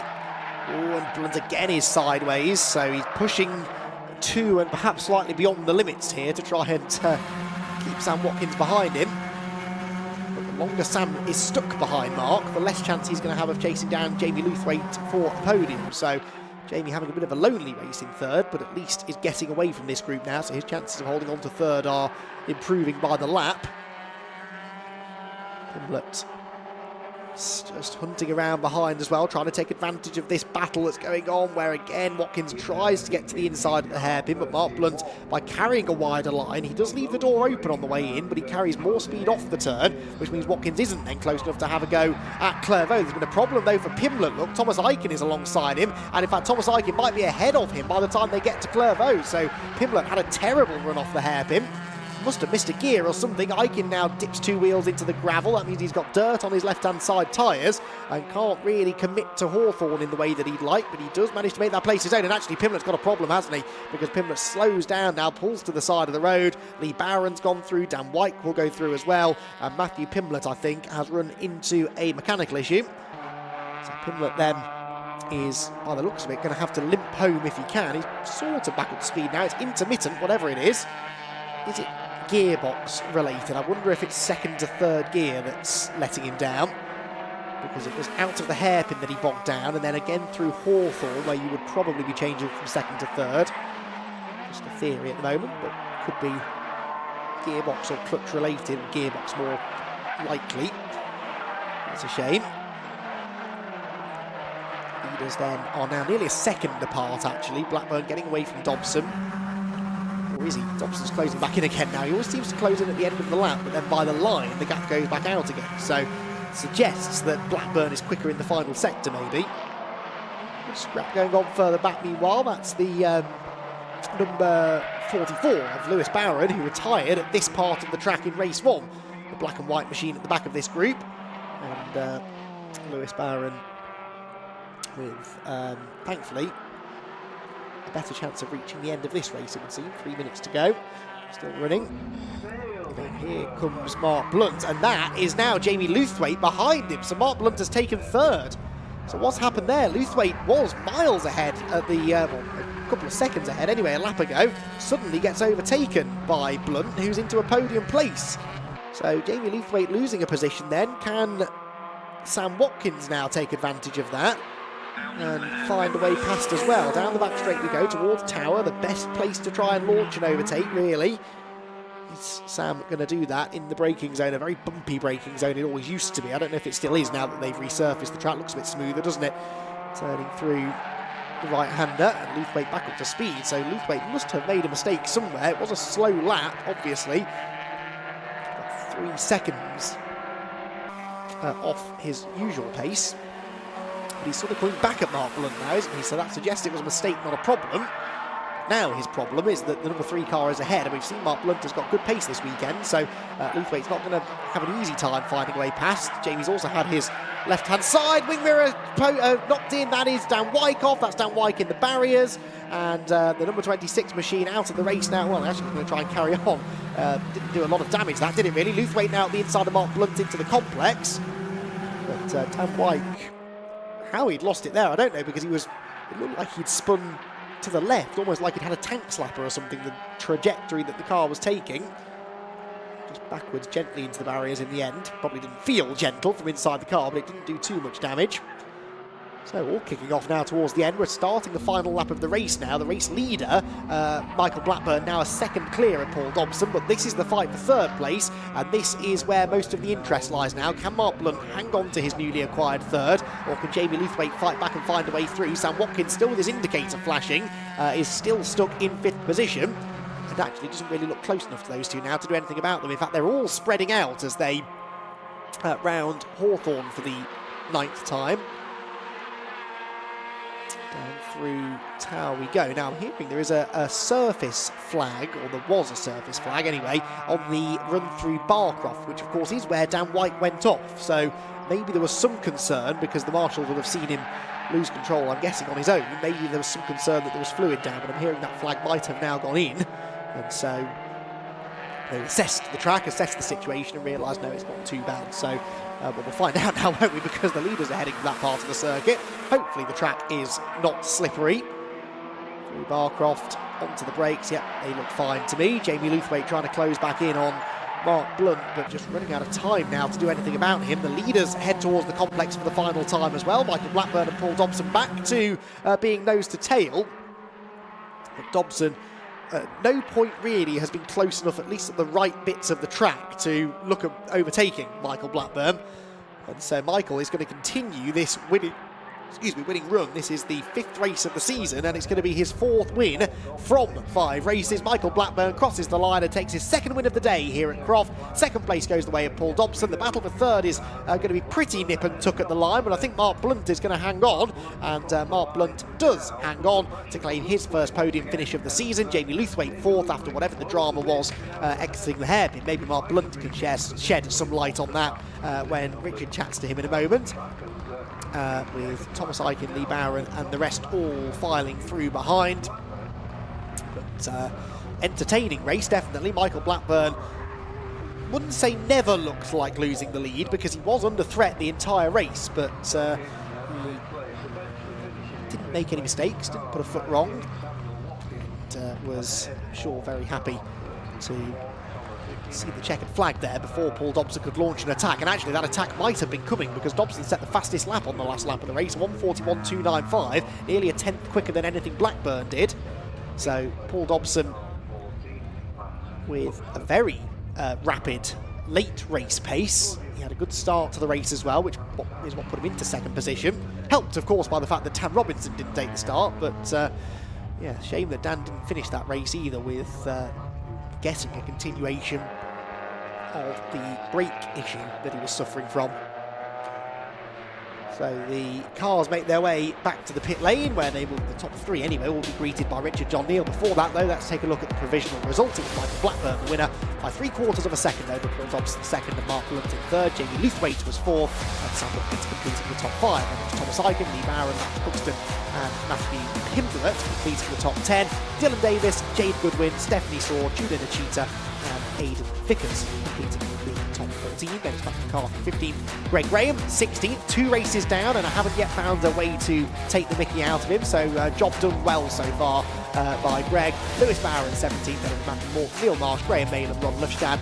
Dan White was 2 laps down, having visited the pit lane after that at Barcroft. And Daniel Robinson, the big story from that race really, was supposed to start from the front row, started from the pit lane because of a brake pressure issue, and I'm imagining that's why he then falls to the side of the road about halfway through the race and notches up his first non-finish of the season.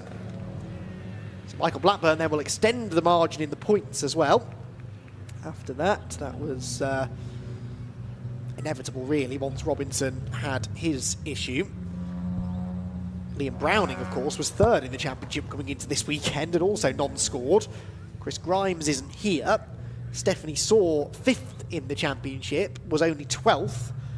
So Paul Dobson, who was 6th in the points coming into this weekend, might now have moved his way into 2nd place in the points. Certainly must be knocking on the door of a top 2 in the points. There's a recovery vehicle heading towards Sunny Inn, which suggests to me that Dan White's car is still there, and there you can see the flatbed truck heading that way as well. So I wonder whether he did end up just parking the car, or is that not Dan White coming towards us now? That looks like number 26, doesn't it? That is one of the vinyl detail liveried cars. So there's another flatbed truck moving now. We don't have another car to recover, do we? From us, Dan Robinson's car is somewhere, but I thought that was on the exit of Sunny. So don't really know where those flatbed trucks were heading, but perhaps they are. I think they were the camera angle deceptive. I think they were going down the access road behind Sunny, and they might now appear coming correct direction around the track. Yes, there we go. So one of them to collect Robinson's car. Is the other one going to collect Dan White, or is Dan White going to get back to the pit lane under his own steam, I wonder?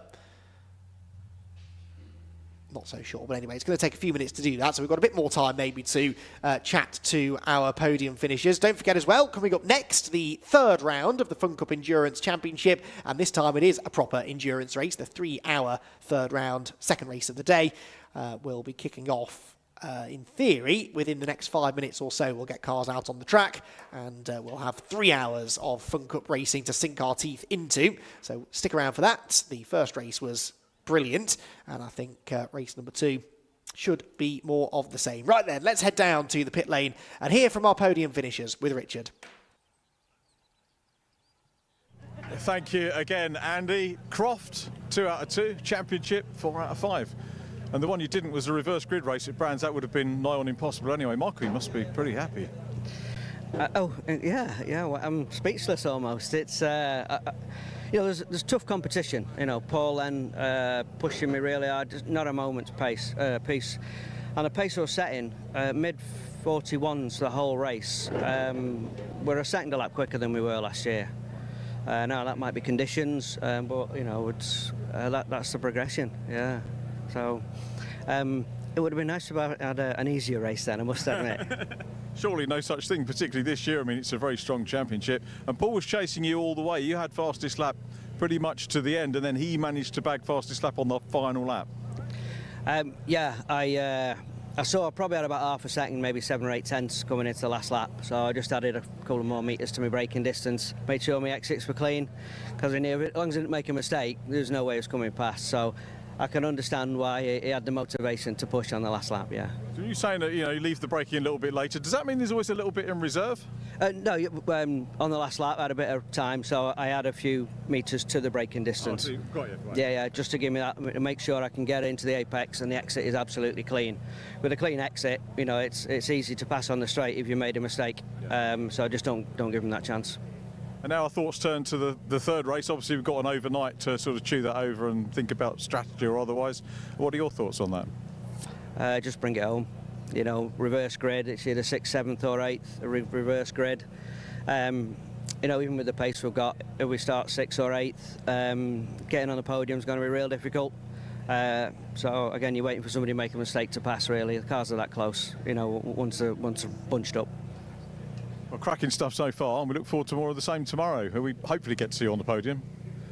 Well done, Michael. Congratulations. Thank you very much. Thank you very much. Well done. Good to see you again. And second position goes to Paul Dobson. Let's get Paul over. Well done, Paul. Thank you very much. Congratulations. Good to see you. And Michael was saying, leaving the braking a little bit later, he felt he had a little bit of a comfort zone over you, but you got the fastest lap on the last lap of the race, so which you obviously didn't know, but but you were obviously trying to reel him in. I was trying to reel him in best I could, but he just doesn't make any mistakes. So he's a hard man to keep up with. But yeah, it was a good race, good race. When you qualify 6th, is there that thought or hope that obviously the hope that you're going to get onto a podium slot over the course of the weekend? Oh yeah, every time. Yeah, you've got to have that in your mind. Definitely, yeah. What changes did you make after qualifying? Were there things that you altered? Is it mindset? Is it mechanical? No, the car seemed okay. We just give it a check over. Everything seemed fine, and just played with the tyre pressure a little bit, but that's about it. But yeah, it seemed good. And as I said to Michael, we've got the reverse grid race to look forward to now. So more overtaking, more passing, more work, and it's not easy company, is it, when you've got the sort of podium drivers around you? No, it's not an easy championship at all. Everyone's so close. It's a cracking little championship. But see what happens in the next race. Andy's done the maths. Andy McKeown in the commentary box. He reckons you might be second in the table now. Oh, fantastic. Yeah, that's good to know. Good to know. Thank you. OK, well, we'll let you get away for your overnight. Thank you very much, Paul. Thanks for chatting to us. And our third place driver, Mark Blunt. And we'll find out what happened. Mark, congratulations on the podium. I didn't see what got you up into third place, so tell us about that first of all. Jamie had a bit of an issue at the hairpin, got slow drive out and then managed to get in front of him. Trying to keep him behind me though. Yeah, very difficult. And again, I was just chatting to Paul when he qualified 6th. You qualified 9th, so a lot of work from you to get up onto the podium. That's well deserved, but a good reward for the end of the day? Definitely, yeah. It's a long time since I've had one of these. Is it? When was the last time? I think it was Snetterton last year, beginning of last year, and then I've just never been able to get on the podium again up until today. Well, I hope you get many more of them. Is there much to do to the car overnight, or are you pretty much happy with it? Put fuel in it.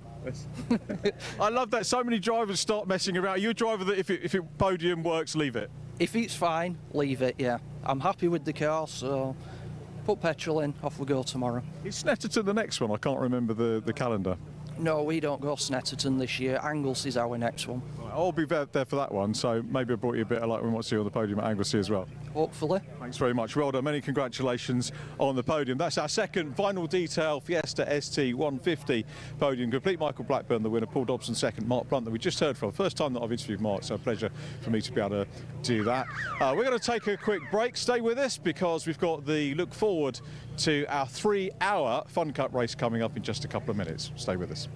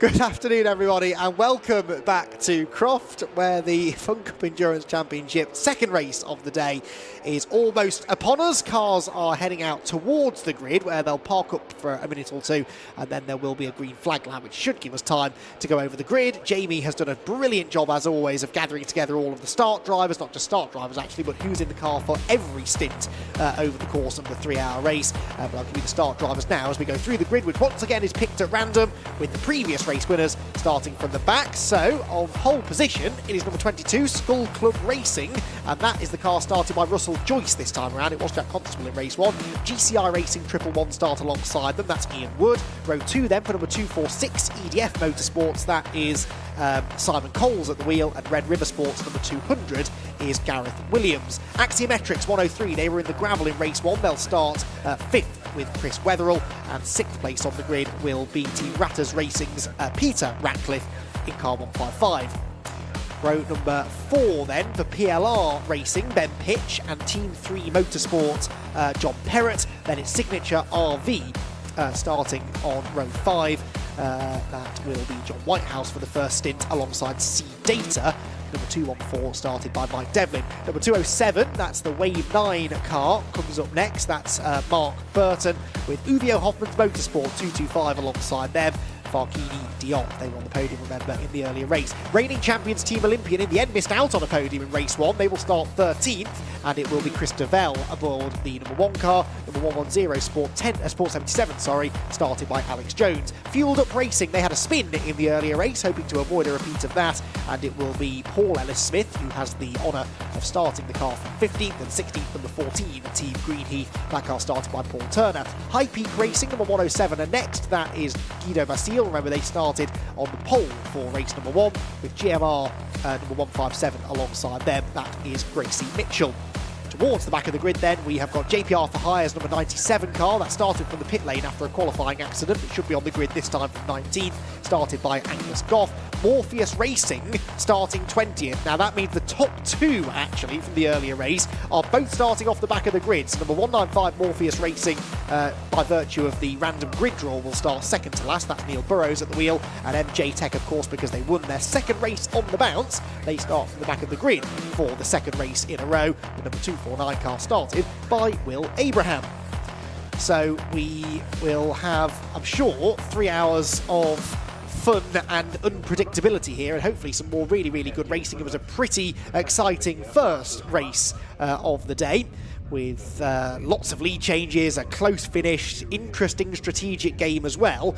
And I wouldn't say that the race was won or lost in the pit lane. Actually, the race was won really fair and square by MJ Tech, because they were just really, really quick. They were quick no matter who was in the car. Scott Jeffs started the car, with Will Abraham taking over for the middle stint, but he actually set a new lap record in chasing down the race leader, Ted Bradbury, who he then overtook and handed the car over to Scott Jeffs in the lead, and Scott never looked back. So, yeah, let's see what happens now in the second race, the third round of the championship, and we're back now to a much more traditional format now, the 3-hour enduro. Andy McEwen in the commentary box. Jamie Peters-Ennis is down in the pit lane, which means that Richard John Neal is relieved of pit lane duties for the rest of the afternoon and can come and join me in the box for what should, Richard, be hopefully a repeat of race 1, but just stretched out over an extra couple of hours. Yeah, I think so. Let's hope it's a hot one, especially for Jamie and his shorts. He said he was regressing his choice of attire for this one, so I said thank you for the line to get us into the show, into the race. So. Yes, Jamie perhaps regretting that. He just needs to move around a bit more. So just a couple of lengths up and down the pit lane, and he'll get through just fine. Lots of the drivers I was chatting to over the lunch break were saying they enjoyed the first race. There was a general feeling that the first few laps of the race were maybe a bit too action-packed, a bit more than they had to be. There were quite a few cars that had damage after the first few laps, and you can't go into this race now, can you, Richard, with that same mindset? You've got to try and remember it's a 3-hour race. There will be safety cars. You've got multiple pit stops, 5 pit stops now to deal with. You can't win it in the first few laps. I beg to differ. They probably think they will. I have seen a couple of these before. Yeah, absolutely right. You have to have that mindset that it is a longer race. You've got to think about the big game for that, and not just for yourself, for the team, the other drivers as well. You know, drivers chip in and play towards it. They're our front runners off the back of it. It's going to be a fascinating opening stint, isn't it, to see how far these guys can get through the field. Amazing what the race winners did in race number 1. But yeah, bigger game in endurance. You've got to not have any of the mistakes. All the elements have to fit together. The driver changes, getting the stint time right, the time when you come in exactly right, and also avoiding damage where necessary. And we've had some very close finishes in these over the years as well, and that could well be the same again after 3 hours of racing. Cars resplendent again, aren't they? Oh yes, and brilliant work done by the teams as well down in the pit lane. It's been a fairly short lunch break for them really, but they have spent most of that lunch break trying to ensure that the cars are fettled and put back together for race number 2. And we will have hopefully a clean start, no more repair work needed, and yeah, the teams will be watching on with bated breath now as the cars make their way around towards the end of the lap. I'm going to throw you under the bus, Richard. You've got maybe 30 seconds before the race starts. Who's your winner? Scott Jeffs. Again, 3 in a row. I reckon it'll be 3 in a row. I don't know, and you'll tell me how long it's been since we've had 3 winners on the bounce. But I just think the pace that they showed to do what they did from the back of the grid in an hour, and the fact that they had the pace, they've got the lap record, they came through with the right stop strategy. Barring any issues, we could have a mechanical failure, could have someone maybe make a little bit of contact. I think that those guys are going to do it. 2015, to answer your question. No Sherrodice UK, Marcus Clutton part of the driver lineup, I seem to recall. Donington Park, and both races at Anglesey they won, obviously across 2 events. So yeah, it's been a long time since we had, and that might be the only other time actually that we've had 3 races in a row won by the same team. If it becomes relevant at the end, we'll double check that, but for now, it is all about the start and getting through Clervaux corner in one piece. 2 by 2 we run then to the line, and it is the number 22 car that starts from pole position of Russell Joyce. On the right, 111 GCI Racing. Can GCI Racing sweep round the outside of Russell into the corner in which his teammate Jack Constable went off in the earlier race? They're almost 3 wide into turn 1. Sailing round the outside goes GCI and Red River Sport, who are sideways. There's a little bit of a tap in the tail to the 103, and that is Uvio. Uvio through the gravel trap. Hopefully that hasn't damaged the splitter. They've done well to get out the other side. Farkini is at the wheel for the first stint of the race, and that was not the ideal start to his race, but Richard, I think that front splitter is still intact. That's good news. Yeah, let's hope so. I guess, you're gonna, if you can survive that on the first turn, then that might be indicative of the way that fortune is going to go over the course of this race. But it's GCI out front as they go into Tower for the first time. Always a lovely sight when they get going, isn't it? All bunched together. Already got the runners going through, making progress. MJ Tech Racing, and again, sorry, I've normally put the curse of the commentator on you for tipping you to win. Apologise if that goes wrong. I just don't think somehow it will. It all looks very measured so far. Well, that's why I asked you before you could ask me, Richard, because... who are you going for? Are you going the same? This race is starting now. It wouldn't be fair of me to make a prediction at this point, would it? So, moving swiftly on. I have a history of putting the curse of the commentator on people, and I quite like people in the Fun Cup paddock. I don't want to upset them. GCI Racing lead the way. It is EDF in second place. The 103 there slipping up the inside of Russell Joyce for third. Caught a glimpse there of Morpheus. That's Neil Burrows, remember, at the wheel of the multicoloured car. That started from the back row of the grid alongside the MJ Tech car of Will Abraham, so both of the top 2 from the early race having to come from the back of the grid. That's not the way it normally works. It just so happens that Morpheus didn't get a great grid draw. PLR, though, are closer to the front in this one. We never really spoke much about PLR Racing in race number 1, Richard, because they got drawn at the back, and in such a short race, they just didn't have the time to get to the front. Getting to the front, meanwhile, is what EDF are trying to do around the outside of GCI Racing, but couldn't quite do it through Clervaux. Yeah, what was it we said about taking it easy off the start? No cut and thrust at the start of these races. And yeah, once you get your racing head on, that is it, isn't it? It is, certainly. So out onto the back straight we go then. Who's in that EDF car? It is Simon Coles, who pulls up alongside the 111 of Ian Wood. Outside line into Tower. Doesn't matter, he's cleared him already, so that's a lead change. And into the front of the field goes the EDF number 246 car. Round Tower corner we go. There's the Morpheus Motorsport machine. That is really on a charge, isn't it, with Neil Burrows? Where is Will Abraham? I don't think he's made quite the same sort of scorching progress on the opening lap that his teammate Scott Jeffs did in the opening race. Actually, no, maybe not. There he is. He's only a couple of places behind the Morpheus machine, as the Ratters racing car is already starting to fall apart. It didn't take long in race 1 for them to damage the front splitter, and they've continued in the same vein in race 2. Yeah, it could be some more gaffer tape, but they have fixed the car. If you remember, that was the one that had the swathes of gaffer tape on the near side as they went out, but all sorted out now and fit and raring to go, and about to be Morpheus at the moment. There he goes down the inside, not quite there. Uvio Hoffman making up positions as well after the trip through the gravel. These early stages, of course, you want to make up as much time as you can before the field gets strung out, really. Indeed you do, and more progress made by Morpheus. Every time they get past a car, MJ Tech seem to do the same thing. It's a three-way battle out in front at the moment. EDF, GCI and Axiometrics. PLR Racing trying to move up into fourth ahead of Skull Club, which they do. The then pitch-driven PLR Racing car for the opening stint. Rounds Hawthorne corner, but yeah, good to see PLR mixing it near the front of the field again. It's what we like to see. One of the veteran teams of Fun Cup Endurance Racing competition. Still just as quick as ever. Can they bridge that gap now, though, to the top three? That's the question.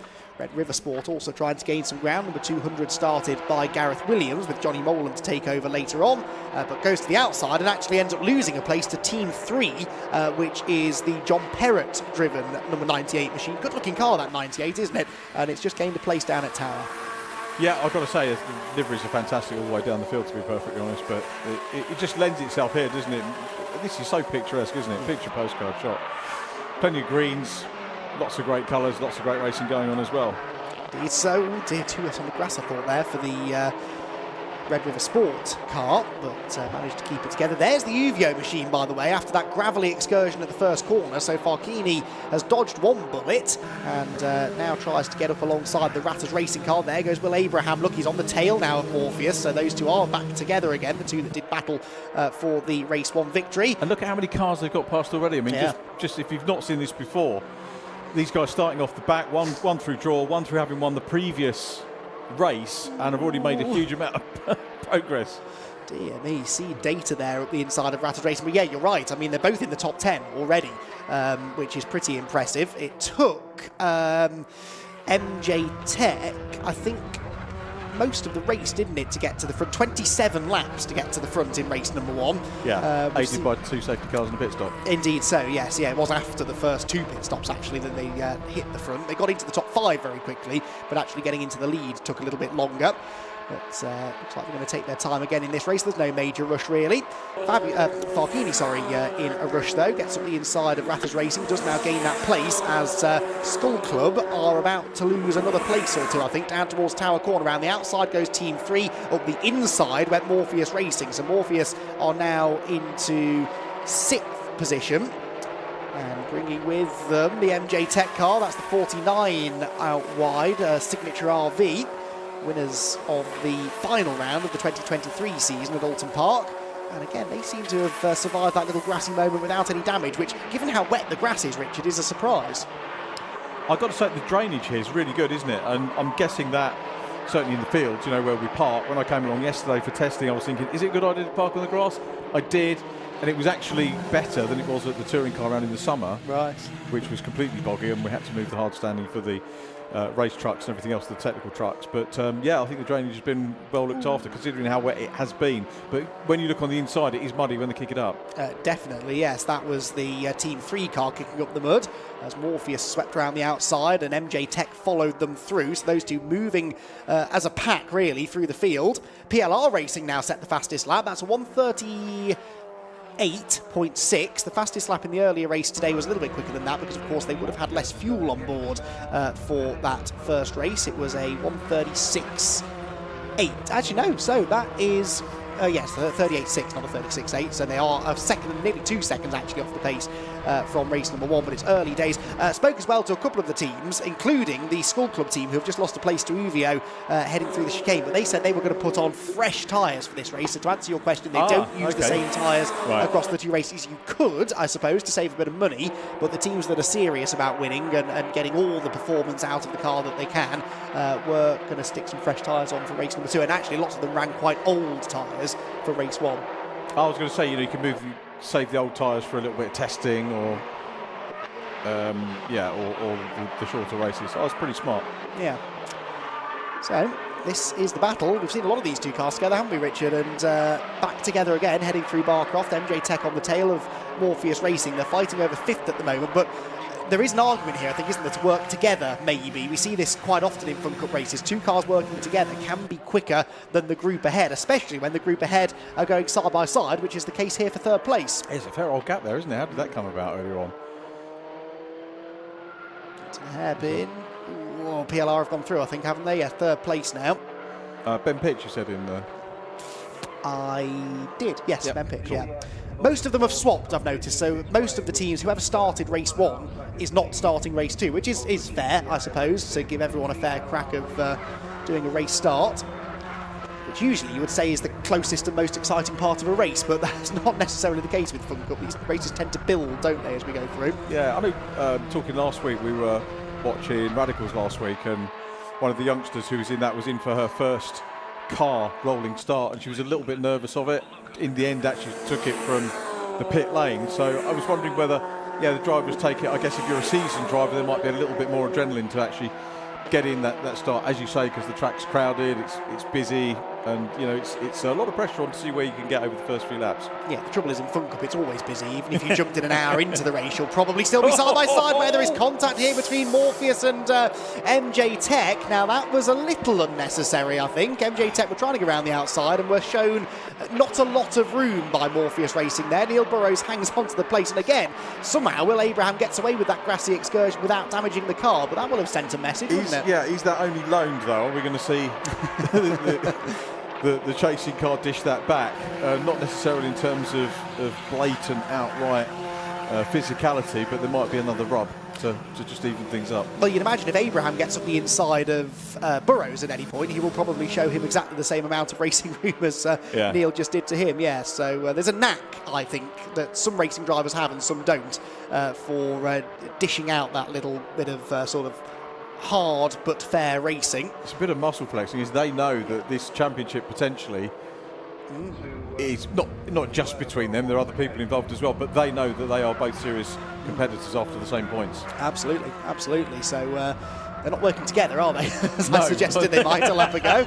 I see what you mean about your predictions, yeah, that's right. I must say that every race, and I'm wasting my breath every time. It never happens. Anyway, Uvio have now set the fastest lap. That is a 38.2, but full fuel loads, like I said, and new tyres, not always quicker tyres actually, because of course in the dry conditions they run a semi-slick, so there's a bit more tread on the tyre at this stage. Actually, as that wears out, it sometimes gets a bit faster in dry conditions. Move there for 3rd place. Ben Pitch can't really get the better of Chris Wetherill, can he? He's finally found a way back through, but the last time he passed Chris got him straight back again pretty much a lap after, so we'll see whether that stays the same now. But PLR into 3rd, but about 3.5 seconds adrift of the top 2. And as you mentioned earlier on, these two closing in, they're sort of battling with each other as well. But our previous race winner, biding his time maybe a little bit. Maybe he is thinking, I'll use the draft for a bit, use it for a couple of laps, just settle down, and then we'll get back on with the business of perhaps getting in front, maybe when they close up on the podium battlers. But they've got Uvio Hoffman behind them, and they're closing up with the fastest lap. Well, what Will Abraham's learned is that Neil Burrows doesn't want to let him through. So maybe it's better just to sit behind and log some laps. They will be quick if they just run nose to tail, and he doesn't need to go through if it's going to be worth a big risk. So perhaps that is what Will Abraham is deciding to do now. Will, one of many youngsters these days who come and race in the Fun Cup. That's been a big change, I'd say, in the years that I've been involved in the championship. The average age of the grid has definitely dropped over the last 4 or 5 years. Lots of youngsters sometimes coming straight out of karting into the Fun Cup, which would have been unheard of 6 or 7 years ago. But it really, they've now learnt, I think, that these cars drive quite similarly to go-karts. That's what they all say when they come out of karting. They say it just feels like a big go-kart, rear-wheel drive, lightweight, mid-engine, centrally seated. So it does feel like a go-kart, and a lot of the karters seem to take to this quite quickly.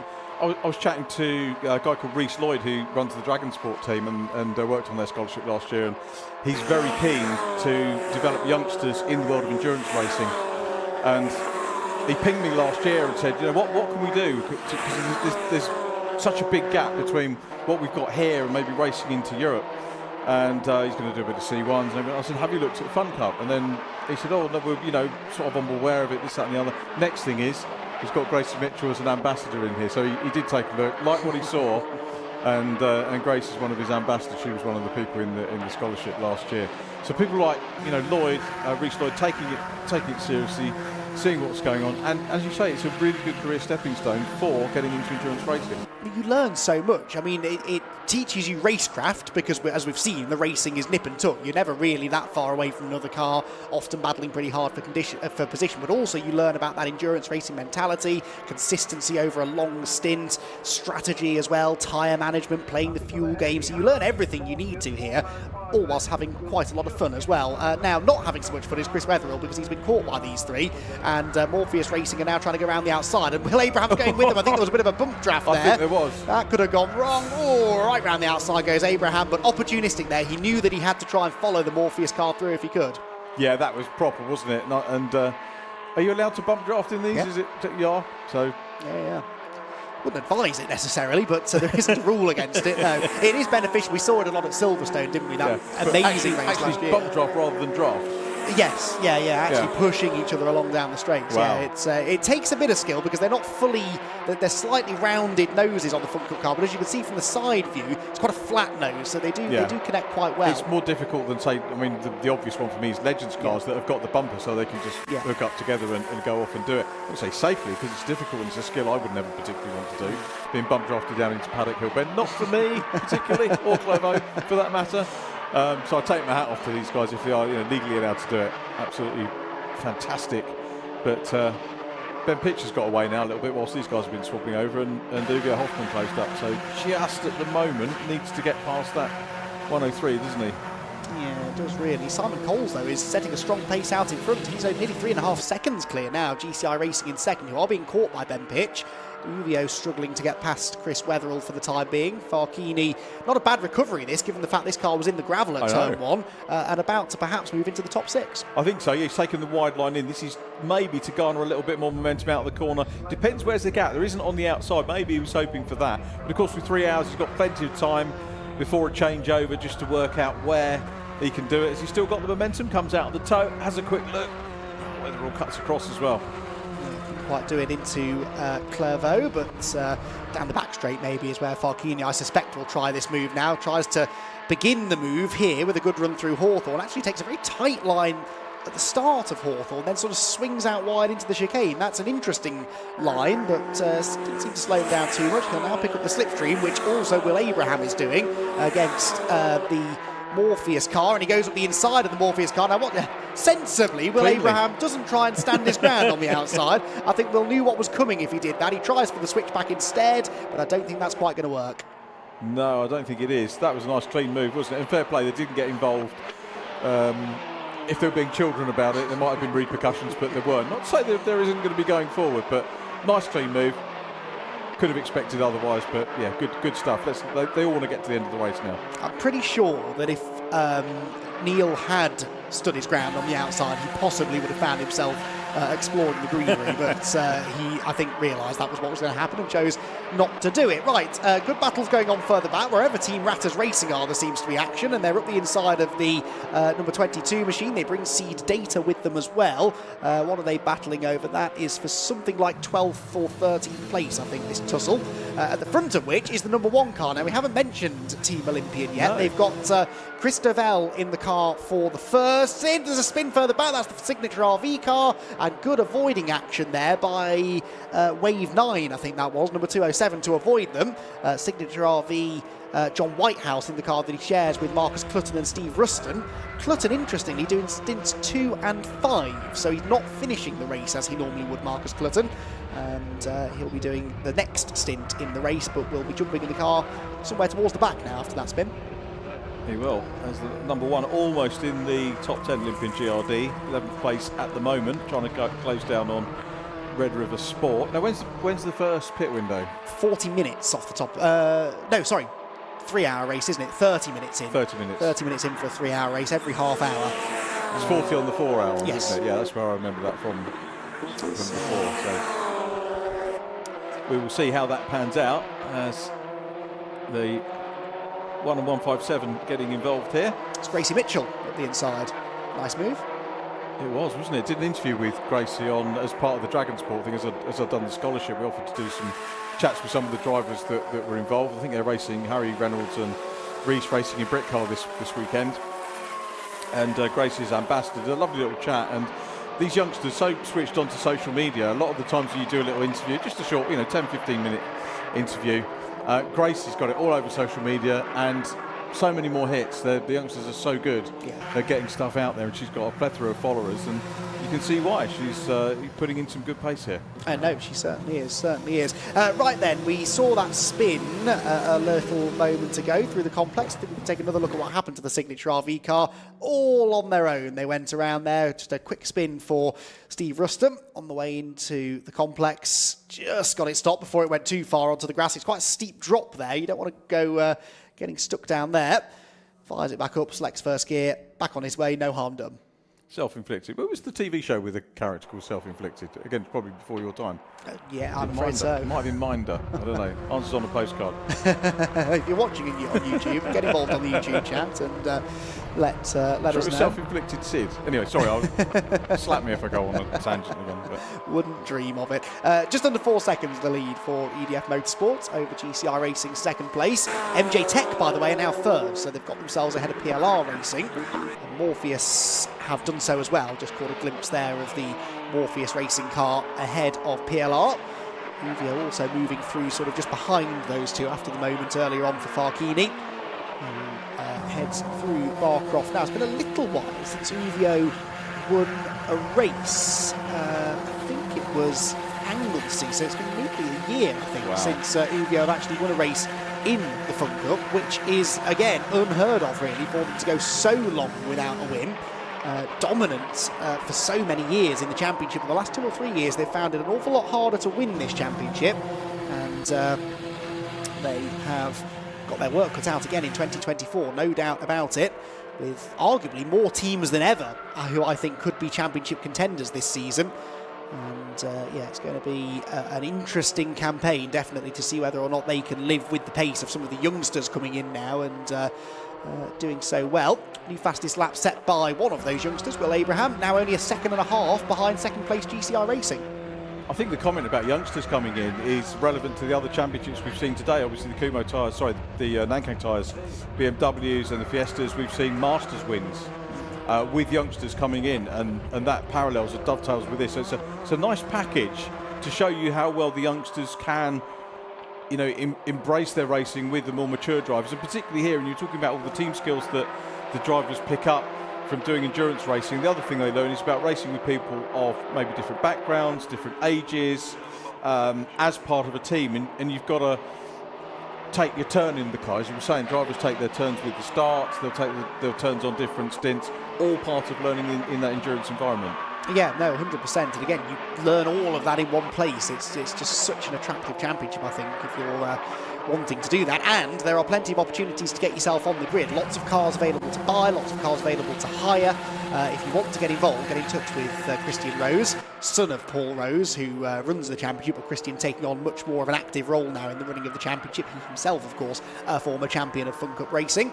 And yeah, get in touch with Christian, head over to the website. You might be watching on the website right now, because all of the races are broadcast live, not only on the Brscc YouTube channel, but also on the Fun Cup website. So make sure you keep checking on the website, give them a follow on the social media as well. And to enjoy again and again and again. Exactly so, which I have done a few times. A few of the particularly good races I go back and re-watch, with the sound muted, of course. I wouldn't inflict that sort of pain upon myself. I've listened to myself drone on all day once, I don't need to do it again, but the races, well worth watching back. That Silverstone race from last year, I think I've watched that about 3 times now, and still probably can't remember everything that happened in it. It was a terrific 4 hours of racing on that occasion. And many of the teams who were at the forefront of that race looking likely to be so again here today. I think so. Alpha giving us some great visuals again. Love that shot of Farkini going in towards Hawthorne. It's absolutely brilliant. Now he's going to make the dive down the inside, makes the place. So Farkini up another position. The other one was a lovely side-on shot we saw around about 3/4 of a lap ago from the outside, and you could actually see Farkini working the wheel. You don't see that visual too often in much car racing coverage, because people are well inside the car. But I mean, these guys are in the middle. Yeah. But it was a fantastic shot. You can really see it sometimes through here as well, through Barcroft. You can see the handler just working away on the wheel. There you go. Look, as the 103 turns in. Good camera work from our camera operator over at probably the most exciting part of the circuit, isn't it, really? Jim Clark S's Barcroft, and then braking whilst turning into sunny. Very difficult part of the circuit. A few people out in earlier races, and in fact in the first Fun Cup race as well, we had some issues up at Sunny. There's Christovelle, so the number 1 car is now 12th position, nearly half a minute off the lead, but the Olympian have an interesting driver lineup because you've got Riley Phillips and Simon Rudd, who are as quick as anyone. Christovelle, by his own admission, is not quite on their pace, but is still out there and deserves to get as much seat time as he can. Giving him the opening stint of the race, they do this quite often in the hope that they then get a safety car. So he might lose time in the first stint, but then the safety car comes out, they all close in, and then they've got their quicker drivers in. So they run to more of a kind of Pro-Am style setting with their drivers, as opposed to perhaps Morpheus Racing or MJ Tech, for example, who have just 2 out-and-out pro drivers. But it's interesting to see how they make this strategy work, because it does work. They won the championship last year, and we'll wait and see if those safety cars come into play and help them out again today. Saw Lawrence Davies sticking his head over there. Do we know which team Lawrence is looking? Obviously, it's a different car this year.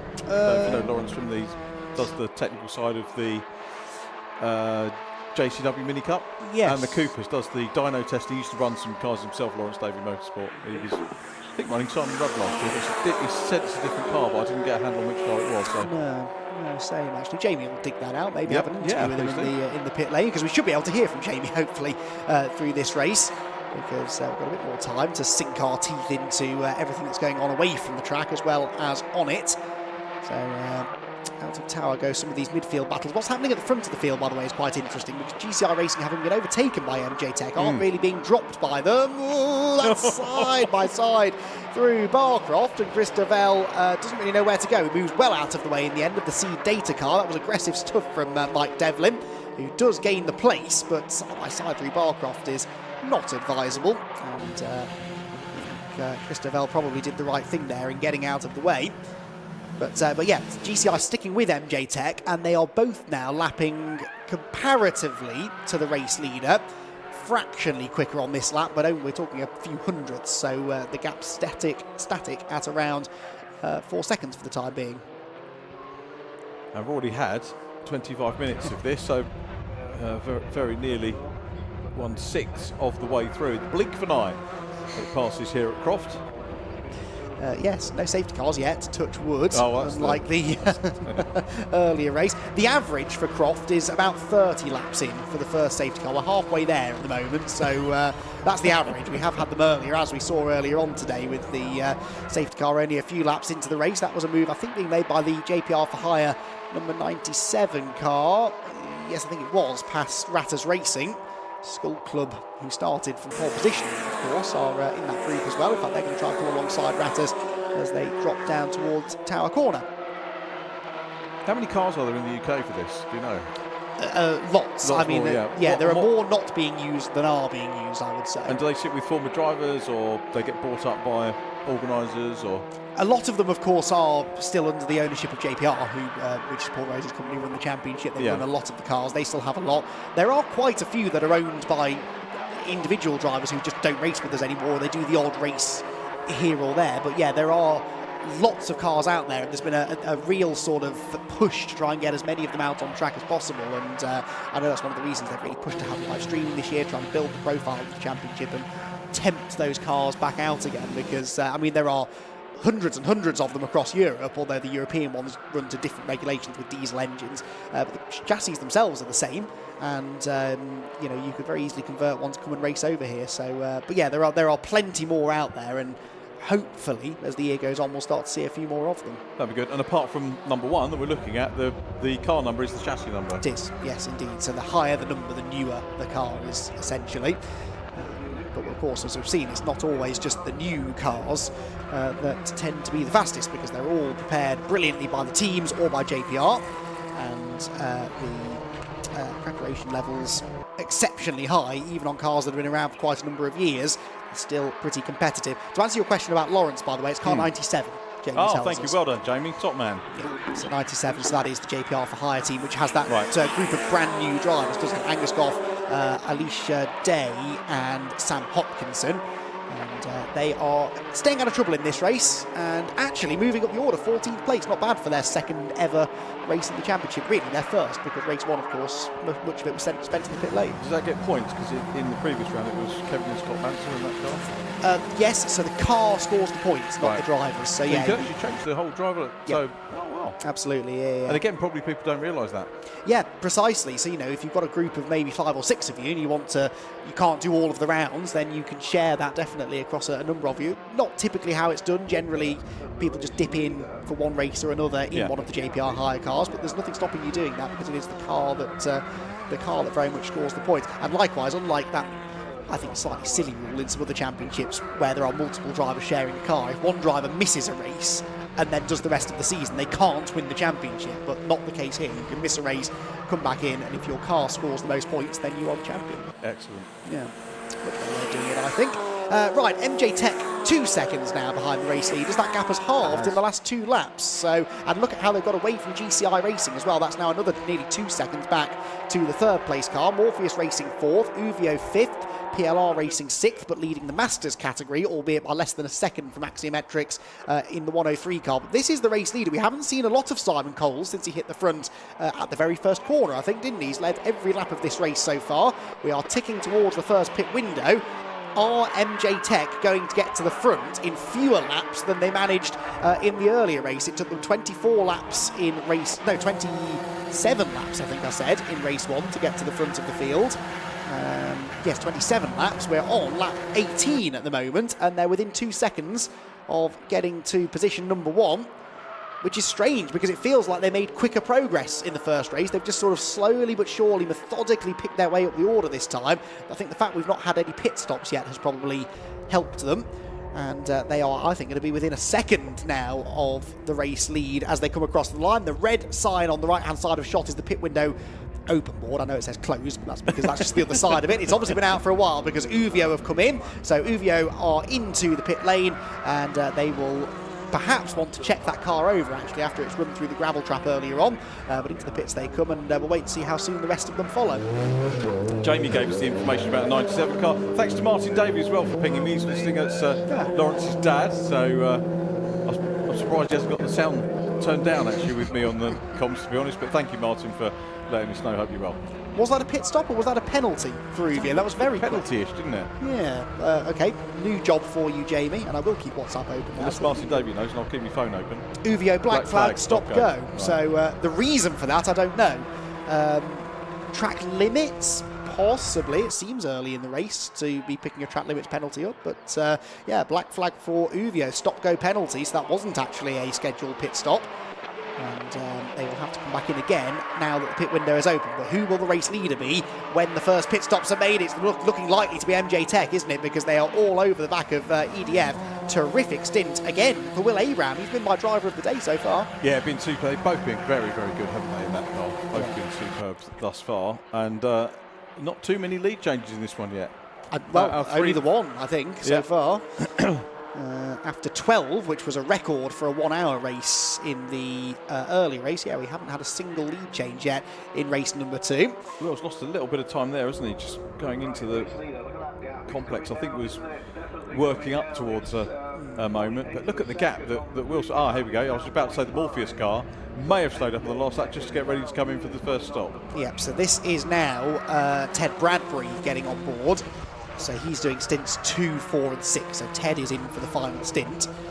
Makes sense. He's been the quicker of the two, although not a lot to choose between them, but definitely he's had a little bit of pace over Neil Burrows, who has done a decent first stint nonetheless. Now, tell a lie. Ted isn't doing stints 2, 4 and 5. He's doing stints 2, 5 and 6. He is double stinting at the end of the race, Ted Bradbury. As here we have the lead change down at Tower Corner. MJ Tech up the inside and ahead of EDF Motorsport. So if they stay there to the line, that will be 20 laps that it took them to hit the front. And that is 7 fewer than in race number 1. This is the team to beat today, I think, isn't it? That's amazing, isn't it? And this is the 3-hour one, so no question of pacing themselves. Well, they are pacing themselves, but in terms of you're not going to temper the drive and get to the front as quickly as possible. Got the pace, and at the moment, fairly glad that I tipped them for the win. Oh, that is far too early to be counting your chickens just yet. It's a bit of a Man City prediction, though, isn't it? You know, who's going to... Oh, Man City. Are they winning a lot at the moment? A glory boy, isn't it? Oh, I see. Glory boy thing, isn't it? Right. That's that football game, is it? That you're not into that, no. No, not my sport, unfortunately. Living in Merseyside, vaguely, you'd think that I'd have at least a passing interest, but no, not really. Anyway, yes, they are looking strong, aren't they? But 3 wins in a row is going to take a lot of doing, and there's a lot that can go wrong in 2.5 hours of racing, so not tempting fate, but so far putting themselves in a good position. They hope to do what they did at Alton Park. They hit the front quite early at Alton Park and led the majority of the race, so can they now do the same thing again here at Croft? EDF go through in second place. In comes Axiometrics, and that's from 4th position. PLR Racing 5th spot. Uvio having made that stop-go penalty. It was for track limits, by the way, the penalty that they were given. Jamie tells us the track limits are reset at the end of every stint. So every pit window, the track limits are reset. So if you're on your final warning, but then you hand the car over to somebody else, the next driver doesn't inherit the penalty, essentially, which I think, again, is a very sensible way of doing it. George Grant done this yet? No. And so now... So he's here. What is he doing? He's here and he's not in a racing car. Which is rare. Normally he's in 3. Yeah, hello, George. Yeah, I'm in 3 cars in Fun Cup. Well, good old Nigel Greenstall's raced in 2 cars in the same race and has been on the podium twice in the same race by doing that, which was quite unique. I forget where he did that now. Jamie will probably remind me. But yeah, he did manage to do that. But no Nigel at the moment in Fun Cup either, which is a crying shame. Off racing historic F1 cars or something, probably. But, his name came up in a music conversation I had the other day. It was a racing music conversation. I've done an interview with a drummer who used to race. And yeah, his name came up, and I can't remember who his contact is, but I think he's into his music as well. Right. Let's find out who that is. And who was the drummer? A guy called Simon Phillips. He's probably the world's best-known session drummer in rock music, going back from the 70s, and raced in Formula Ford back in the late 1980s, 90s. And he was the band that you will have heard of, I hope, that he spent 20 odd years with was Toto, American band. Oh, really? Toto, yeah, he was. He was with them, but extremely amazing job. I was listening to some of his latest work. He's 67 now, and he's playing as well as ever. Really? Fantastic stuff. Yeah, we're going to put the programme out on the interview on Downsport, on Downforce Radio. Yes. And as it's a sort of racing tie-in, and yeah, for a long story I won't go into, not appropriate for, not relevant to Fun Cup, but yes, super guy.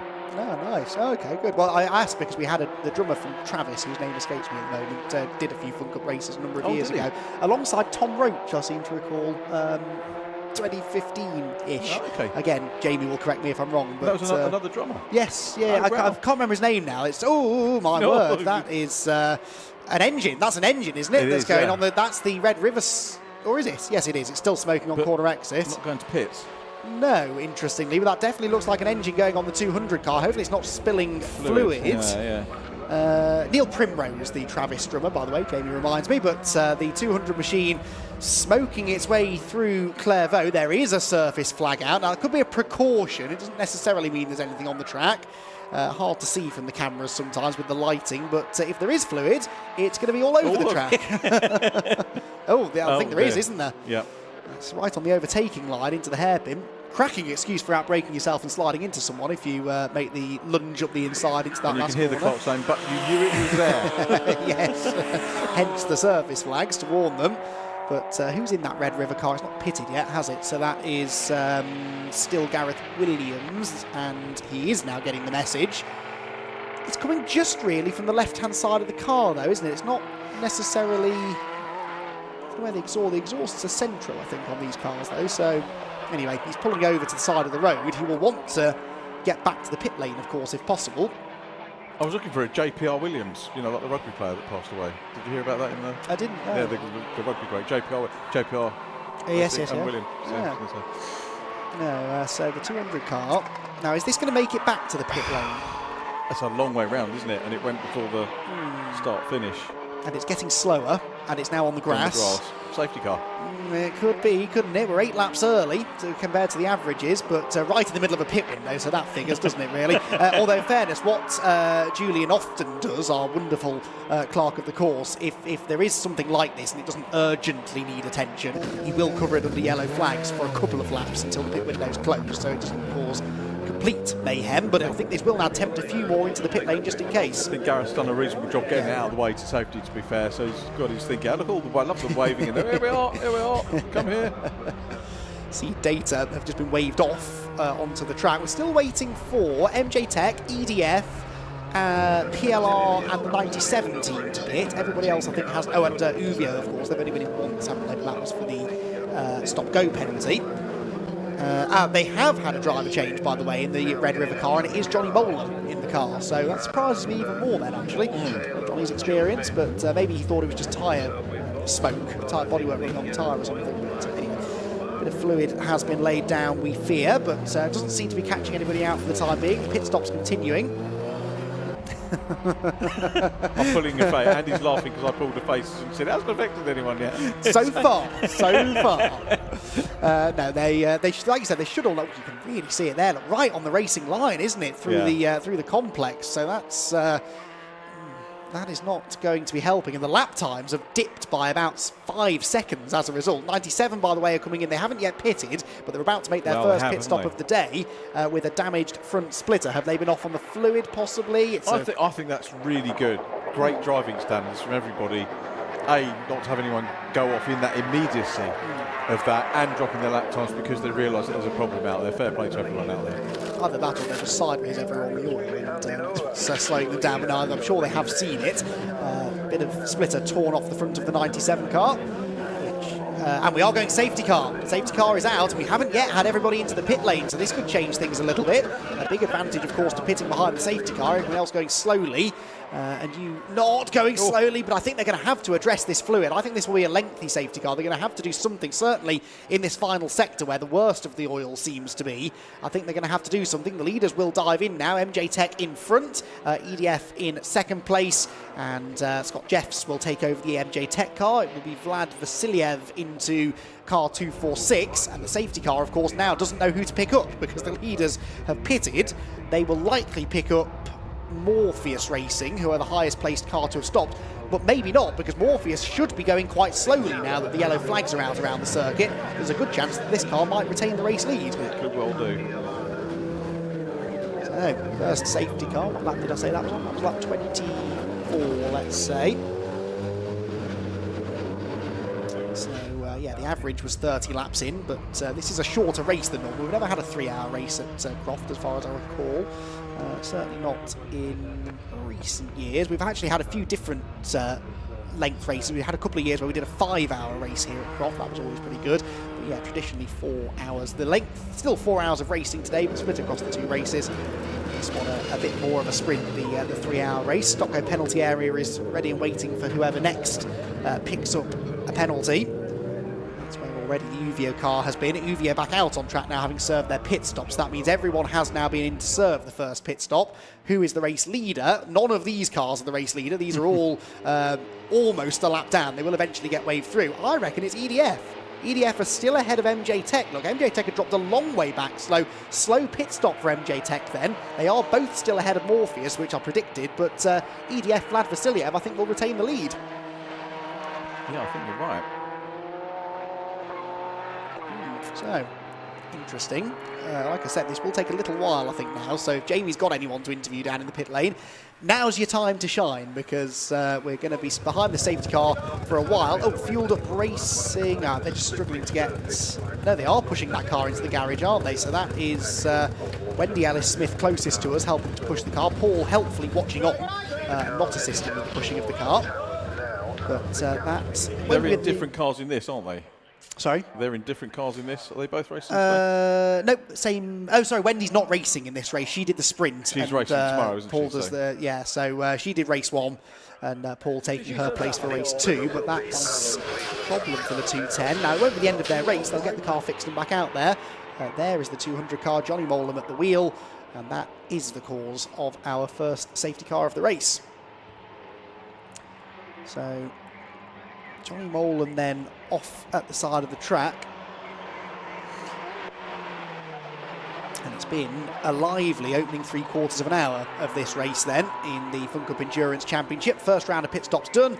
We're behind safety car for the first time. So let's take a look, shall we, at some of the highlights so far. Well, the race started with the Skull Club racing car of Russell Joyce on pole position, GCI racing alongside, and Russell was pretty tentative into the first quarter, probably because he had Simon Coles trying to attack him from behind, and it was GCI who held the early advantage. Red River Sport tried to hang tough around the outside, couldn't quite find the space, nor could Farkini in the Uvio car, bouncing across the gravel trap, and he dropped down the order, but immediately set about picking his way back through the field, whilst at the front of the pack, GCI Racing did lose the lead eventually to Simon Coles, not at Clairvaux though, as the GCI Racing machine, driven at the start of the race by Ian Wood, got its elbows out to hold on out in front. See, Data attempted a move on Ratters Racing at the hairpin. It didn't take Ratters Racing long to damage the front of their car. That splitter still hanging loose, I believe, even after the first round of pit stops. Moving through the field together, though, were Morpheus Racing and MJ Tech. The top two from race 1 started as the last two on the grid for race 2, and were moving through the field nose to tail. Ben Pitch had a solid opening stint for PLR Racing. They're getting up the inside of the axiometrics, and MJ Tech wanted to try and get ahead of Morpheus Racing, but Neil Burrows was having none of it. He levered Will Abraham onto the grass coming round Tower, and that was not the end of that battle. Eventually the place would change hands with a nice lunge up the inside into Tower. Same true there with Ben Pitch, who got past the axiometrics car for a second time at Tower, whilst eventually Will Abraham did get the better of Neil Burrows and would eventually start to pull away from him into what became the race lead. He was chasing after PLR Racing first. There was a spin for Signature RVs, good avoiding action from the car behind them, but that car was able to fire back up and rejoin without any damage and without too much of a loss of time. At the head of the field, GCI Racing were caught by the 249 machine, and Will Abraham managed to get up another position and then set about chasing after EDF Motorsports. It was a brilliant opening stint from Simon Coles to get to the lead and pull at one point a 4-second advantage, but that did slowly get eaten into by the charging Will Abraham. Uvio were also bouncing back after their gravelly excursion. Farkini up the inside of Ben Pitch at Tower, which has, as usual, proven to be the best place to overtake around the Croft circuit. Olympian have gone for a different strategy this time around, putting Chris Devell in for the opening stint. Here he was trying to fend off the Seed Data car. A pretty lively moment there as Mike Devlin got up the inside through Barcroft and made the move stick at Sunny. For the lead, MJ Tech got to the front. They got there significantly quicker than they did in the first race, just before the pit window opened, and just after making a pit stop, the Red River Sport number 200's engine expired spectacularly. Johnny Molan, though, drove nearly a full lap with fluid pouring from the back of the car before parking it up at Barcroft. The safety car, therefore, has been scrambled not only to recover the car, but also to put a load of cement dust down on the track and try to make the track a little bit more raceable, because it was getting very sketchy, particularly in that final complex of corners where the worst of the oil had been dumped. So, whilst we are behind safety car, there were two cars that ran into mechanical problems at a similar point. One was the number 200, the other was the 210 Fueled Up Racing, and I believe Jamie's got some news on that one.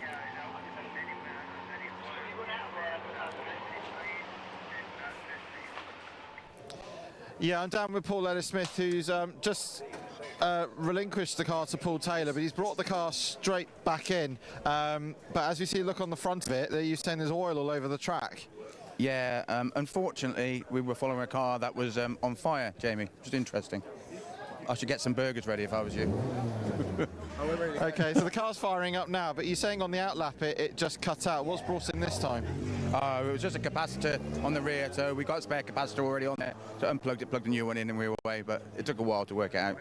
Okay, well, hopefully you can still pick up some decent points. Oh, we're here to have fun, Jamie. We've been in the beer tent, we're racing. What more do you want? All right, excellent. Thanks a lot, Paul.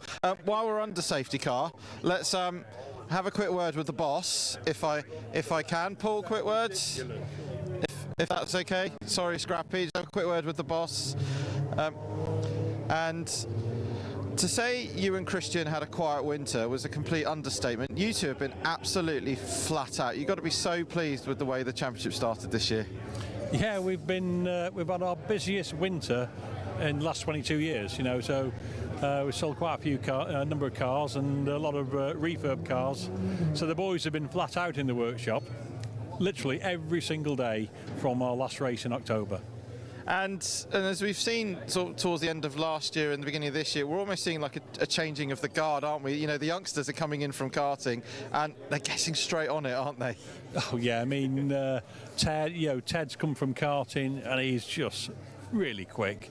Gracie in the 157 car, she's quicker than Rob, a co-driver, and Rob's, he's a quick guy. So yeah, Gracie's done well. She hasn't even got a driving licence, And thoughts for this weekend? There's a different format, back to sprint and endurance. It's a format it's becoming more and more popular, isn't it now? Yeah, it is. The 1 hour sprint, it just mixes things up a little bit, but they're supposed to look after the cars in that 1 hour sprint, and we didn't get much of that this year. But yeah, the race is going well. I think we've got 20 cars running out to the 21, and just watch your back because there's a car coming in now. And yeah, we'll come this side. It's just being recovered in now. Yeah, thanks a lot, Paul. That's Paul Rose from the JPR concern. We've got Gareth Williams who stood here as well. It's not ideal, is it? No, it's a shame. It's a real shame. Been going pretty well. I managed to not lose too many places, and then we have Johnny to the rescue. But we've got a crash. Yeah, not a crash. We've got a no finish today. So. And you're in for the bulk of the year, aren't you? Because you enjoyed it so much last year, and you learned so much as well. Yeah, I mean, the last year I was just trying to keep out the way, which in one race I didn't manage to. But this year I feel I'm actually participating. So loving it. And we got a third in the Masters. Yeah, that's so good. And as they say, I think you're in for the bulk of the year. We know Johnny can't do a couple because of other commitments, but nevertheless, your goal is to get Masters podium and some decent points as well. Absolutely. My friend Bonnie Grimes is joining as well, so yeah, it'll be a fun summer. Fantastic. Thanks a lot, Gareth. That was Gareth Williams from Red River Sport. As we see, it's just been wheeled into the garage now. I had Johnny Molan behind the wheel, so the team will have a look at that, and hopefully, if they can, fix whatever the problem is, if it is repairable, and get the car back out. But for now, it's back to Andy McKeown and Richard John Neal. Thanks, Jamie. Well, whilst that's been going on, work being done to the track. You can see there the cement dust that's been laid down through the final sector, but we're well into now, 2/3 of the way into this second stint of the race, which means that we are 10 minutes away from the pit window opening for a second time and about 20 minutes away from it closing. So in other words, the drivers in the cars now can only have a maximum of another 20 minutes in the car before they hand over, and that's not great news, Richard, for teams such as Team Olympian and Skull Club Racing, who I made the point earlier on, there is the Skull Club car actually, had put their slower driver in, if you like, for the first stint in the hope that they'd then get a safety car and sort of be able to gain time in the second half of the second stint of the race. But actually, we're not really going to get much of a second stint, are we? No, that's right. You can't legislate. I'm sure they come to you and ask, when's the safety car most likely to come out, Andy, at Croft? You've got the stats. And did you tell them that it was going to be the second stint? When a safety car, yes. my lips were sealed, and to my knowledge, no one else has access to this spreadsheet. So, yeah, I'm not sure. But you see, the clever teams would have looked this stuff up, wouldn't they? So, Is it online? Have you got it all online, all this kind of stuff? No, but I can be hired for a very reasonable price to supply the data. Or it's all on TSL timing, but and you can't legislate. Seriously, though, you can't legislate, can you? When the safety cars are going to come out. So it is nice to be able to perhaps try and guess or at least get an average. And I know the likes of Paul Truswell, who work as endurance racing strategists, would probably use that information, certainly in terms of an overall plan, but it's not something that you can predict exactly when they're going to come out. But it has fallen. The drivers that where you've put a quicker driver out for this stint, they have lost out. But the thing we know from the 3 hour race is that it could all overturn anyway in the rest of the day. Indeed so. So the safety car then out still, and EDF Motorsports have the lead. So that worked out quite well for them, didn't it? A really good pit stop, either a really good pit stop for them or a slow stop for MJ Tech. I'm not so sure. Don't know whether maybe we can hear from Will Abraham and find out why they seemed to lose a handful of seconds there, but because of the timing of the safety car, they managed to stay ahead of Morpheus Racing. Ted Bradbury in the car, and again, losing valuable Ted Bradbury time, aren't they, that team, really, when they did look set for him to come charging through. GCI Racing 4th, PLR Racing in 5th position.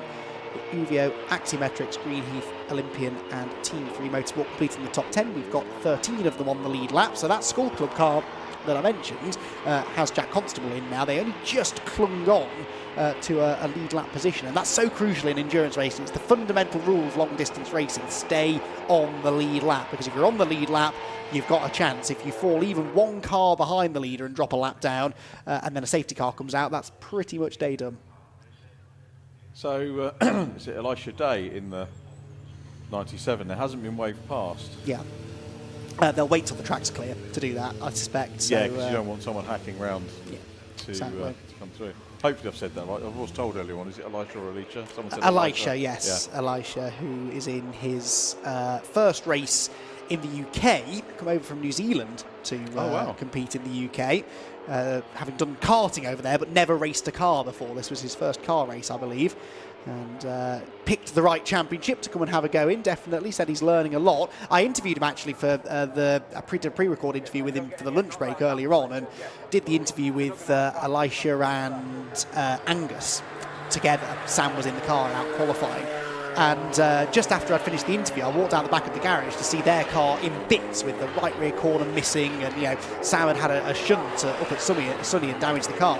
And Elisha told me he'd found out that the car had been badly damaged just before I did the interview with him, and I never would have known. He never let on that the car might be damaged, and at the time they were worried they'd even get out for the race at all, and never would have known. So for someone so young, and again not experienced with this sort of stuff, as far as I know, no media training, but he kept his lips sealed and did not let on that he was concerned or upset at all. So yeah, very impressed with that. Do you know what his path was to get here? I mean, obviously come over from New Zealand because Europe is particularly strong motorsport-wise, and there's racing going on at this time of the year, whereas there's slightly less going on down there. But do you know what brought him into Fun Cup? No, well, he I think had a contact who had done Fun Cup before, and sort of a bit like you were saying, recommended it to driver him. Management or something like that. Yeah. It's a great call.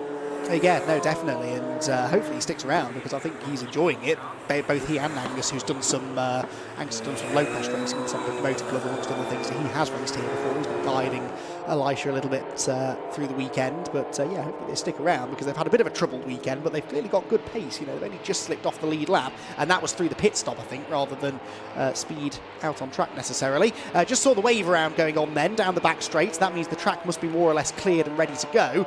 Julian will probably give us a lap for everybody to catch back up, and then try and get the race back underway again. Set fastest laps under the safety car.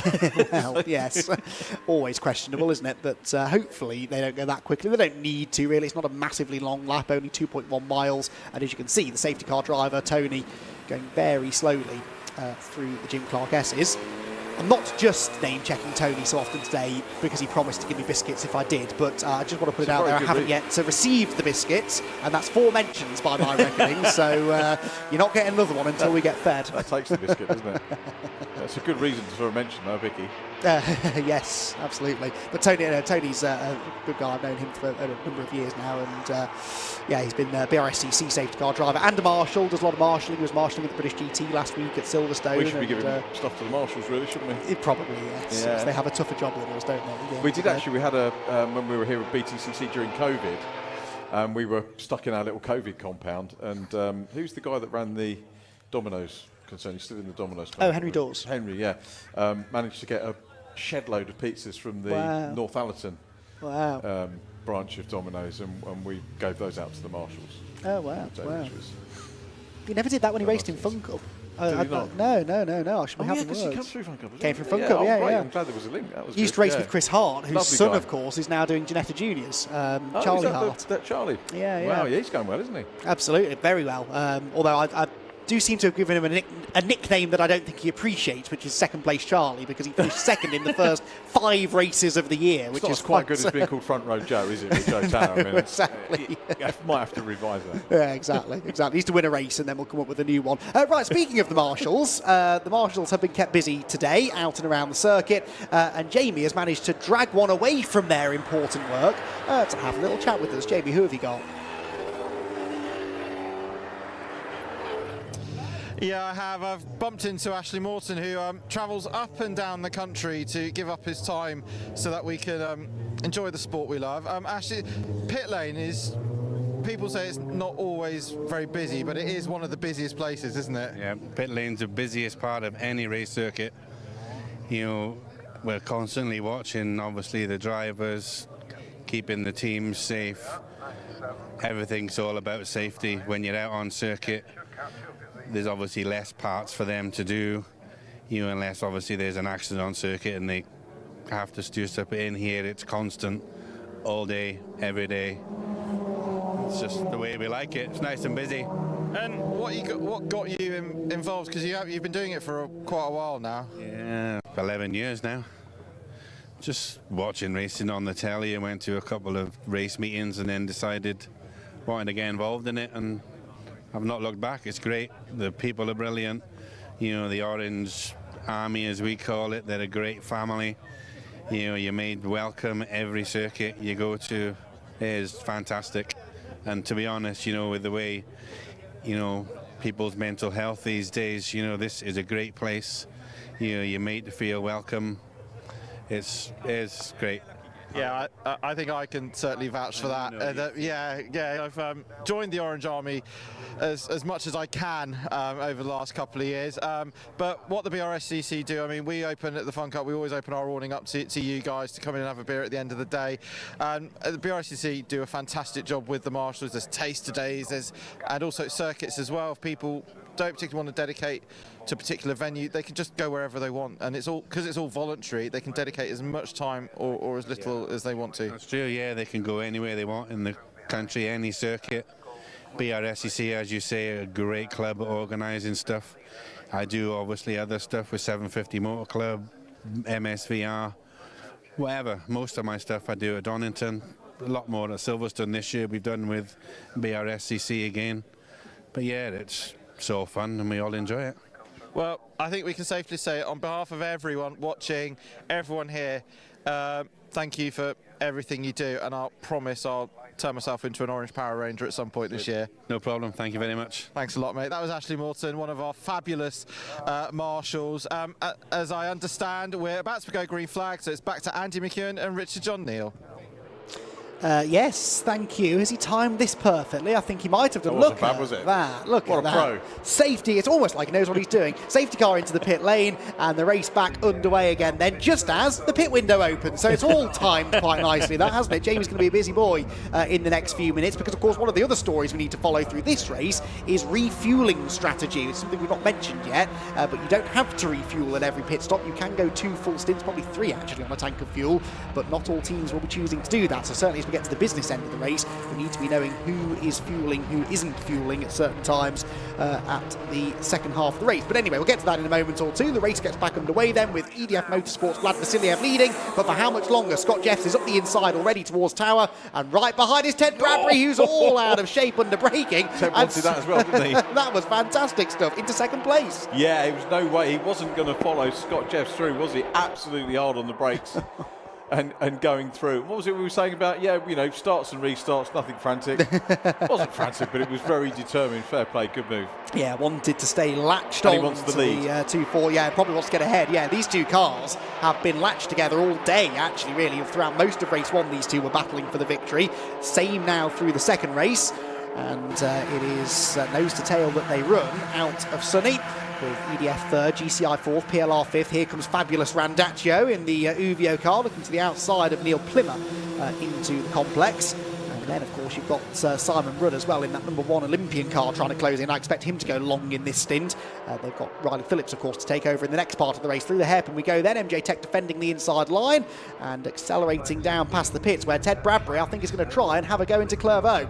He may well do, but we see the lead car just jink over as we're looking at it, screen left, trying to defend and not leave a gap. There's half of one, now moves across, looks at the racing line. Bradbury is being forced to look every which way, but again, I think he's got to content himself with trying to build up a little bit of momentum now. Runs a little bit wider over the curbs. Again, we get the great shot of just how unbalanced the cars are as they bounce over the surface up towards Hawthorns, now onto our back straight. That's Jeff's hang on. This is fascinating watching these two, isn't it? Yeah, absolutely. Throughout the whole course of the day, these two have just been so evenly matched. I hope this continues through the season, actually. That would be really, really nice. Around the outside tries to go Bradbury, maybe not trying to go right round the outside, but cut back to the late apex, get a bit of a slipstream, and maybe try and make the move into the Jim Clark S's, which he is. Oh, side by side through the Jim Clark S's. Hold your breath, everybody. Bradbury backs out of it and decides to keep his powder dry and wait for another opportunity, but Scott Jeffs hanging on for now. Ted Bradbury wanting to get through, but look, they're gapping the rest of the field, so even though they're battling, they are quicker than everybody else. Yeah, amazing stuff. And do you know what? A lot of people would have said Ted Bradbury probably enjoyed his dicing and racing in the Mazda MX-5s. And this is proof that you get it in here as well. Racecraft, car control, everything is available here, just as it is in, say, watching the Mazdas. Yeah, so many people tipping Ted Bradbury to go on to achieve great things. My word, he's certainly exciting to watch, isn't he? Tries to get to the outside again through the middle part of the complex. There's a gap on the inside into the hairpin, but Jeffs is late on the brakes, tries to go right round the outside, open the steering and get the momentum down the pit straight. Bradbury, in fairness, left him space on corner exit, but he might live to regret that when we get to Clairvaux, because he's now on the outside line, and Scott Jeffs is not going to back down. I think Scott left him a bit of room as well, to be honest. It was a great bit of racing between the pair of them for me to come down into Clairvaux, and it's going to be the long way round for Bradbury. He can't do it, so he's got to have another nibble a little bit later on around this lap. It does give him the option, with the gap behind him, to take a little bit more of a run at the corners, doesn't it? Carry a little bit more corner speed and maybe have another go, but at the moment this is fascinating battle between these two. He's going to have another go down at Tyre, I'm sure of it, because he's close enough to get the slipstream down the back straight and into the big braking zone. We know that you can overtake here. Goes to the outside, then jigs back to the inside. If that works, that's a peach of a move. Brilliant dummy sold by Ted Bradbury to go from the outside to the inside. Kicks the curb, gets a bit sideways. Again, they just avoid rubbing. Terrific racing between the two of them. And this time, Ted might not back out of this move around the outside into the Jim Clark S's. He's got the outside for the left, the inside for the right, over the curb. Absolutely inches between them, and still Scott Jeffs won't let him have it. Now he has no choice, and Bradbury completes the manoeuvre at Barcroft. That was some of the best side-by-side racing I've seen in a while. Brilliant racing, super move, the pair of them. Take my hat off to them, really, really good stuff. Clean, that's how you do it, isn't it? Wonderful. And we've still got 2 hours, 5 minutes to go. Exactly, and of course new drivers going to get into these cars in the next 5 minutes or so. That will change the dynamic a little bit. The pit window, remember, is open, but unsurprisingly most drivers choosing to stay out a little bit longer in this stint, because most of the teams have got one of their quicker drivers at the wheel. Uvio there at the inside of EDF, that's for 3rd position, so they've already got past GCI Racing on this lap, and now Fabulous is in to a podium place. He is. PLR coming under pressure from Team Olympian GRD, and I think some of these guys are going to be using all of the pit window and coming in. Might be a rush at the end here. Yeah, I think so. It's not a massive pit lane here at Croft, really, so do get lots of them pitting at the same time. It can get very congested down there, and that can cause issues. There goes Simon Rudd. He's got past PLR Racing now, then into 7th position for Simon. Who came up to me after the first race and said, "Did you enjoy that?" I said, "Yes, it was quite good, wasn't it?" He was like, yeah, tell me about it. And then proceeded to tell me all about it and his first stint from his perspective, some of the moves that he was making. Bradbury snatching a break there into Tyre. Now, you've got to watch that, because you don't change tyres in these races, but if you flat spot them, sometimes you've got no choice. So that was only a little lock-up, but keep an eye on that. Make sure he doesn't keep doing it. If he does, then that could be a sign he's damaged the tyre. Yeah, it's a little bit of a concern, isn't it? And he's pretty much on to doing the same thing a couple of times where he was trying to get past Scott Jeffs, wasn't he? So we won't know till much later into the race whether that's going to cause an issue or not. But he's not worried about that at the moment. He's a racer. He's had a very fine race with Scott Jeffs and managed to get bragging rights on this section so far. But Uwe Hoffman closing out. Now, bear in mind, that's had a penalty, a penalty, and a trip in the gravel, and it's in 3rd. Yes, all within the first hour. Pretty eventful start to their race. EDF 4th, GCI 5th, ahead of Olympian Axiometrics, Greenheath and C Data, I think, still completing the top 10. Or has Jack Constable got the School Club Racing car into the top 10? In the background, it'll be the next couple of cars to come into shot, and they're still not there, so I can't tell you. But anyway, the leaders come past the pits. It's a big gap back, actually, isn't it, from Greenheath in 9th to See Data in 10th, except no, it is School Club in 10th, I can see. In the background, here comes Simon Rudd up the inside of GCI, and that puts Olympian into the top 5. Yeah, very neat move. Probably one of your typical overtakes that you get here at Croft. Nicely executed, all good, clean fun. And now we'll try and close down at the end of this stint, make up another position, perhaps. Yeah, next target will be EDF, won't it? Which is within a second or so, so quite close enough to attack into Tower, but by the next time they get to this part of the circuit, Simon Wood, I think, will be on the attack, definitely. And Tower corner they go. These top 9 cars all separated by only 7 seconds. The top 2 separated by half a second at the start of the lap. And this is what excites me about the battle between these two drivers, these two teams. No matter who's in the cars at any given time, their pace when they get together seems almost identical. I mean, Bradbury can't drop Scott Jeffs, can he? So there's a good chance that Scott will be able to retaliate if half a chance presents itself. Another change from the man who had pole position in our first race of the day, Brazil. This is still closing up again, isn't it? Yeah, exactly. Scott Jeffs won't go down without a fight. I wonder what when they'll decide to pit. Will they both pit at the same time? I think they did at least once pit on the same lap in race 1, didn't they? And we had a battle in the pit lane between them. Battle that I seem to recall MJ Tech came out up on top, possibly, so they'll be looking to try and do the same again. Jamie reports, by the way, there was no issue with the MJ Tech pit stop earlier on. It just wasn't quite as quick as a couple of the cars around them. Into the pit lane in the background came Axiometrics, by the way, so that's sort of the first car from the lead group to make a pit stop. It will be John Railton handing over to Greg Evans for the third part of the race. That will take us to the halfway point. Simon Rudd, though, wants to try and get into the top 4 now. He's on the tail of Vlad Vasiliev, and with a slipstream down the back straight, Richard, a move into Tower could be on. Could well be. Let's see whether this is going to pan a little bit too far back maybe at the moment, but he'll try and close it, or is he? No, he's not. Call me a liar. There we go. And without locking up, Bradbury style. Yeah, absolutely. That was very controlled, a very measured move there from Simon Rudd. There's so much strength in depth, isn't there, in the driver talent this year, and each of these drivers that's moving towards the front of the field, you think, oh yeah, of course they are, they're very quick drivers, but they're all quick drivers really, the top half dozen or so. Wave 9 there were in the pit lane, that was the 207 car. With Jason Minshaw getting into that car now. But the lead group will probably have to be looking at pitting at the end of the next lap, I would have thought. They'll probably see the pit lane window closed for this time. And at the end of the next lap, I would imagine we'll start seeing them coming into the pits. And it does look, doesn't it, like they're all going to pit pretty much at the same time.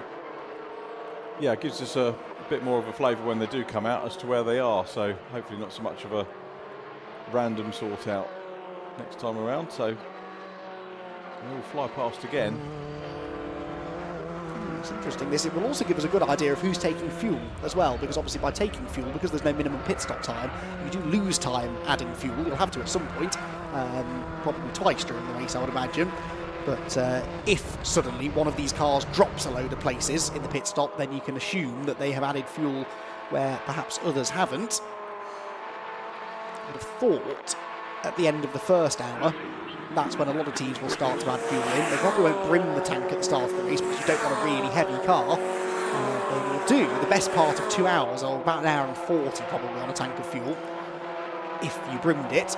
So you could technically do one fuel stop in the race, but then your car would be heavy for longer and you're sort of losing more time out on the track. So that's a whole other strategic element of Fun Cup that wasn't really relevant in race 1 being so short, but in race 2 definitely comes into play.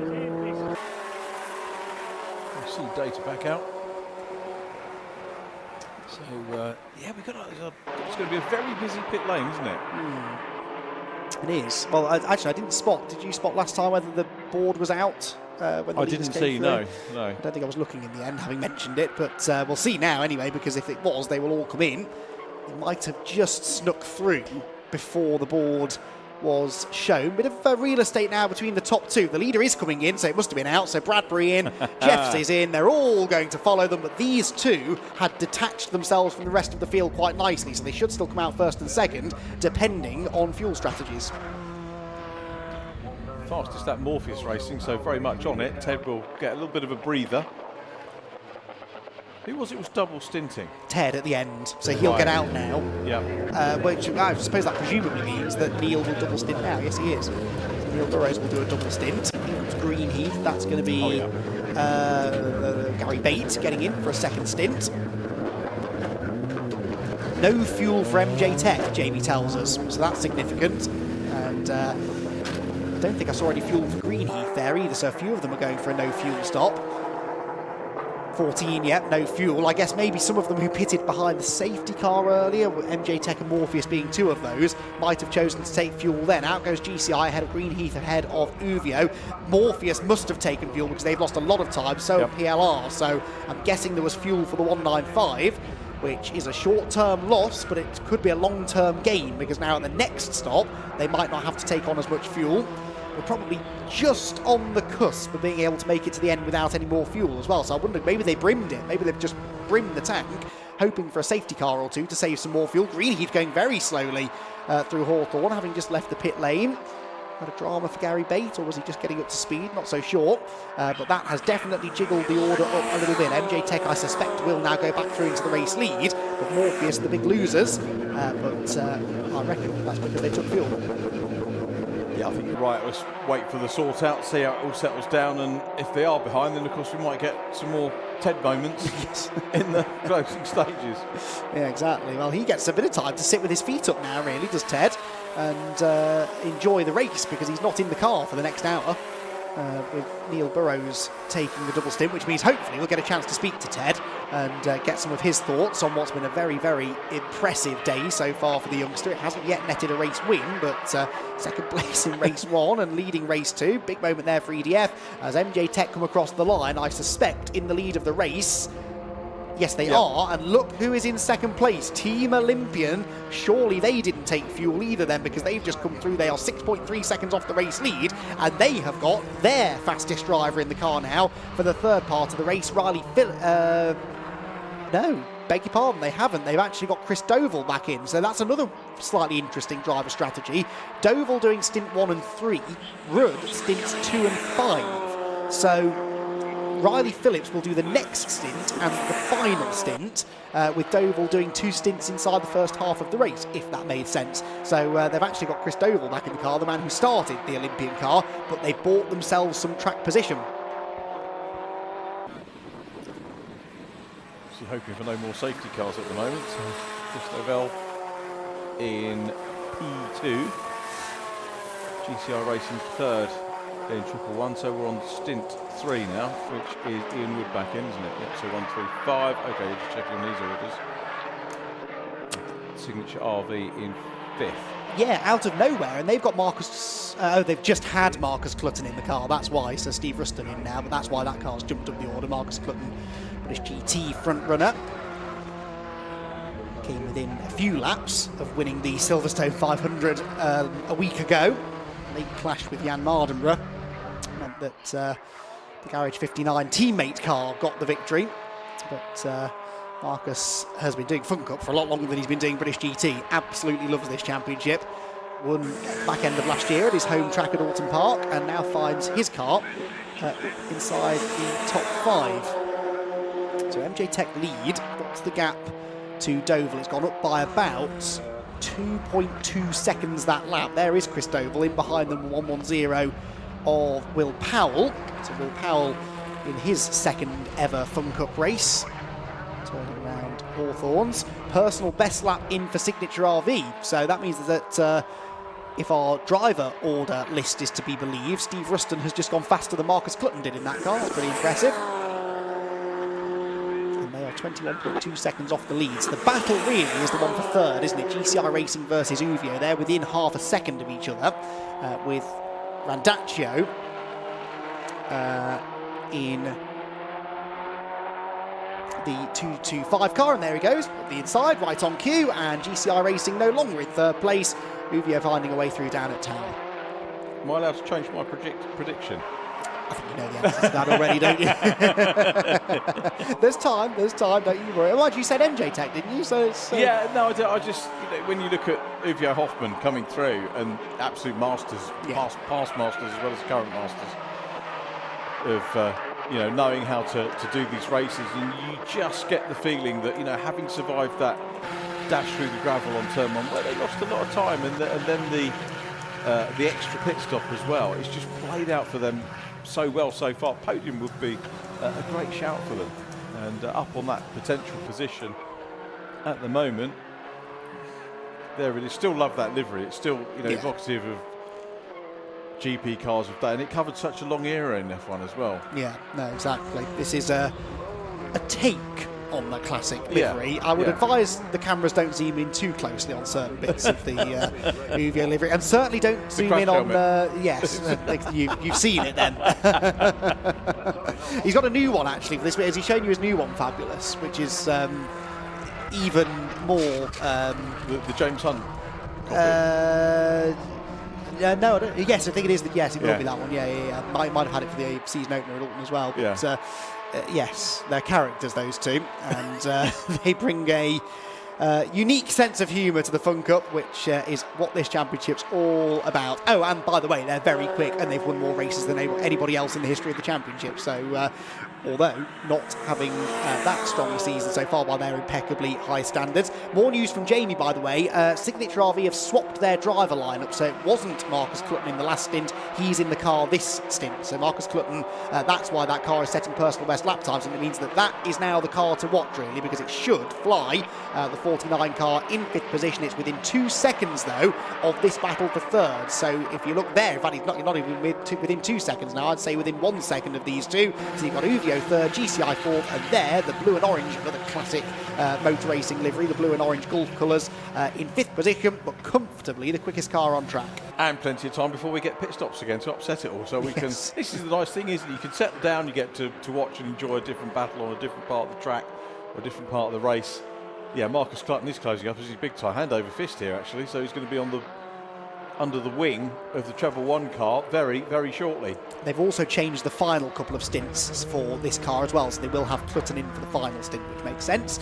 If you get a late safety car, you really want your fastest driver in to really capitalise on that. So he does another personal best lap, a 1:37.749, about 4 tenths off the fastest lap pace set by Ted Bradbury earlier on.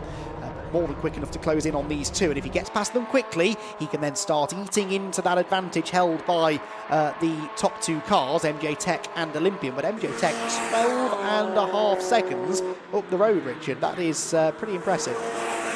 It is, yep, big lead. And they've just looked to build, and of course it can all get negated by safety car. So some people say, well, why would you carry on and build it? Well, you build it because you don't know if you're going to need it.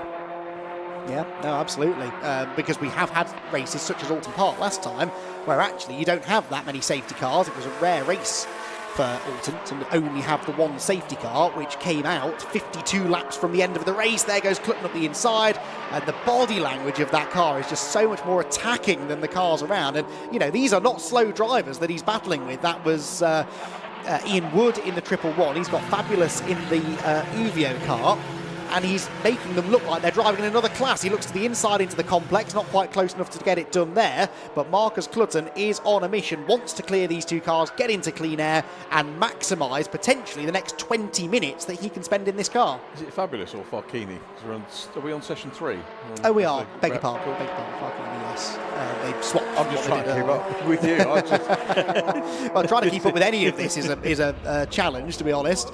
But, yeah, you're right. Fabulous started the first race. Farkini started this one, so he's back in. Here comes Clutton up the inside, Richard. Yeah, he's going to have a look. Maybe not quite close enough, but again, giving notice that the signature RV car is keen on taking that. So down through the chicane. The other comparison I'll draw, again with organisers and driving standards and everything else, when we get the touring car meeting here, they'll all bitch and moan about the chicane. I've heard none of that this weekend at all. Nothing at all. Exactly. Just good old-fashioned racing, and Marcus Clutton is doing pretty well at that, isn't he? Up the inside of Uvio and slips through into third position. I doubt that Farkini will try and fight back here. I think he knows to just try and tag along with Marcus. It will be interesting, won't it, to see whether these two actually can match his pace now that he's out in front. Right, now that move has been made, let's catch up with Morpheus Racing, shall we? It is Neil Burrows in the car at the moment, but Ted Bradbury, who's been getting us all excited today, is down in the pit lane now with Jamie. Yeah, I've managed to grab Ted as he got out the car. That was a busy stint for you, especially with various battles out there. Of course, you're not taking it lying down out there. You want to get to the front and you want to win. Yeah, exactly. I think it showed with that move on MJ. Just sold him the dummy and went for the move. Yeah, we're here to win, and Sparky did a amazing first stint, and I'm here to deliver for him as well and the team. So a big thanks to all the boys, Sparky, Ben, Craig Keeble, all the boys in the awning. Absolutely fantastic. And this race is for my sister that's suffering with a brain tumour at the moment, and she's having surgery on Tuesday, so she's the strongest girl I know, and I'm here to win for her, so hopefully it goes well. Oh, that's lovely, mate. Yeah, obviously send her all our best wishes as well. Throw me now completely. But no, that's lovely to hear. And as we saw earlier, you know, you and Sparky have gone for a slightly different strategy. He's double stinting this time round, you're double stinting next time round. That could potentially throw it in your favour, but as we know in Fun Cup, anything can happen. Yeah, exactly. It's a different strategy, but isn't there everyone on different strategies? Exactly, like the whole race, everyone's all over on the track, and then the last stint, everyone comes together. It's absolutely fantastic. So, yeah, I'm really looking forward to how it could end. And yeah, Sparky's driving amazingly this weekend, and I'm here, like I said, I'm here to win in that last stint. And we saw you lock up a couple of times, just snatching a break going into Tower. Obviously, we know these don't really suffer with any kind of tyre deg, but you don't really want to be doing that, because the last thing you want to do is to change tyres. Yeah, exactly. A few mistakes, just pushing too hard. As soon as I chilled out, we went forward past MJ, and then it went a lot better from there. So yeah, that was just a few mistakes from myself, but apart from that, yeah, I think we can go well in this race. Excellent stuff. Thanks a lot, mate. Back to Andy and Rich. Thanks, Jamie. Well, whilst that was all going on, this battle for second place has fully ignited. Signature RV ahead of Uvio, both of them getting themselves ahead of Olympian, and I suspect GCI Racing about to do the same thing. The 98 car rejoins the pit lane, not at the ideal point, just as they come through. GCI sail up the inside into Clairvaux and do now claim that position. That's fourth place now for GCI Racing. But a lovely interview that with Ted. I had no idea about his sister. Send all of our best wishes to the Bradbury family, but I'm so impressed with Ted Bradbury. I really rate him as a driver. I said that immediately. He qualified his very first ever car race in the MX-5s last year at Silverstone on the Grand Prix circuit, stuck it on pole position in damp conditions. That immediately tells you you're dealing with someone with just natural talent. Yeah, and isn't it great to see someone with that talent coming up through this route, Mazda's, Brscc Club Racing, rather than, you know, I'm not knocking Jeanette Jr. or anything, but we know that people that have got big budgets are going to go in there, and you would. If I had that money for my son, I would do exactly the same. But isn't it great that there are people who don't have the money that have the chance to come in and prove themselves? Absolutely mega. That's what it's about for me. Absolutely. Well, I was talking to someone who'd spoken to Colin Turkington. You've heard of him, right? Who was at Silverstone for the MX-5 meeting. He was racing in Super Cup. Couldn't trouble the top 10, by the way, in a Mazda MX Super Cup car. Again, nothing against Colin, undoubtedly a talented driver, but his point was everyone else on that grid is a talented driver. And he said that if you put any of the top 6 drivers in that championship in a touring car, they'd be winning races. There is so much talent at club level in British motorsport, I think more so than any other country in the world, actually. British club motorsport, so many talented drivers, don't always have the budget or the resources to get to the very top levels of motorsport, but when it's a young talent like Ted, I think we really need to try and do everything we can to try and get him those opportunities, because he's young enough, he's got the time to make a career out of this, and you know, he's becoming the complete package. That interview there, you wouldn't have got that kind of interview from him 12 months ago probably. He's gained in confidence on the camera. he's never lacked confidence in the car, but clearly now has learnt a lot from his first year of car racing, and yeah, I really, really rate him. It's not, and I mentioned earlier on, he bounded over and said hello, this is Gracie. Are they an item, by the way? Are we embarrassing the way asking this question? I genuinely don't know. But him and Gracie both came over, spoke, and at the start of when he was in the MX-5s, he wouldn't know me from Adam anyway. Yeah. So there's no reason why he would come over and say. And that's the nice thing for me, being in this environment now, doing lots of these Brscc meetings, whether it's with you guys on TCR or with the Fun Cup, is that the drivers get to know you and come up and talk, and it's building more relationships with them, and gives them the confidence to come and talk to you, and their stories that will carry on. I'm sure Ted at some point will, probably watch interviews back and think, I might want to get a bit more out of the interviews, go and do a bit of media training with Louise or Alan Hyde or whoever does it, and it'll get even better. Yeah, no, absolutely. Exciting stuff in the future, I think, for that young man. Probably within the next half hour or so when he jumps back in the car and gives us all a bit more excitement, and he will, I'm sure, be in the battle for the race victory, all things being well. We are nearly halfway through the third round of the Fun Cup Endurance Championship. MJ Tech lead the way. Their lead margin is coming down, though. It is 17.8 seconds. It came down by half a second that time. Marcus Clutton has realistically got about 12 or 13 more minutes of this stint if he goes, as I assume he will, right to the end of the pit window before handing back over again to who's getting in next? John Whitehouse. And he will want to try and eat into as much of that advantage as he can. He's now dropped these two, Uvio and GCI, who are left to battle over third position. Olympian of fourth, Morpheus Racing in fifth position. What times are they doing? 38.9. So yeah, quite a bit quicker than Team Olympian ahead of them, about 2 seconds a lap faster. Then Greenheath, PLR, EDF and Axiometrics completing the top 10. Red River Sport are still in the garage. I suspect we might not see them back out again before the end of the day. And Sport 77 are in the garage. Now, I don't think we saw that car come in, did we? The yellow and black 110? No. Okay, well, we'll send Jamie that way and find out what's going on. That's a shame, though, because I know Will and the rest of the team, they were really looking forward to this. They were already starting to catch the Fun Cup bug, but they've not really had the best of times of it today. Maybe they'll be tempted back again later on in the year. Yeah, fingers crossed. Let's hope they do. Ian Wood's getting a crack on, isn't he? And having a look at the Uvio Hoffman car. Not quite close enough to have a challenge at the moment. And you just saw the gap there for the Signature RV car in second position. This is the scrap for third at the moment. What's the gap now? It is... Wait for them to cross the line, which Marcus Clutton will do very shortly. He's not that far ahead of this group, which are heading down towards the line. So let's see where Signal 17.5. So stabling out now. Yeah, only 3/10 that time for Marcus. Because, again, and we've made this point, Will Abraham is one of the fastest drivers on the grid, so, he's not going to be easy to catch. And that's where I think MJ Tech have really cracked it this year, with two drivers who are very even and very quick. That's what won Uvio all of those championships and all of those races over the last 6 or 7 years or so, because they've got two drivers almost identical on pace and both quicker than most of the rest of the grid. And MJ Tech, I think, definitely in that position this season as well. And they are not really losing a lot of time, are they, to Signature RV in second position.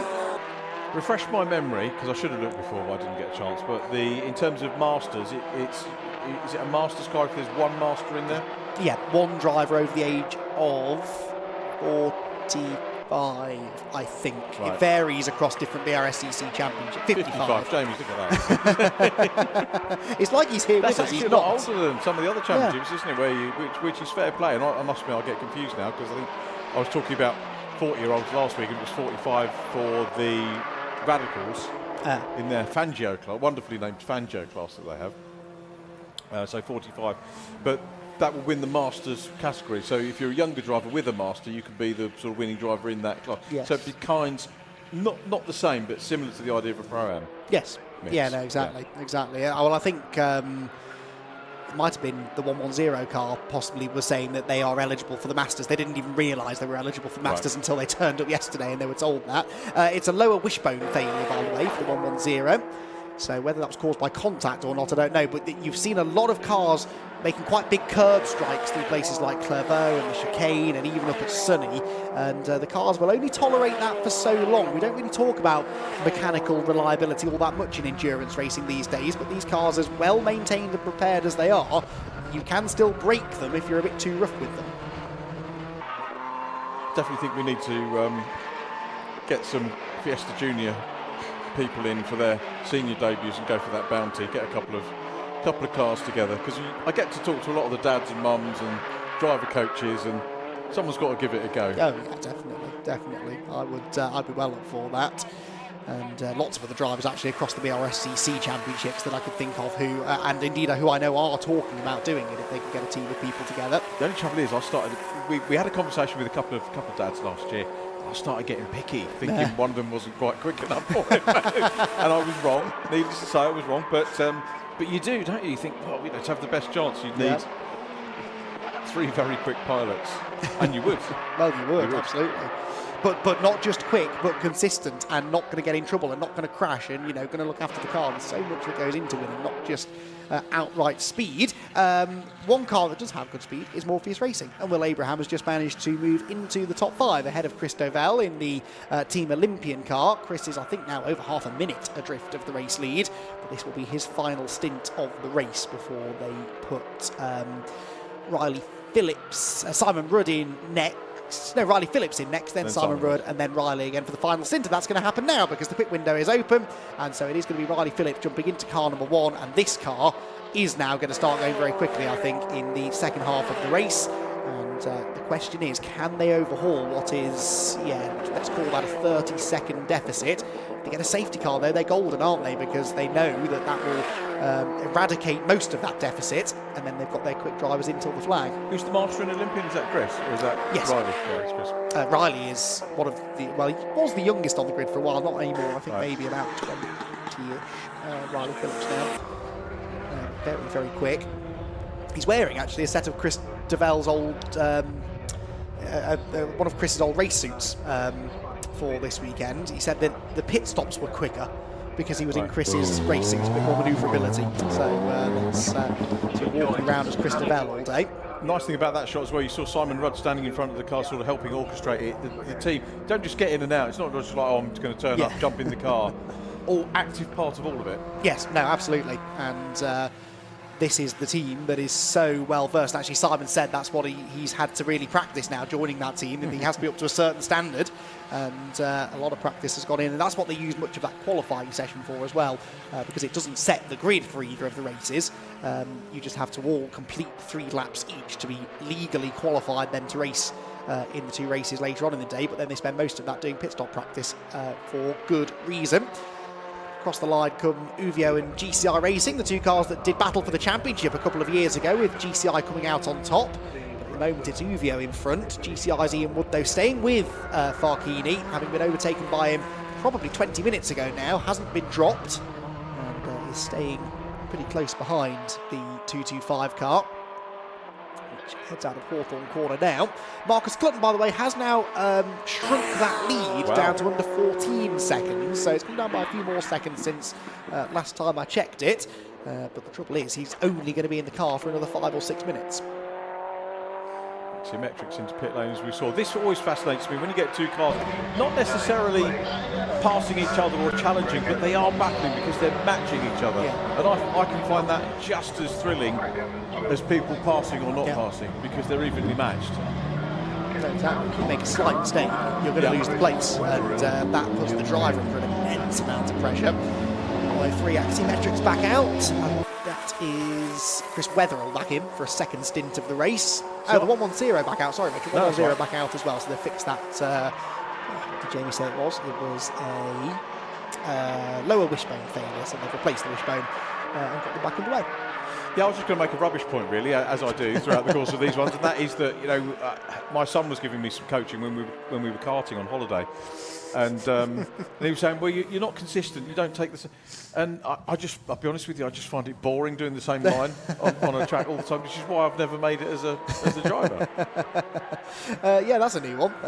Why weren't you hitting the apexes? Well, I hit the apex for a few laps, and no, but I mean exactly the same point, to be exactly consistent. And you watch it in, you'd have seen it in F4, and I was watching Alicia Polowski at testing, and she was so consistent. Same time, and quick. Not necessarily the quickest. Yeah. But if you added them all together, she would have been. Yeah. It's and I can't do that. I can't do it. I can't concentrate that long, that severely on it. But we're not going to see you go for this £10,000 prize. I'm definitely not. No, maybe as an honorary team manager or something like that. If they get it, if we do it, and if I'm involved in it, it'll be for charity, the money as well. So it won't be for as long as the drivers are aware. I suppose some of the drivers want it for their racing budgets, but ideally you'd want to try and promote some sort of cause with it. Yeah. You do sim racing, don't you, as well? So are you consistent and? No, absolutely not. No. I think we're commentating together on Wednesday, aren't we?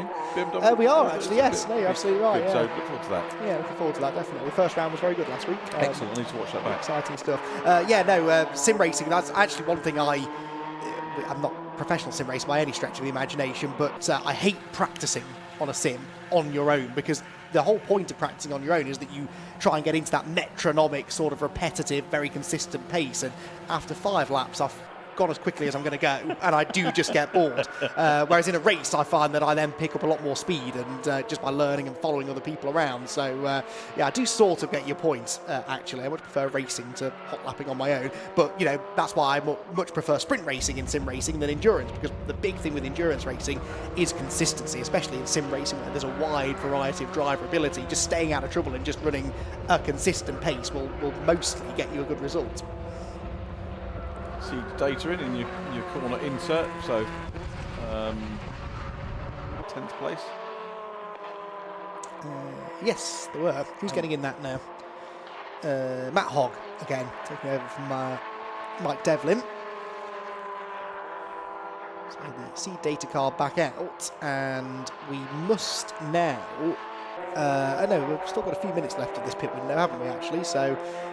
Clutton could get this gap down somewhere near 10 seconds, I think, maybe, but you would then expect it to probably go back out again in the next. The key gap is the one between MJ Tech and Uvio, and that is over 21 seconds now. So Uvio on that lap 9/10 slower than Will Abraham out in the lead of the race.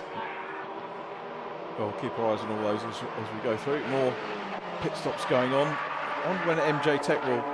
They'll probably do, as you say, with equally fast drivers, probably equal stints. Yeah.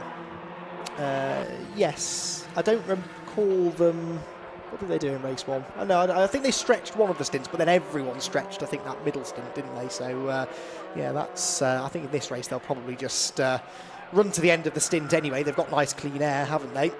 And what did Jamie say? Now, the one caveat to this, actually, and it's just coming back to me now, they didn't refuel last time, remember, MJ Tech. True. Whereas 195, for example, did. So as GCI dive into the pit lane from 4th position. So actually, they've got this big cushion, but they will lose some of it because they will probably have to put some fuel in this time. So again, it's a short-term gain by not pitting, but eventually it all balances out. All comes back at you, all comes out of the wash, doesn't it?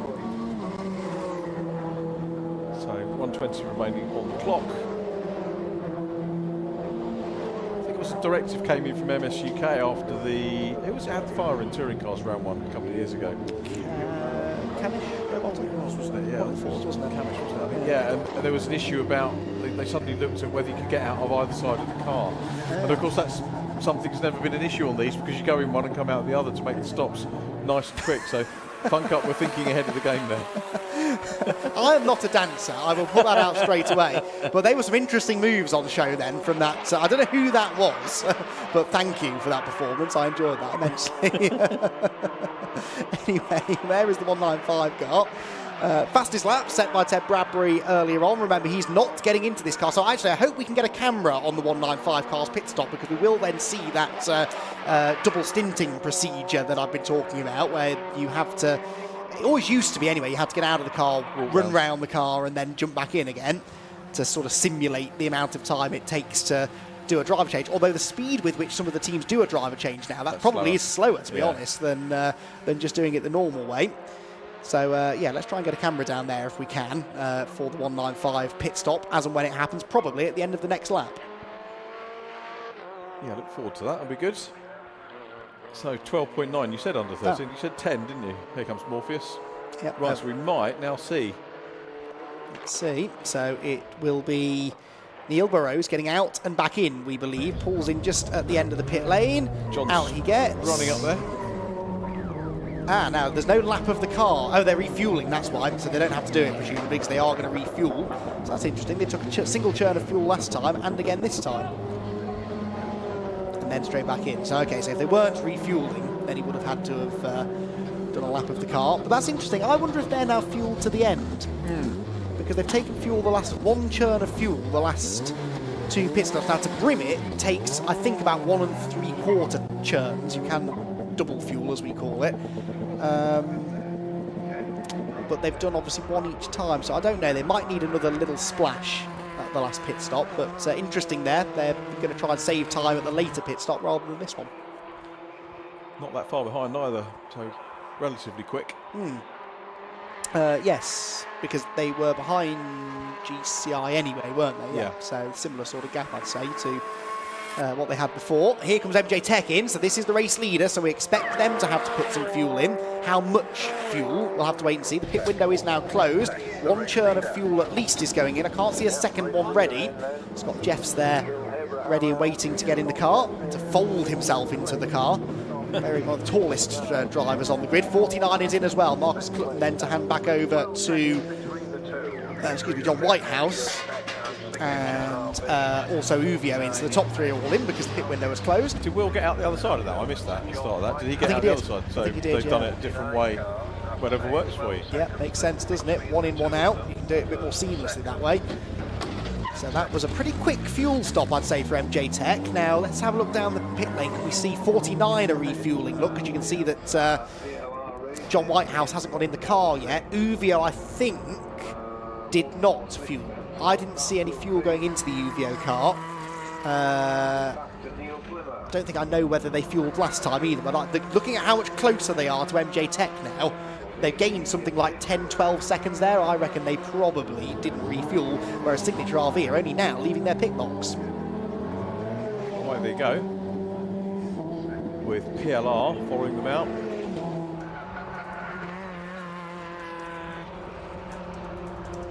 We'll start to get the field power in there. Our leaders, the 249 car then.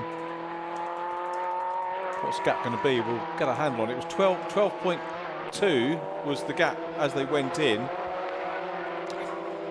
Yes, that was MJ Tech to Signature RV there, wasn't it? It was actually 23 back to Uvio, who have now jumped ahead. Up, yeah, so they mustn't have put fuel in there. Straight in and out. Uvio that time. So there went the leader. Where is Uvio? There is Uvio. That's what, 6-7 seconds or so. Yeah. So more than halved, actually.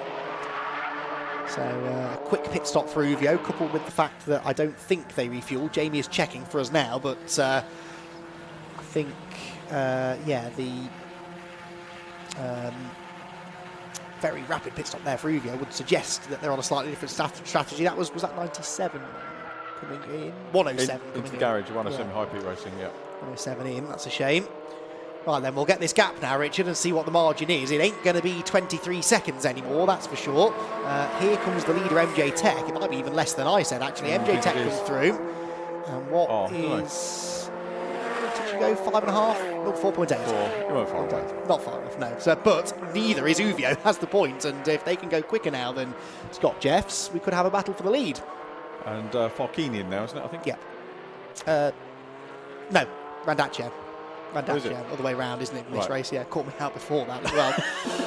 Glad I'm not the only one. Right, this is a good battle going on. This is Signature RV and Olympian. So Olympian have now got Riley Phillips in the car. I expect the number 1 car to become one of the fastest cars on the track. He's up the inside into Clairvaux and now puts that car into 6th position, but he is half a minute adrift of the race leaders. Oh, Signature RV through the gravel as well.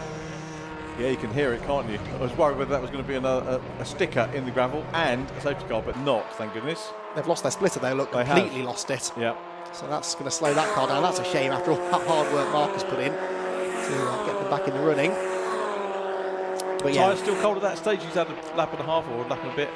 Well, they're not changing tyres, are they? So I would have thought that, I mean, they're going to lose a bit of temperature, but you're only stationary for 20 seconds tops, aren't you? So I wouldn't have thought it's that. I think it's more just driver trying to get up to speed. And of course, the last time that John Whitehouse was in the car was an hour and 15 minutes ago, so the car has completed a good chunk of laps since then. It's gonna, the tyres will have worn out. The car might have had a few knocks on curbs and stuff. The car will feel slightly different every time you get into it, and he's not a particularly experienced driver in the grand scheme of things, so I suspect it's more to do with that really than anything more sinister.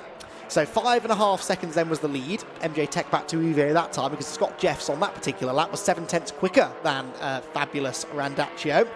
So the gap going out slightly at the head of the field is then a further 14.3 seconds back to GCI Racing in third. That is Craig Butterworth in the car. PLR Racing are fourth. Here they come, the red machine. That is being driven number 146 by Neil Plymouth, but he's being caught now by the 195, which has Ted Bradbury. No, it doesn't. It has Neil Burrows still at the wheel, double stinting, of course, as we just said. And then it's Team Olympians Riley Phillips. So you've got 4th, 5th and 6th positions here, all nose to tail, as they make their way out onto the back straight. And arguably the quickest of these three cars is the one at the back of the group, and the slowest is the one at the front. So I think we're going to have a pretty interesting tussle here. Neil Plymouth won't put up a massive fight unless he feels that it's worthwhile doing, but I'm going to wave these two through too quickly. So this could be an interesting little scrap. They've got a lapped car in the way as well. Riley Phillips just nips up the inside of them into the Jim Clark-Esses, and we do now have 4th, 5th and 6th place cars running nose to tail, heading up towards the top end of the track at Barcroft and Sunny. Where does Neil Burrows try to make this move then? Sparky, as he's known, amongst the rest of the drivers. And he's actually under more threat from Riley Phillips right now than he is able to dish out to Neil Plymouth. Yeah, great little race going on, isn't it? This is, again, the marvel of it, isn't it? When the cars get together. Now, what's he going to do? Make a move, or is he going to soak the pressure up? Both. Oh, well. And goes a little bit, jinks a little bit wide. But he's got the inside here for the hairpin, so he might be able to get past both of them. Oh my word, I really thought Neil Burrows was going to make that 3 wide then, and that was going to end in tears, but I don't quite know how Neil Plymouth's still ahead of them though. He's mirror driving a little bit to try and cover that inside line. You can't go on the grass, Riley, that's not the racing line. They used to do a lot of rallycross here at Croft, but that is not the event that we're taking part in now. Around the outside goes Burrows, and there's contact with Riley Phillips, sideways for Burrows, but in fairness, that was Neil trying to force his way back into the apex, and Riley Phillips quite rightly stood his ground. Yeah, he was, wasn't he? And again, someone's watching that MS UK, they'll be saying, yeah, it's those panels at the back, and he couldn't see the car, and they knew flipping well it was there, didn't they? Yeah, definitely. Just a little bit and backed out a bit. Again, lesser drivers would have kept the toe in, the car would have been around maybe in the wall or the gravel, so I would say clean racing, but good racing. And 2 corners later, he sails around the outside of Neil Plymouth. So they bounce back quite well, don't they? They get over these things. I'd be hyperventilating for 20 minutes if that were me, but Riley Phillips straight back on the job and manages to sail around the outside of PLR Racing into 4th position. Then crucially does not bring with him Neil Burrows, so he's now got half a chance at escaping before Burrows gets past Plymouth. But Plymouth not a slow driver either, should be able to try and hang on with the number 1 car.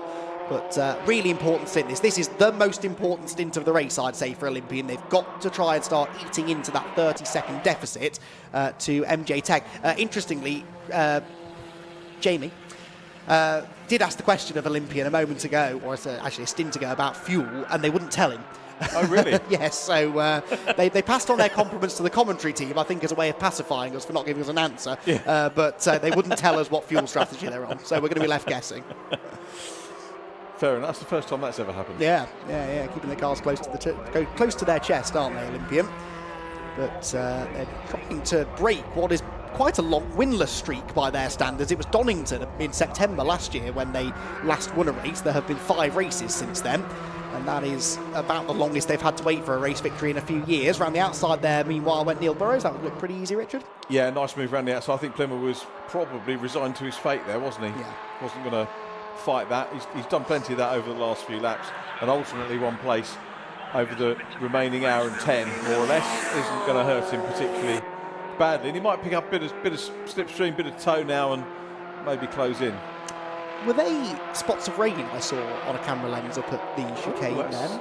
I didn't see that, possibly. I mean, it was forecast, wasn't it? A little dribble. About this time, I seem to recall, between 4 and 5 o'clock, so not sure. Might have just been a bit of dirt on the camera lens or something, but we'll take a look. If the weather is coming in from that way, there's very little wind. In fact, I'll go as far as to say no wind here today at the moment, so if we do start getting weather in, it is going to stick around for a while. Stop go penalty for 97, by the way. How are they getting on? They're 17th. They were 11 seconds behind Team 3 Motorsport, but they're going to lose time now with a stop go penalty, and I'm going to guess that that is for exceeding track limits. It's a brave man who exceeds track limits around here, Richard. Yeah. I don't think there's a lot to be gained, is there? Not really, no. No.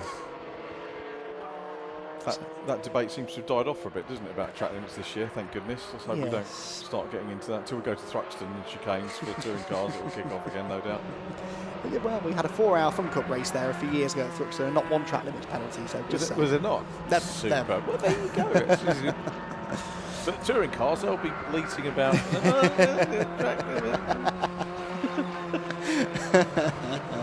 We get asked a lot, and I just say talk to Tim Harvey about it because he's the one that's most vocal, and and he's right with what he says is usually right. So that's why I defer to Harvey.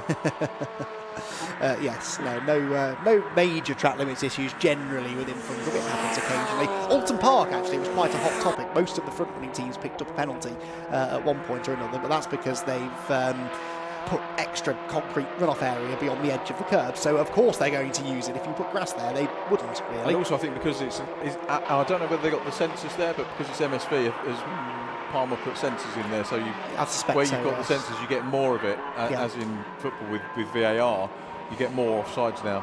You're going over your head football. No, I had heard that, yes. Well, I saw someone ranting about it on Facebook. Poor Coventry in the semi-final. Anyway, back to racing. Yes, so track limits penalty for 97, but it's only, I think, the second team to get one of those so far today. So Neil Burrows, having gone past Neil Plymouth, not getting away from him. These are both drivers who've been around Fun Cup pretty much since it started. They know each other well. They've raced against each other plenty of times. And they both won plenty of races in the Fun Cup Endurance Championship. Right now, they are battling over 5th position. PLR just dropping back a little bit in that final sector. Riley Phillips, by the way, is further away from the race leader now than he was last time I checked. He's 31.3 seconds back, so he's lapping quicker than the 2 cars ahead of him, but Scott Jeffs is still the fastest man on track. Sewn up, haven't they? Well, not now you've said that. No, it's just been, you had that feel, from race 1 where they carved their way through from the back, and like buses, isn't it? 3 wins in come up once.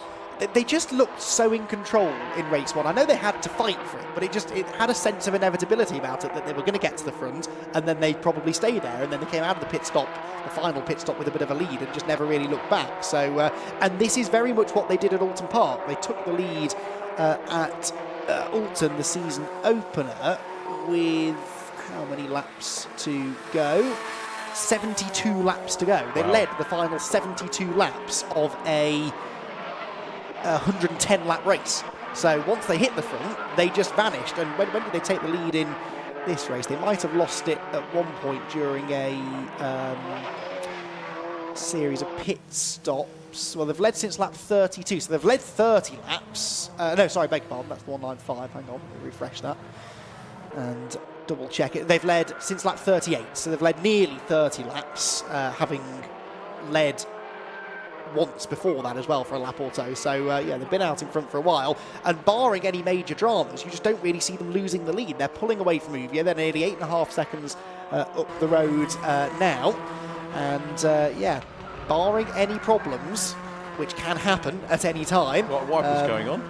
Well, yes, and a weather report has just come in from Rob, our director, to say that it is spitting out on track. So he possibly is suggesting that we could have a bit of action on the way, because whilst they don't have wet tyres, they won't change tyres if it starts raining. Of course, it will still make the track pretty treacherous.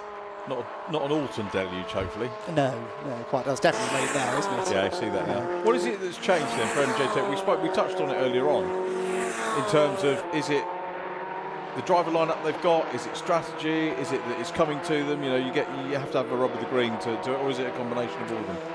A combination of all, probably. They've done a few years of this now. They've always been quick. Scott particularly has always been quick. Since he started racing with Will Abraham, though, he's had a teammate who can match him, and that's always kind of been the key, really.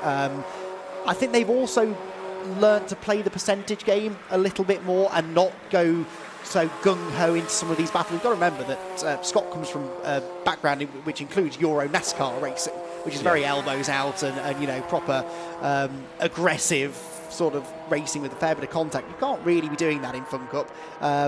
Not that he was ever a dirty driver, but you know, there were a few battles that he'd get himself involved in, and they didn't necessarily end in contact, but by scrapping really hard for second place, they'd let the leader get away, and then they couldn't ever really quite catch them. Whereas I think he's now learned how you win these Fun Cup races, and you pick your battles. And I think it's just a combination of experience with the car. He's got quicker, he's got a quick teammate, and they've just learned what it takes to win these races. By winning one, they've kind of cracked the formula now a little bit, and you get teams that do this, that go on these little runs where for 2 or 3 years they dominate. It used to be PLR back in the day, and then Race Logic came along and won a load of races, and then Uvio came back and started winning. Then Olympian won for a few years in a row, where they were just winning almost every race. So maybe this is the era of MJ Tech that we're entering into. Well, certainly in for an interesting season, and the way they've started is so phenomenal. We jumped from 1 to 3 rounds complete this weekend. And if they come through having won all 3, the others are going to be scratching their heads, aren't they? Yeah, no, absolutely, and we'll put them in a very good points position. Is Anglesey a double header, double endurance? 2-3 hours. 2-3 hours, right. 3-hour race in the afternoon, and then the into the night race on the coastal circuit. Probably the highlight of my season, that event, if the weather's nice. Anyway, we've been there and it's been a bit grim sometimes, but on a nice summer's day, an evening, the barbecue's going, and I've got to go to Anglesey. It's a fantastic. Are you at the Anglesey Fun Cup? I think I am. Yeah, I'm down. I've got 2 Angleseys over 2 or 3 weeks. We've got the Genetta G-Fest, which I'm looking forward to. I know you are as well. And I haven't checked what's on, but I'm pretty sure it's Fun Cup weekend. So yes, well, if it's like, it'll be live stream, so I imagine I think it's Mazdas and Fun Cup on that weekend. Double check in a minute. Even better. Exactly. Yes, and we're using the 2 different layouts as well. So the Fun Cup uses the coastal circuit, and the others use the international. That's not an easy thing to do administratively now. I know the 2 different permits and costs and everything go up. So that'll be good. Absolutely. So, anyway, we are nearly 2 hours into the race, would you believe? MJ Tech are now 10.6 seconds up the road at the head of the field.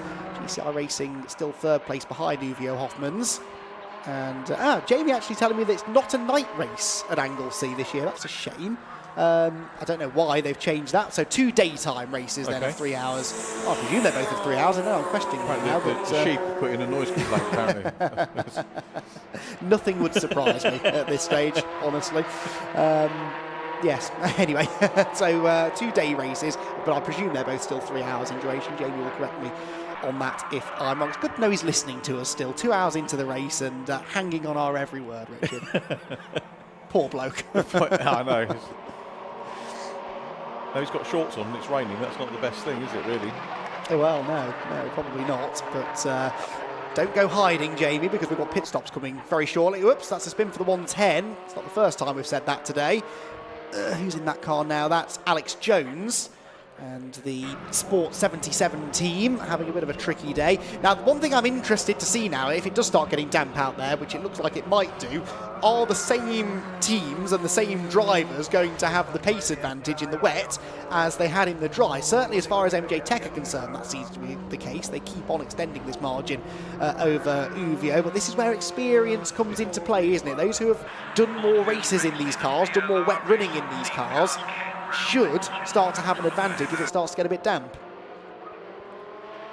Yeah, I think I'm just checking what's changed around since the start of this stint to try and get my head around who's where. Top 3 as were. PLR down a couple. And Team Olympian up 2 spaces, and Morpheus with Neil Burrows that were still in 5th position. So not that many changes in this stint. It's been fairly settled, and if we're saving perhaps fast drivers for the last stint, this is maybe where we're going to finish, isn't it? Yes, a couple of exceptions, of course, Morpheus being one of them. So we'll get Ted Bradbury until the end now. I reckon they'll be early in as well. I think they'll come in quite early to get Ted the maximum time, give him as close to the full hour That could be about now, couldn't it? So could be now, yeah. End of this lap, they'll probably see the board, and then the next time round they can probably pit. So into Sonny we go. That's GCI at the inside of the number 22 School Club Racing car, and Russell Joyce at the wheel of that. No, Jack Constable at the wheel. Russell Joyce will take over the next stint. Russell sponsoring the Team of the Day award for this year as well, which is nice, which he said he's sort of regretting because it now means he probably can't win that award. And there have been, well, certainly today, having a pretty solid day. Might have been a candidate for it, but yeah, good to see Russell getting stuck into Fun Cup. Jack's done a couple of races in Fun Cup before, bringing Russell along for the ride in 2022, and they own that car as well, so they are fully committed to doing the rest of the season. A pair of drivers who have both raced in TCR UK in the past. Pit board out, so we're ready to see who comes in. Yeah, so MJ Tech 11 seconds the lead, and Scott Jeffs to hand over to Will Abraham. Is this for position? 98 on 49? No, it's not. 49 running out wide, 98 unlapping themselves, actually. Signature RV, having had that moment through the gravel, of course, limping around without a splitter. I wonder whether they will choose to replace that splitter at the pit stops. To do so, you have to take the whole front end off the car. All of that front bodywork, right from the front of the car up to the windscreen, comes off in one go, and then you just bolt a new one in. Doesn't take too long to do. Marshalls did a great job with that fluid, didn't they, earlier on? It hasn't affected anything after that safety car, so yeah, big shout out to them. Fuel going in there. Yep, that's Aximetrics, the 103. 49 are in as well. Again, not a huge surprise. Now, I wonder if they're going to change that splitter. Like I said, there it goes. Look, Steve Ruston is going to jump into the car. Do they have fuel or a splitter waiting? They are Jamie's legs there, aren't they? No, I actually don't think they were. I was thinking shorts. Okay, they're not. I did see whoever that bloke is before, though, and at a glance thought it might have been Jamie, but no, he'll be taking shelter now in one of the garages. Hopefully make his way out to watch the pit stops when they start beginning in earnest. There is the Olympian car, Riley Phillips. He's going to keep on going, I'm sure. He's going to hand back over to Simon Rudd for the next stint and then get in for the final stint. The gap, he is adrift of the leaders of those. Yes, 32 seconds now, so keeps going up, not down, which is a little bit odd for Riley. He is, though, catching GCI Racing, only 3 seconds behind now, actually, and may well catch them before he hands the car over to Simon.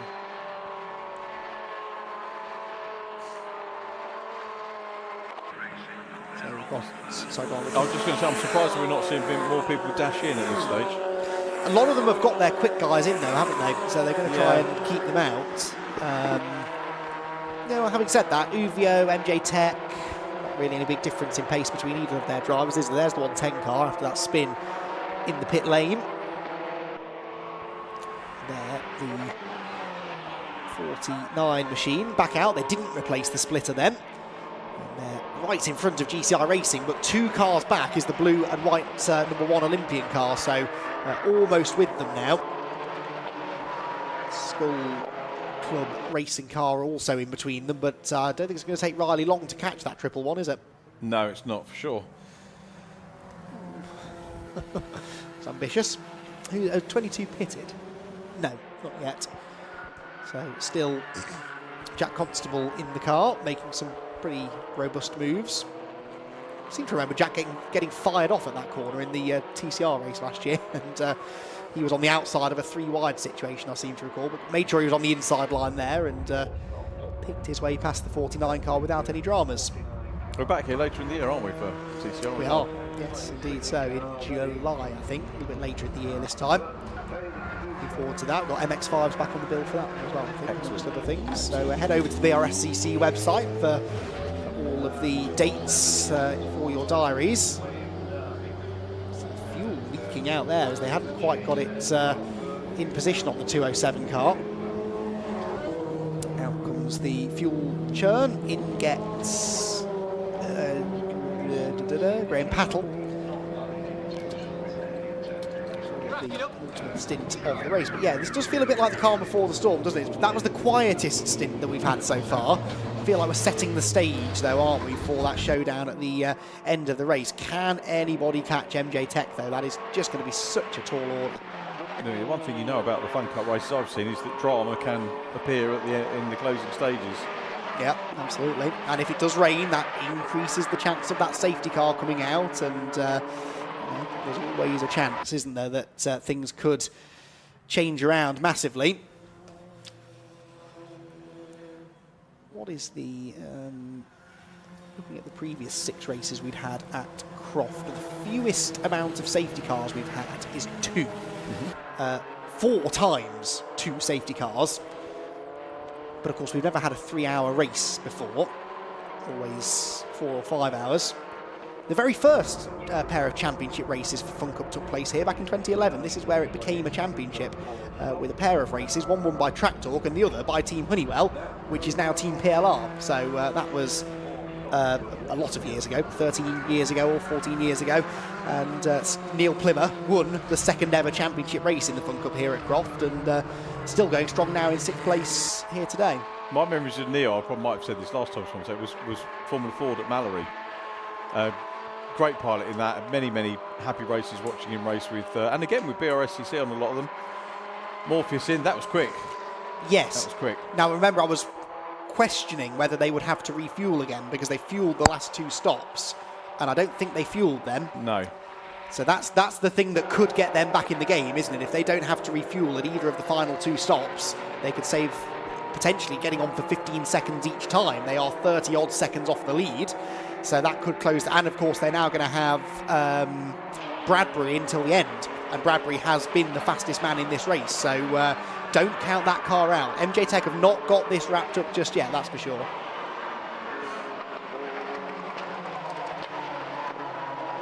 So a few of them having done their 4th stops, but several of them still haven't. So next few minutes will be a little bit decisive. Fuel being taken on by the 246. Yeah, still on the lead lap, aren't they, 246, having led in the early stages. Simon Cole's back in now.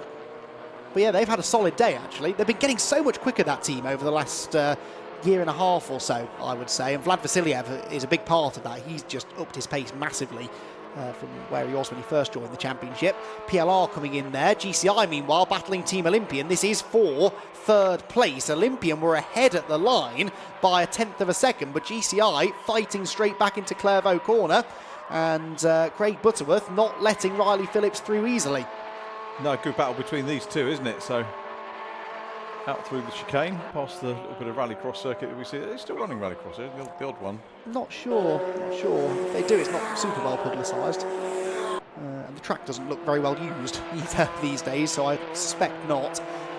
But staying on the black stuff, well and truly, these two, as they battle over 3rd place. Olympian trying to get back through again. PLR, by the way, took fuel, so EDF Motorsport, as we saw. So the order of the day seems to be taking fuel this time around. Riley Phillips dives through, gets the move made through the Jim Clark S's, and well, again, what this car has to do on fuel could be significant in the closing stages too, but that was a brilliant bit of racing. Got that switch back nicely out of Tower, didn't he? He did, and they ran side by side just till it was sorted out, and it is in terms of the number 1 car up onto a potential podium position. Indeed so.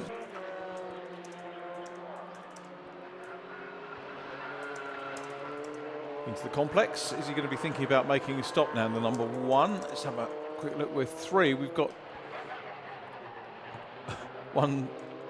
positions 1, 3 and 4 at the moment are the ones who haven't pitted. Into the pits comes GCI Racing. Yes, GCI are in. Morpheus have now gone all secretive on us as well and won't tell Jamie whether they put fuel in. I think it is now a case of if we don't catch it on camera, we'll never find out at this stage of the race. 107 are out. GCI, have they put fuel in? Yes, they have, says Jamie. So one churn for them. I mean, will the teams have an observer watching to see what other teams do and say, do you know what, that strategy could work for us? Well, it's like looking over your mate's shoulder in the exams. But I would be surprised if they might not have someone for whom that is their specific job. But they would look at. Yeah, if they see something and they see it works, I would have thought. Especially in a race like this, which has, touch wood, been relatively safety car uninterrupted as well. So you do get a proper feel for what strategy is working. You know, there's no outside influences starting to affect things. So they may well look back at what the winning strategy was at the end of the race and try and copy that in the future, maybe.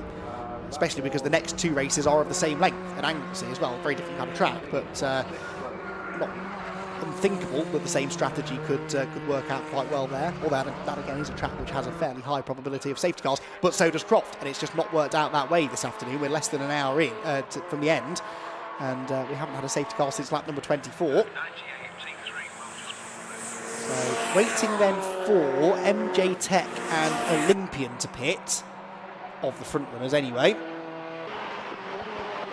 249 still won't tell us what they're doing with fuel. To be fair, no, that's 249, yeah, actually. So that's 3 teams that won't talk to us now. Yeah, and all key players as well. Oh, my word. That's Ted Bradbury making some moves. And that is because he's just moved ahead of GCI Racing, hasn't he? He's just put the Morpheus Racing car into 4th position, but that will become 3rd when Olympian pit. So, it will, yeah. Yeah, significant there. That was a good move. So it's Ted to the end now, isn't it? One more stop for him. And maybe then we'll see him walk round the car. Maybe. Or fuel going.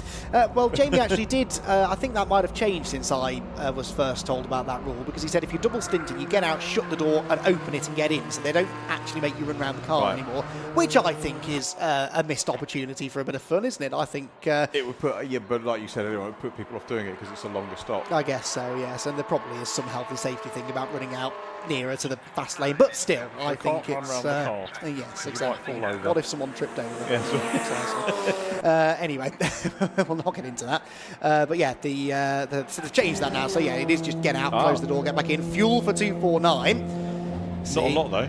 No. Well, what we don't know is if that was the first or the second churn, or if they put a full churn in. Hopefully, yes, Jamie is there. They are Jamie's legs.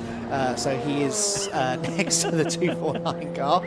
And hopefully will report to us in a moment. Oh, one churn. There we go. He's already on it. They're having to push the car. They're having to start the car. That will have lost them a few seconds. That wasn't in the script for MJ Tech. Uvio and Olympian in as well. There is Uvio. We panned around a bit too late to see what they're doing fuel-wise. Maybe Jamie had eyes on that as he was walking back down to that end of the pit lane. But Uvio back underway, and Olympian, we don't know what they're doing either.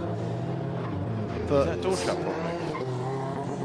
No, it looked shut. It just, the clung didn't sound right, but I don't know. There goes Olympian, by the way. So Olympian, I would say, are a similar distance back from Uvio to what they were. It wasn't a full churn of fuel for MJ Tech, Jamie tells us. So that presumably tells me that is fuel to the end. They wouldn't have put any more in than they had to. If any of the other teams want the info, Jamie will supply it again, probably for a fee. Yes. Yeah, again, I'm doing the wrong thing in relaying all of this live on air, aren't I? We could make a business out of this. So it is useful to know, though, because it does make a huge difference in the scope of the races. So there is the MJ Tech car having fueled. Uvio, did they fuel? I wonder if they didn't. They were 22 seconds back, 21 seconds. Well, let's call that 21.9 back. I don't think they're that far back now. We'll get the margin at the end of the lap. The one thing is, I don't think MJ Tech will fuel at the final stop, so they've probably lost all of the time they're going to lose in the pit lane now. If they're going to be caught, it's going to have to be out on circuit. But I was slightly concerned at the fact that car wouldn't fire up quite so easily that time around. And that could be an issue, because that's not the sort of thing that gets better. No, quite. And they have one more stop to do. So it should fire up, but it's just, if they're in a position where they've only got a handful of seconds in hand over the rest, they can't really afford to be losing those seconds. Let's see what the gaps are then. So MJ Tech 249 comes across the line. They complete their 74th lap of the race. We have 45 minutes of racing to go, and Will Abraham back on board car 249. His margin over second place Uvio Hoffman's Motorsport is 10.2 seconds. It's halved since before that round of pit stops. So I reckon Uvio did not stop. Did not refuel. We saw them stop. That is the, who's in 225 now? That's Farkini for the final stint that he'll do today. In third place, Team Olympian, 4.9 seconds back. So Olympian won't tell us what their strategy was, but I think I would safely assume they didn't fuel, because they have also gained the same amount of time as Uvio did. Oh, no, Uvio took fuel. Uvio took a churn of fuel. So that means that MJ Tech just straight up lost time in the pit lane. It was just a slow pit stop because they actually took about the same amount of fuel, I'm guessing, as the two cars behind them then. So Uvio's second, 10.2 seconds back. But if MJ Tech are going to lose time at the next pit stop as well, perhaps because the car wouldn't fire up, that could be crucial, couldn't it? Olympian, it is Simon Rudd in the number 1 car, by the way, 5 seconds behind this car, the Uvio Hoffman's Motorsport machine. Morpheus Racing's Ted Bradbury, though, who you would argue might end up being the fastest man on the track at the moment, is in 4th position, 24 seconds off the race lead. He's 2 seconds up on GCI Racing, the 111 car now driven by Ian Wood. And in 6th position, PLR Racing, but they're some 23 seconds back. So realistically, we're looking at those top 5, aren't we, really? MJ Tech, Uvio, Olympian, Morpheus and GCI. But intriguing there that actually it wasn't just the refuelling that cost MJ Tech time, it was just a slow stop. Bradbury Rudd might be fascinating to watch. Yes, definitely. Rudd comes out of that final corner. Let's see if we can spot the Morpheus car coming shot. There it is. So we've got around about, I'd say, third of the length of the straight at the moment. Simon Rudd back to Ted Bradbury as the Uvio Hoffman car in 2nd position rounds the first corner. Clairvaux down towards Hawthorne. 10.975 was the gap. So the gap's actually gone out. MJ Tech taking 7/10 out on that lap as we flick back and pick up on Ted Bradbury in the Morpheus car down in 4th place. Probably need to keep an eye on that gap as well. But 7/10, Andy, the lead extending on that first lap out. Okay, so it goes up then, not down. There is Bradbury coming down into Tower. He's in till the flag now, and again, just snatching that brake. Did you see that? Just catching the right front on the way into the corner. It is unweighted slightly as you turn into the right-hander at Tyre. It could just be that they've got this car set up a bit more stiffly, so that right front's just sort of bouncing up into the air a bit, but you need to be careful not to flat spot it. If he catches it really badly, then that could be disastrous. Heads through Sunny, flames spitting from the back of the car, and again snatches that inside brake. I wonder if he has got the beginnings of a flat spot. Could well have, and it made me laugh in the interview. Jamie said he'd made a mistake doing that, but he needed to do it to get the place when he was battling for those places earlier on. Starting to get the marbles out on track now. You can see just towards the edge of the circuit. Whatever Bradbury's doing, he's very exciting to watch, and you can see that commitment. He's just absolutely flying at the moment. Let's have a quick look at the times when he comes through in 4th position. Last lap was a 1:37.659, and Simon Rudd was a 1:38. The gap's closed down a tiny bit, so he's working through it. So let's have a look. Olympian to Morpheus.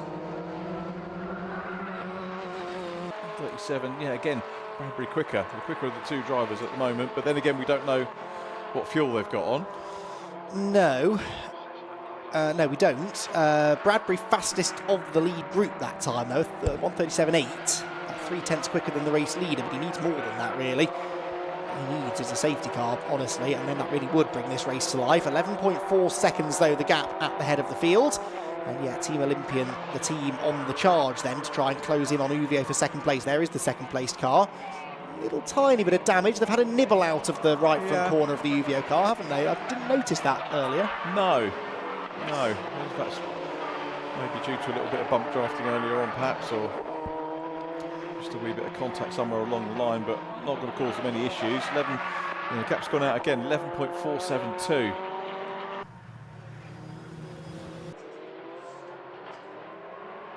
Olympian 15 seconds behind the leader, and then a further 7 back at the moment. Morpheus with that fastest lap back in 4th place.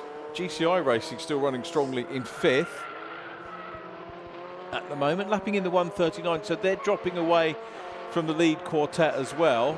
Last lap times for the lead quartet, 1:37 for MJ Tech, 1:37.8, I should say, 1:39.0 for Uvio Hoffmann. Not that much slower, but losing small increments. Those small increments do mount up as you go on. Then 1:38 for Team Olympian and 1:37 for Morpheus Racing. So I think we're still going to see some changes before the end. So Bradbury was 0.06 of a second quicker than the leader, but he was a full 0.4 quicker than Olympian and 1.2 seconds quicker than Uvio. So Uvio are the ones struggling, aren't they? They don't seem to have the pace at this stage of the race, which is bizarre. For so many years we saw them really, it was this final hour where they would really seal the deal, you know, and push on. I don't know if they're nursing some kind of a problem, but the Uvio car just seems strangely off the pace because everybody else is within about half a second of their previous best lap times, whereas Uvio last time around were 1.2 seconds off their PB. So, yeah, somewhere that pace has vanished, hasn't it? Yeah, it does seem to have done. We've still got another change to go, so things may alter again, and you never know, there might be the odd issue up front, but it looks like Simon Rudd is closing in on them, so I think we're going to be maybe embroiled in a second place battle before too long. I think we are. Snatching of the break there even for Simon Rudd too. So Rudd up towards the hairpin, definitely going to catch Uvio, isn't he, within the next handful of laps. But if he takes too long to get... Oh, that's the 110 car round again. Whose turn is it this time to have a quick rotation? That is Nick Wallace. So both Alex and Nick have had a couple of moments now through that final sector. Here comes Simon Rudd up the inside of the 49 car to put a lap on it. So 49 have now well and truly fallen off the lead lap, but chopping across in front of the EDF 246 car. Stint 5 for Signature RV is now Steve Ruston.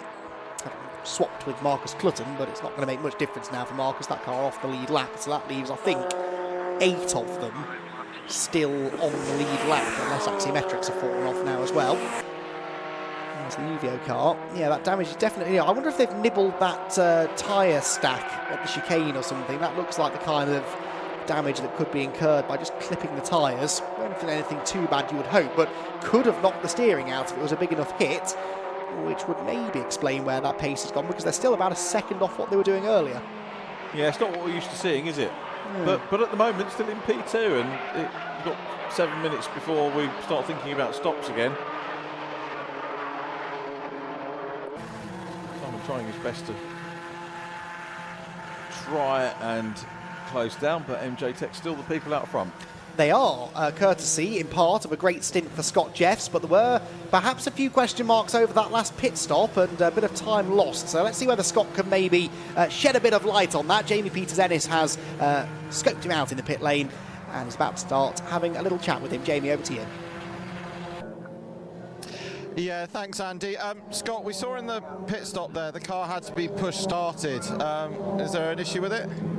I'm not sure. I mean, we think the starter motor might have gone. It might just be one of those funny moments. We'll have to see when it comes back in. But if we have to push start it, it's only a couple seconds loss.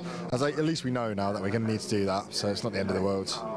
And it was a busy stint for you. I mean, it was sort of a bit arms and elbows at times, but it's trying to rain as well. There's track slippery because there's oil down, there's all sorts. It's just all throwing lots and lots of curveballs for you. Yeah, it was spitting a little bit, and there was a few back markers I was sort of chasing down, had to get past.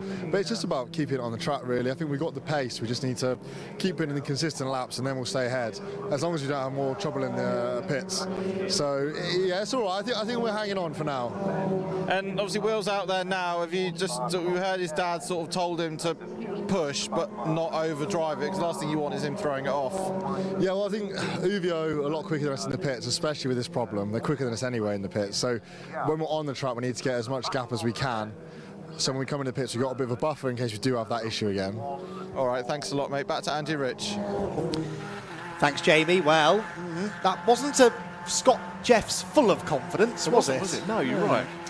Interesting. Bit nervy down there. He was much more relaxed when I spoke to him earlier on, off the back of that victory. But, yeah, that final pit stop is going to be key. Can they get that car fired up without losing too much time? Because these cars are not going to be that far back, particularly car number 1. Simon Rudd just put in that car's best lap of the race, a 1:37.8. So at a time at which other cars are struggling to get within half a second of their personal best pace, Simon Rudd is beating it. He's weaving around, trying to distract the, it's Farkini, isn't it, in the UVO car?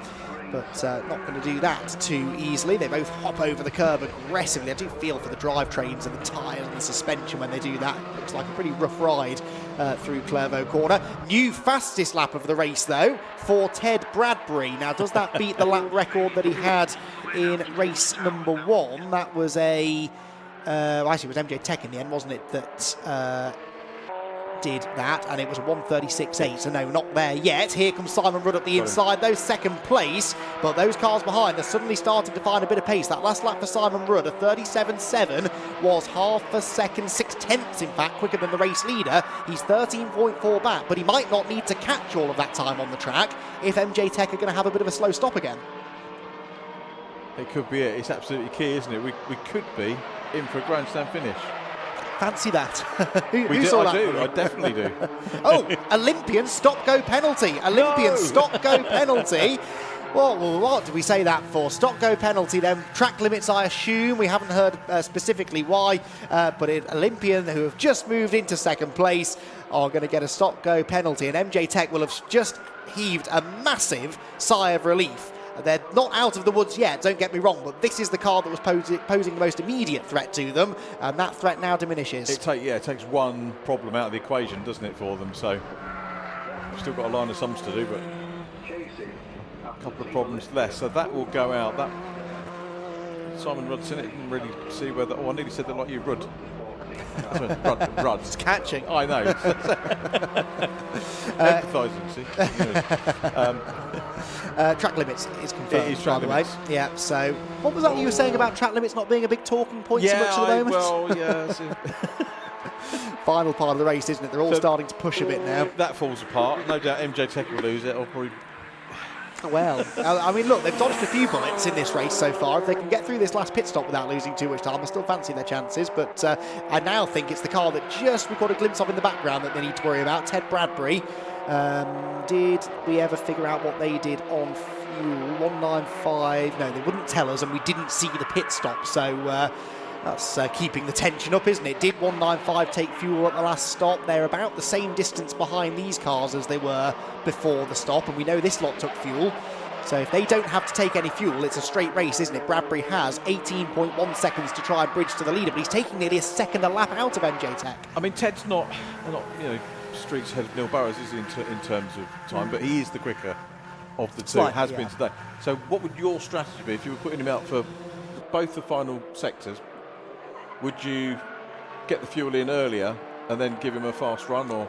Probably give him the fuel at when he first jumps in for that penultimate stint, I would say, so that then the last pit stop, because you want to maximise it, right? The idea is he's going to gain time on track. Yeah. If you can then gain him some more time in the pit lane as well, that only helps things, doesn't it? So Simon's not come in, by the way.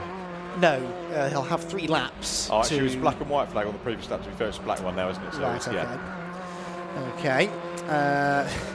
So the number 1 car with this stop-go to come, and we're just hearing some information coming from the pit lane that the 195 car, we believe just before we cut to it on camera, had a fuel churn attached, so we do think they took fuel, and I think basically all of the leaders are now going to be able to not refuel at the final stop, which is the best way to do it. You get those refuels done earlier in case there's a safety car, have a really quick final pit stop, and then race to the flag. But Ted Bradbury on the previous lap at 1:37.2, 2 seconds faster than the race leader. The gap is now 16.2. Well, we'll keep an eye on that. And Simon Rudd not getting away, is he, from the Ugo Hoffman car at the moment? And he's got to take the penalty, which I'm guessing he'll do next time. Bradbury, you can see the gaps come down hugely, isn't it? You can tell by the body language of the car. He's driving it like no one else is driving out there. He's throwing it around. Yeah. And there's the little corrections you can see on the wheel steering as well. Yeah, love joy, it. Isn't it? Love it. Yeah, absolutely. Which often, even if you have an onboard camera in a car, you don't actually see, because the camera's often to the side or ahead of the driver. From the external shot there, with this brilliant Alpha Live camera work, we are getting the chance to enjoy that. I suspect we'll see the 1 car in. Yes, we will. Simon Rudd, he'll be spitting feathers, won't he, now, knowing that they had a really good chance to win this race. Could still come back to them. You never know what the final half an hour holds. It is only a brief stop go, and it's only a short pit lane. They pull into the penalty bay, they stop. They wait. Oh, it's actually a lengthy stop go, this, isn't it? It's not just a stop and then a go. That was, what, 5 seconds or so stationary? Yeah. Out they go again. So Olympian back into the fray, but that will have cost them 20-odd seconds probably, won't it, I think? And without a safety car now, they may well be out of it, but Bradbury, certainly not, Richard. No, that's one place gain. That's one less overtake he's got to do as well, isn't it? Yeah, that could be key. Took another 8/10 out of the lead. And not just the overtake, the battling, because it wouldn't necessarily been, me saying overtake, oh, he's just going to sail past the front run. No, he's not. He's got a battle, so that's going to save him a lot of time. Yeah, well, you teed that up before, didn't you, saying, oh, Rudd versus Bradbury could be interesting. Yeah. And by interesting, you mean a difficult overtake to make, which is what we want to see, really, but it's not what Ted wanted. So I think he'll probably fancy his chances against Uvio, especially if they are struggling a little bit, which they seem to be. It would have been the number 1 car he was most concerned about, I suspect. So is Ted and Uvio going to be done before the next stop, do you reckon? Yes, I think. They've got 10 minutes probably before they have to bring them in. The pit window will be open now for the final time, but remember it's open for those 10 minutes. So he's only a couple of seconds back and taking chunks. He's 2.4 seconds back and about a second a lap quicker. I just don't see Farkini being able to put up too much of a defence here, really. So one wonders, the complexion of the championship changes. So do you think the driver lineups will change? Do you think some of the older drivers will start to get in, young guns to come in, or will teams start offering it to the experience to, teams of younger drivers to come in too, maybe 3 quick younger drivers to... Don't know, do we, how it's going to... Quite possible. I mean, it depends a little bit who you ask. If you look at someone like Uvio, for example, they wouldn't do that because those two have been racing together for years. They do what they do. They race for fun. Winning isn't the be-all and end-all for Uvio. How far away are they from Masters entries, do we know? Oh, that's a dangerous question. Closer than they were a couple of years ago. Let's go with that. Great answer. I don't think they're quite there yet, but mind you, never quite know what to believe with those two, do you? So who knows? They might be there already and just keeping it a secret from us. In comes the Burton Patel and Minshaw car, the 207. This car, of course, some way down the order. Wave 9 sounds like it should be a seaside radio station or something. Does a bit, doesn't it? Yeah, Yes. Yeah, absolutely. Hope they don't get beached. Oh, very good. Very good. Out is Waved, the Wave 9 car. It's not an instruction, Wave 9, it is just the sponsor's name. Marshall taking that quite literally. Bit of damage on the front of that car as well. It's not the only one, in fairness. Now, here is Bradbury. There he is. Well, it's looking likely this will be done possibly by the end of the next lap, isn't it? He's close enough, maybe, even to think about it having a go into the hairpin. Here he goes. He's always going to be there. Yeah. Snatches the brake, parks the car. Oh, runs a bit wide. He's coming back. Farkini's going to have another go. He's got back in front as well. But he's on the outside. Yeah, and Ted might try and get a bit of a side draft here, maybe, something he picked up from his MX-5 racing last year. Let's get that close to the Uvio car, but Paul's level anyway. He's got that inside line, and Farkini knows when he's beat, in fairness. I think if Ted hadn't run wide out of the hairpin, Farkini would probably have just ducked in behind him anyway. So 14.8 seconds then now, the gap. That was a new fastest lap of the race for Ted Bradbury, 37.2. So we're not yet back down into the 36s, but as the fuel burns off in this final stint, we don't anticipate they're going to add any fuel in this final pit stop. Remember, Ted Bradbury with the bit between his teeth just needs to try and get close enough to put the pressure on MJ Tech. And remember, we don't know what's going to happen in this last pit stop for MJ Tech either. And the big picture for them, though, I mean, but coming into this stint, they were 10.2 seconds clear, and that's gone out to 14. Yes, true. But different cars now in different order behind them. Yeah, they were, nearly 30 ahead of Morpheus, and that's halved nearly. That's going to be their concern, isn't it? Because if you can do that in one stint, he could do that in another stint, all things being equal. But of course, he might catch MJ Tech. That doesn't mean he's going to, like you said, sail straight past them. With 5 minutes to go, it'll be a heck of a showdown, that, wouldn't it, for the victory. So don't go anywhere, anyone. 26 minutes to go, and we're setting up for another grandstand finish, I think, here at Croft in the Fun Cup, where we've had some pretty close finishes in the past. The closest was the 2019 race, which the Trumans won, their one and only win in the championship, under a second between them after 5 hours of racing, and 35 lead changes in that race in what was a true epic. It kept raining and then it stopped raining, and it was just a brilliant race, lots of safety cars, and one of the best races I've ever covered in this championship. This one could be up there, though, if we do get that grandstand finish. It was Uvio squeeze up the inside of a couple of back markers, but already being dropped by Bradbury, aren't they? Yeah, he's got the run on them at the moment, hasn't he? So, who's the quicker out of Farkini and Fabulous? I don't think there is one. Depend on the day. Depends on the day. Honestly, I think they're so evenly matched, those two. I just don't think there's a big difference in pace, honestly. It's probably the most evenly matched driver pairing out there these days, which is what led them to so much success in the past. But to your point earlier on about bringing in young guns or teams of faster drivers, I think most teams have sort of cottoned on to the fact that if you're going to win this, you need to have 2 or 3 drivers who are all quick. You know, it is difficult now. Olympian, you could argue without that penalty might have done it. You know, they've got 2 drivers that are definitely on the pace, and then another that perhaps is a little bit slow, but not slow, Chris Devell at all. Quick driver, but Simon Rudd and Riley Phillips definitely have the edge on him, but you need everything to go right for that to work. If you have one bad stint, then that's it, day done really, and they've had that penalty now, which is not out of contention. Yeah. Great view of the belt's been done. It's 107, isn't it? Who's getting in that? Paul Calladine for the last stint. So we're just all sort of waiting now, aren't we? Just waiting for these pit stops to happen and to give us the proper picture. 103 are in, that's Axiometrics, one of the lead lap cars. Well, actually, I never quite established whether they were still on the lead lap. I think they might have dropped off it slightly because they're 44 seconds behind PLR Racing. Those top 6 a long way ahead of the rest. There's the Axiometrics stop. No fueling going on there. Clutton is in car 49, by the way, so they've now reverted back to their original driver strategy, having figured out they're off the lead lap, I suppose. Here comes Olympian in, no fuel, so Riley Phillips will get straight in. Look at that, that was seamless, wasn't it? Yeah, so it's beautiful. I noticed they haven't gone to the bother of painting the inside of the doors. they changed this car from green to blue a year or so ago, and only on the outside have they done that. That was quick though, wasn't it? That was very slick, wasn't it? Yeah. So there's Marcus Clutton, he is back in that 49 car. So Olympian then the first of the contenders to complete their final stop, but less of a contender now after that stop-go penalty, unfortunately. Bradbury. 15 seconds down before the stop on the 3rd place car. Yes. Yeah, so that's Riley Phillips. I think Riley might have a chance of a podium if he puts in a really good stint and Uvio continue to struggle. Bradbury on the previous lap 8/10 quicker than the race leader. He'll come through very shortly to complete the 88th lap of the race for that car, and we'll see what the gap has come down to now, because surely it will have come down. He's consistently in the low 37s. MJ Tech are consistently in the low 38s. 12.9 seconds, actually, as I say that, it's a high 37, but still 7/10 quicker.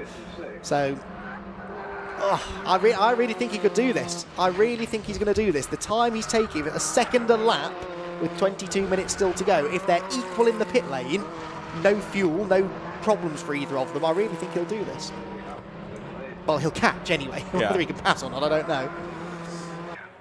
I don't think you see that sort of body language of the cars in any other endurance racing. Yeah. Because at your very top levels, they're silky smooth, aren't they? Yeah. They're not designed to. I don't think you see it. I don't think you even see it in C1s or No, not car, really. or it's the only place I've seen it. Yeah.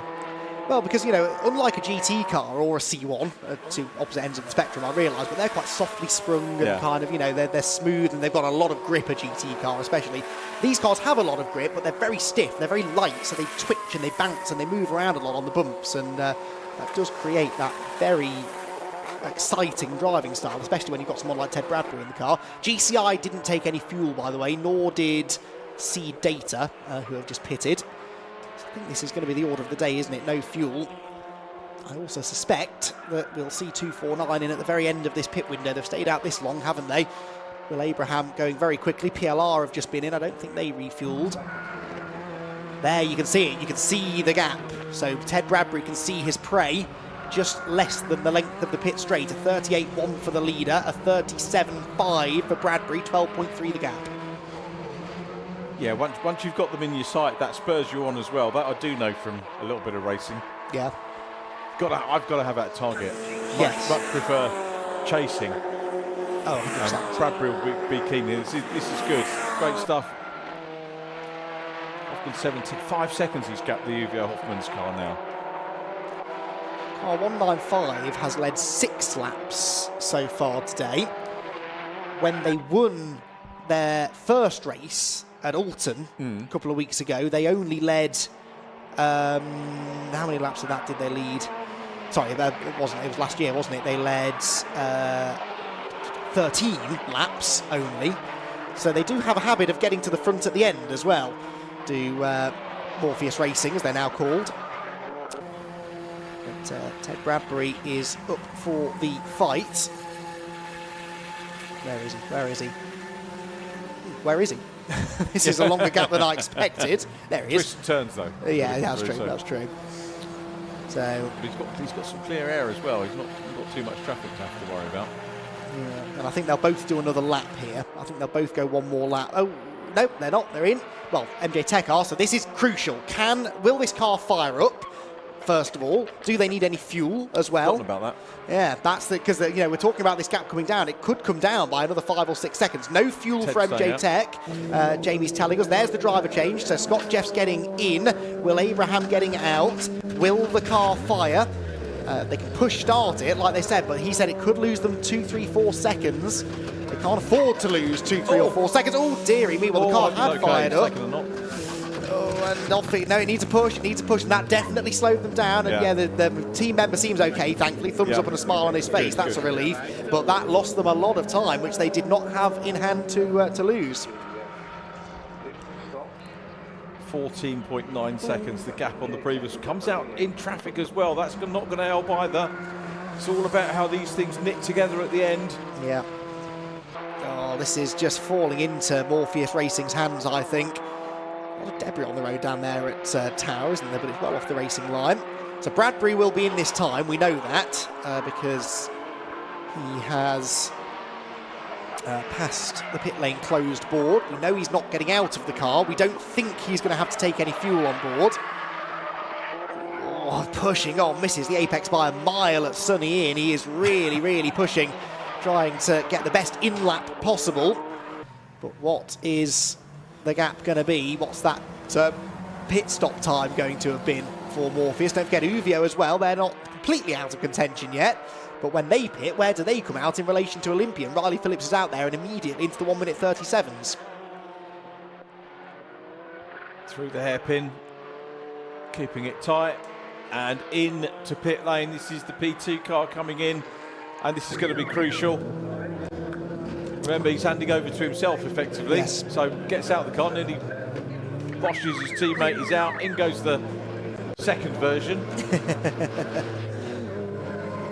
Got to get the belts done, got to make sure everything, don't sit on the belt, don't get anything tangled up. There's MJ Tech in the background round the hairpin. So I think MJ Tech will retain the lead because remember, this 195 car's got to do the full length of the pit lane at pit lane speed. So I think MJ Tech is still going to have the advantage, but it will be a smaller advantage, I think. To the left, we might see a flash of white and orange. We're both leaning to try and see. There they go. But that is no longer 12 seconds. It definitely came down. It was a 16.5 second pit stop, that for the 195 team. And Ted Bradbury right back into that same traffic, in fairness, that delayed Scott Jeff slightly on his outlap, so that's pretty equal as well. The Greenheath car is one of them, and Greenheath, remember, have only just gone off the lead lap, so they're not going to be an easy car to pass. Bradbury should get them down the back straight, but there is the gap.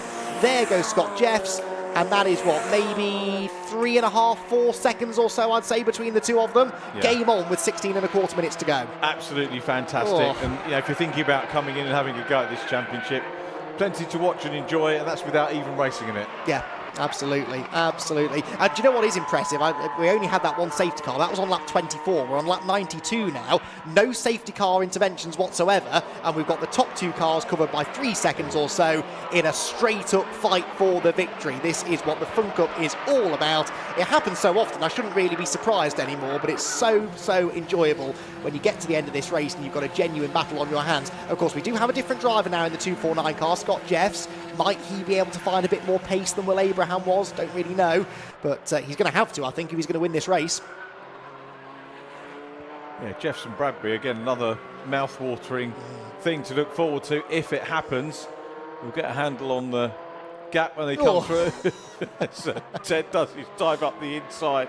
He's done plenty of those so far today. Down across the line goes the race leader. 2 hours 44 on the clock, 3.5. 3.5 seconds. So if Bradbury continues to take a second a lap out of them, he'll be with them in 3 laps. So that's what, 10 minutes to go maybe. So Scott Jeffs will have to defend here, I think, for at least 10 minutes. But of course, even if he gets overtaken by Ted Bradbury, that doesn't mean that it's game over, because then Scott will have that slipstream down the back straight and down the pit straight. And he might be able to use that to his advantage. So could become a last lap strategy. Absolutely. Race. Absolutely, yeah. We've seen that before, definitely. Had a handful of last lap passes for the win over the years. Could be in for a close finish as well. Let's wait and see then. 14.5 minutes on the clock. It is Scott Jeffs who leads in the 249 car. There, the white and orange car on your screen by 3.5 seconds at the start of the lap over Ted Bradbury for Morpheus Racing. Uvio, by the way, 11.7 seconds back, 6.1 ahead of Olympian. So Olympian do have a shot at a podium here, I think, to continue what's been a very consistent run for the Team Olympian squad so far this season. They were second at Alton Park. They were 4th this morning, and they are going to be either 3rd or 4th, you would imagine, in this race too. But they will have to chase down Uvio to do that. Riley Phillips in that car, and actually only did a 1:38 last time around.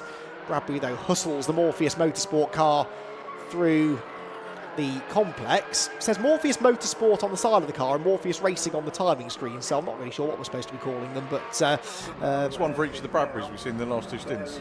Yes, there we go. That probably settles that. Across the line they go.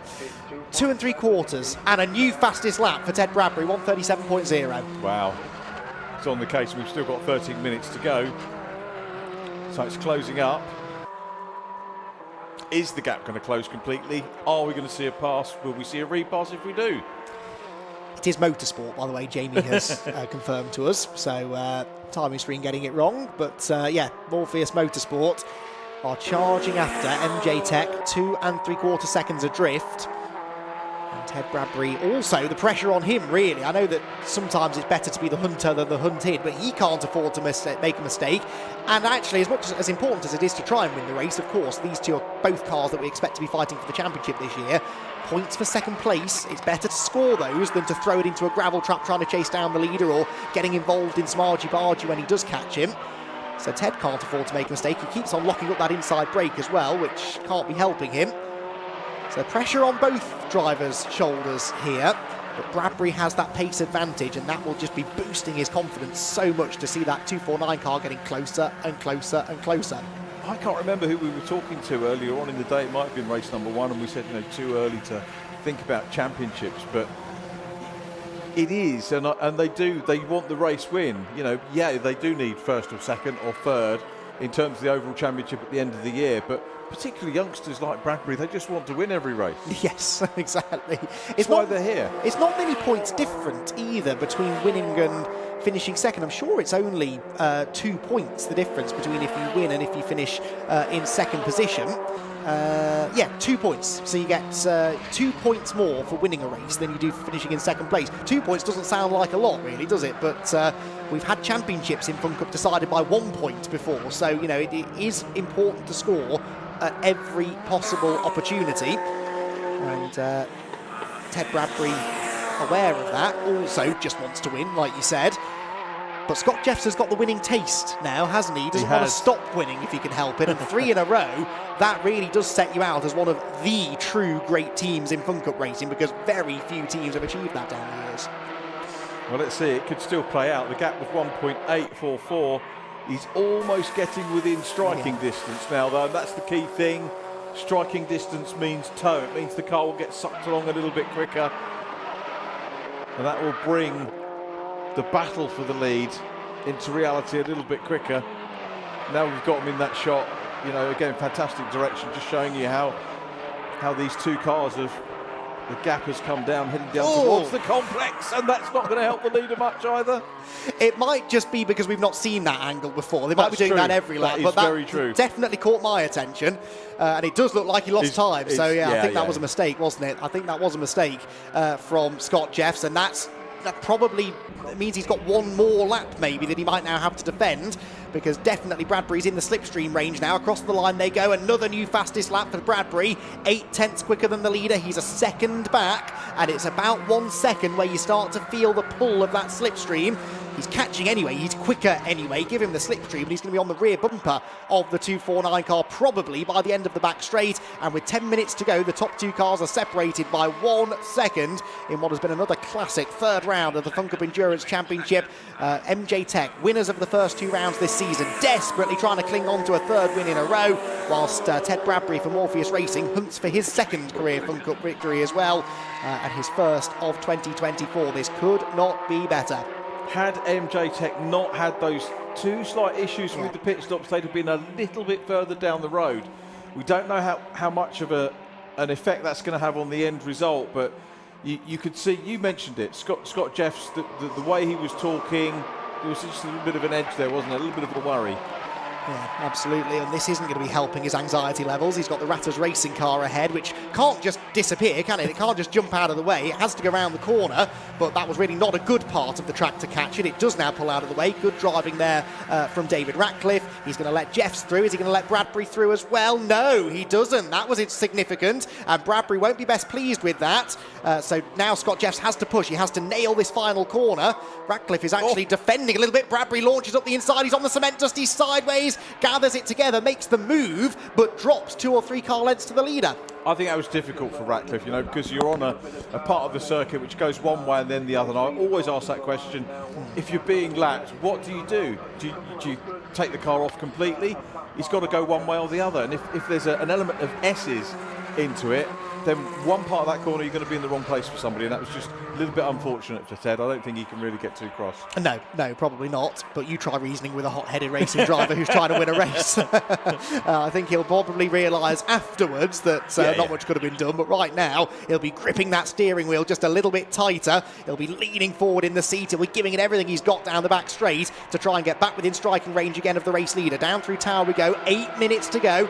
Every lap that goes by, though, where Bradbury isn't attacking, it's just giving Scott Jeffs a glimmer of hope that he might just be able to hang on to this. Nail-biting stuff. Who would have scripted, who would have thought that this was going to play out after 2 hours 53 minutes, that we've got the 2 lead cars together and they've had different strategies, they've had different issues, and yet it's come to this, and Bradbury is closing up again. You can see how hard he's trying in the Morpheus Motorsport 195 to try and close up on the MJ Tech car. He's spurring Scott Jeffs on, though, because Jeffs is now back into the 37s. That car's not been doing 37s very much recently, so he is going quicker, in fairness. He's rising to the challenge, but Bradbury is with him. Is he going to try that lunge into the hairpin? This is where he's been making lots of moves. Just did it to Ratters Racing a lap ago, albeit not for position, but he's not close enough.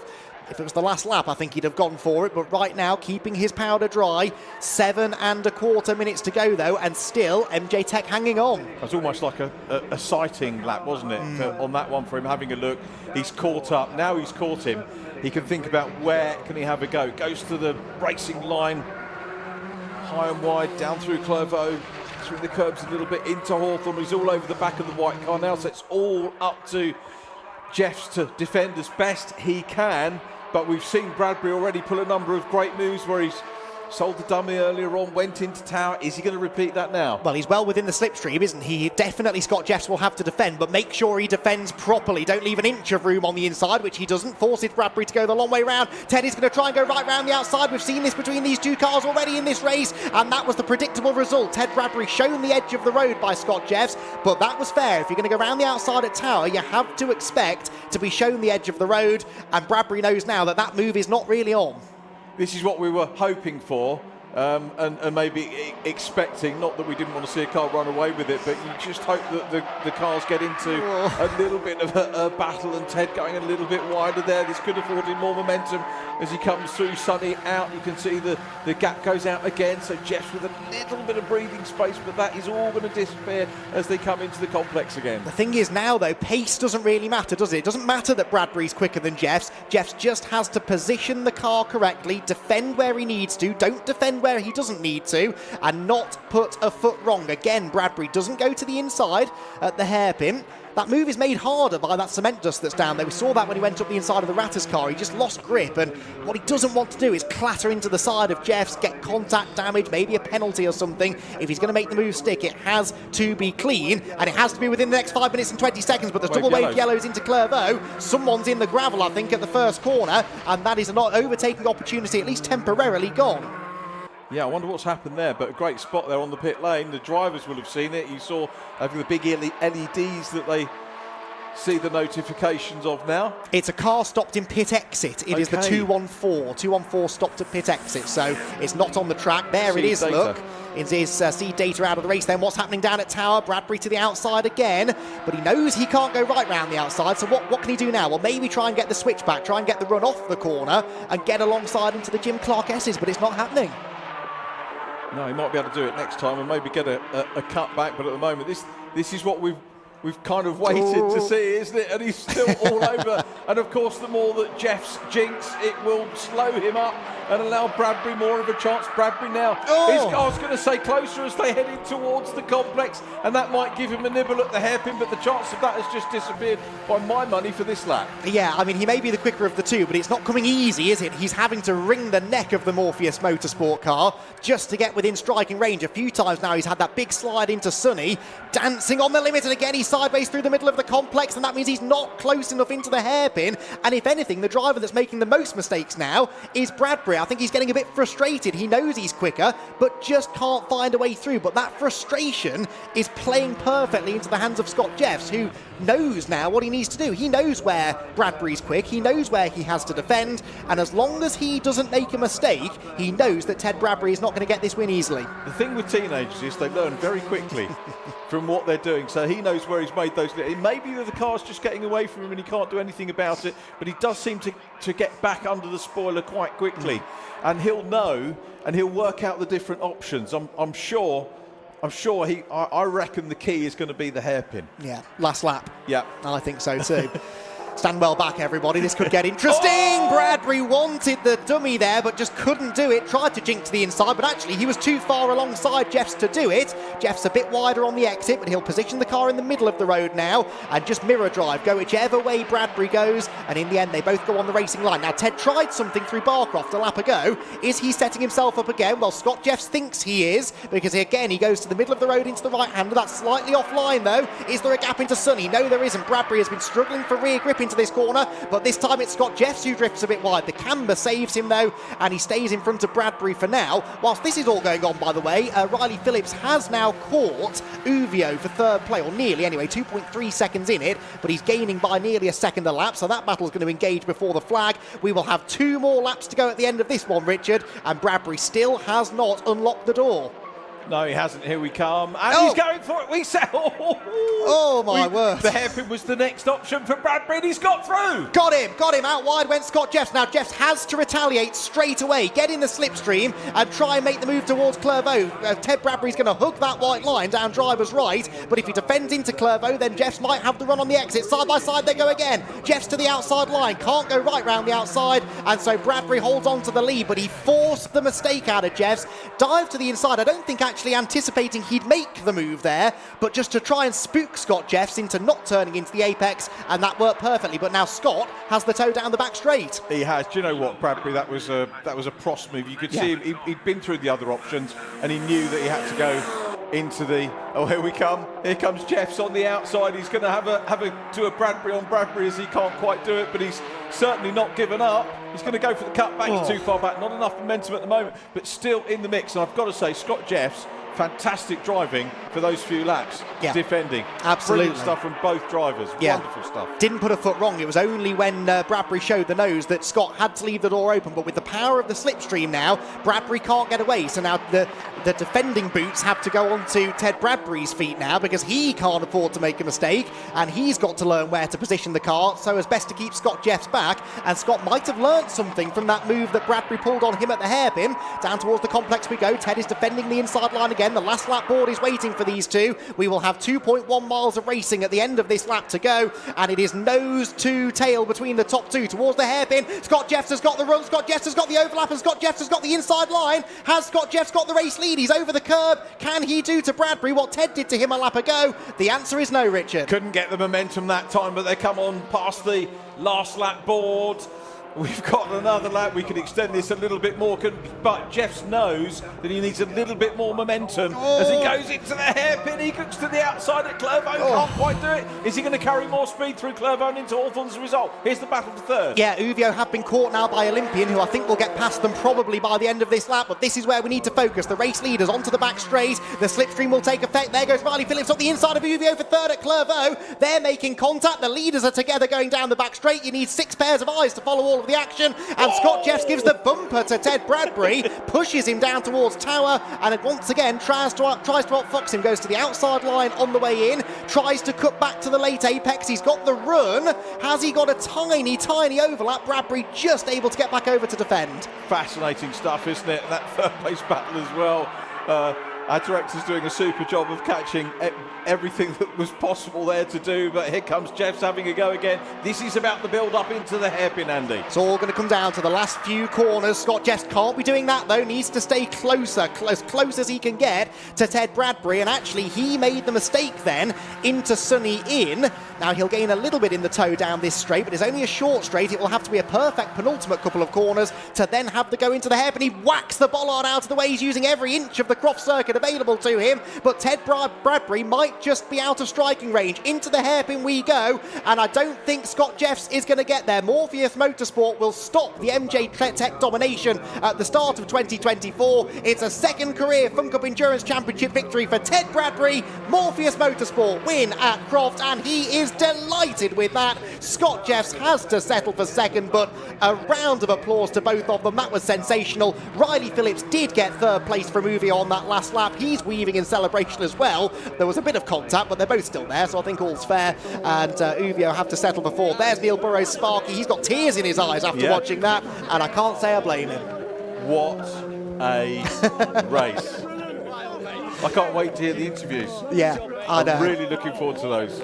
Well, normally you just get a garbled mess from them, really, because they can't really put into words what they were just experiencing. I mean, we were struggling to keep our words coming out in order, trying to describe it. There was so much going on, but in the cars, can you imagine the intensity inside those two cars? And, you know, at the moment, Scott Jeffs will just be feeling dejected. He led until 2 laps from the flag. It will only be later, perhaps when Jamie reminds him in the interview, well, look, you still scored good points, you know, second place, you're still up there in the championship. Then he might start to come back down to earth again. But, yeah, right now, he'll be frustrated, definitely, to have let that one slip through his fingers. But 2 wins and a second place, a pretty perfect start, really, for MJ Tech. Yeah, can't ask for a lot more than that, can you? And they had, you know, they've got things that they can fall back on, they can look on, you know, the push starts that they had to have for the last couple of pit stops. That might not be a thing next time out at Anglesey.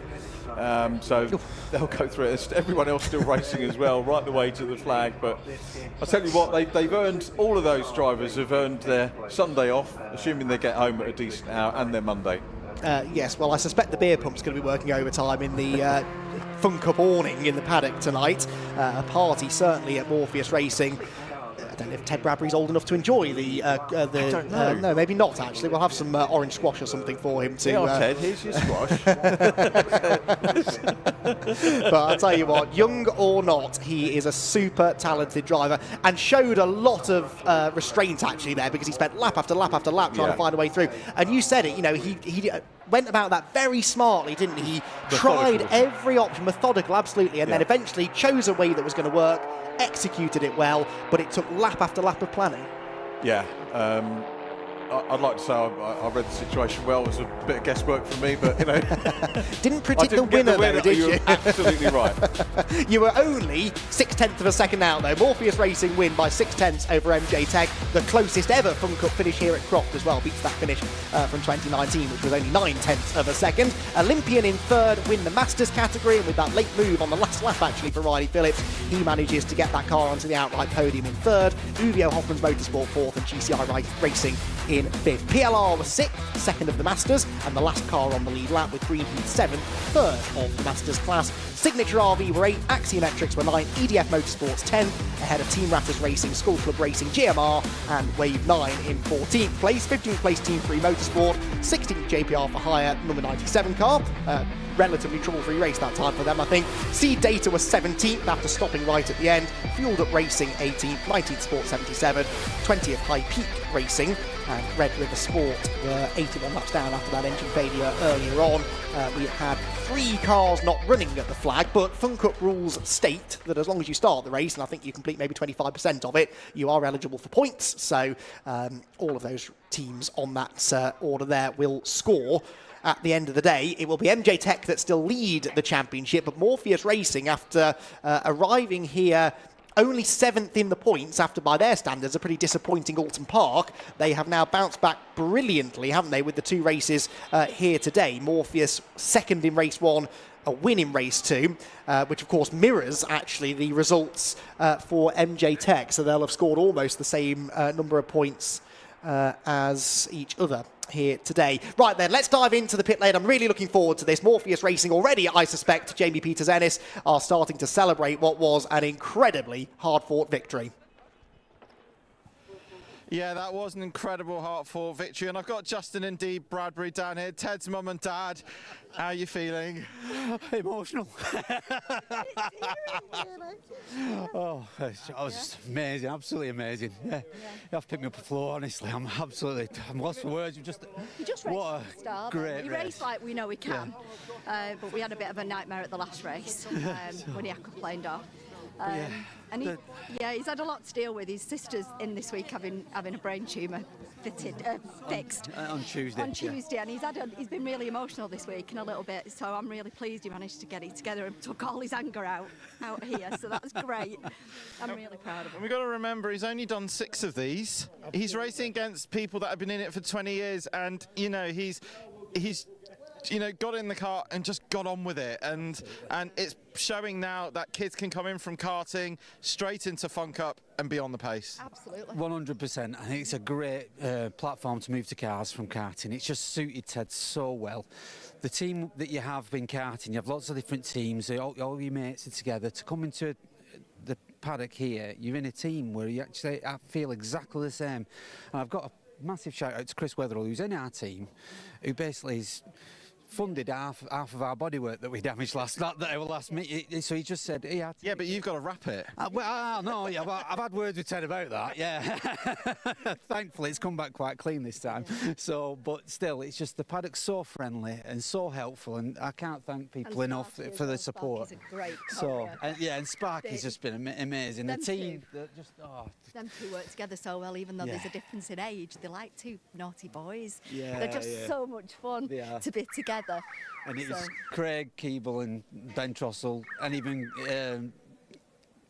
even Greg working late to get it all working, get up for this race. So they've worked so hard. So it's just honestly so amazing. So I'm it's amazing. Go on, go and celebrate, and then you can open your boxes of beer. Absolutely. Yeah.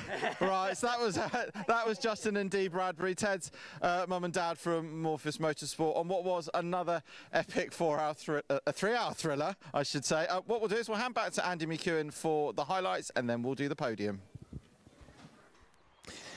Thanks, Janie. Well, if you've got a spare 3 hours, we'll go through some of the highlights, shall we, of that race. That was, it's going to be hard to cram this into just a handful of minutes, but that was a true classic Fun Cup race that will live long in the memories of everyone involved, and once again goes to prove that this is a championship not to be slept on. 3 hours of racing, 102 laps completed in the end, so over 200 miles of racing. Only the one safety car period that came a quarter of the way into the race, and we ended up with the top 2 cars covered by 0.6 of a second, a pass for the win with 2 laps to go, and a last lap pass for 3rd place as well. Let's try then and take a look at just some of the highlights of the 3rd round of the championship.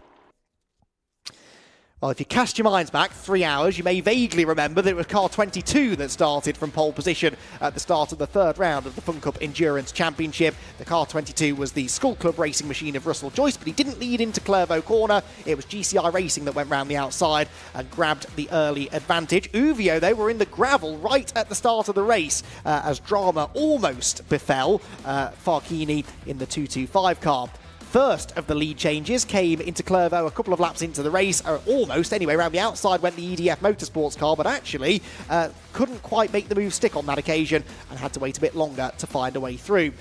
Charging through the order in the early stages were Morpheus Racing and MJ Tech. They would spend a lot of time together over the course of the 3 hours, both at the very beginning and at the very end of the race, whilst PLR Racing were also making good progress, having drawn a slightly more favourable grid position for the second race. MJ Tech tried the outside line down at Tower Corner, but Morpheus Motorsport showed them the edge of the road and managed to hang on for the position at least temporarily, but that did not deter Will Abraham, who would very shortly get up the inside into Tower. Just as ahead of him, PLR got up the inside of Axiometrics to claim another position. Once they'd cleared Morpheus, MJ Tech with a car on the move. They got past GCI Racing and then set about chasing down the race leaders, something they were able to do, and they grabbed the lead before the end of the opening stint of racing. Down towards Tower, Uvio were battling with PLR. We've had many a great battle between these two teams down the years, and it was a brief but entertaining one in the opening gambits of this one, which saw Uvio move ahead of PLR, gaining a position not only overall, but also climbing their way towards the podium places.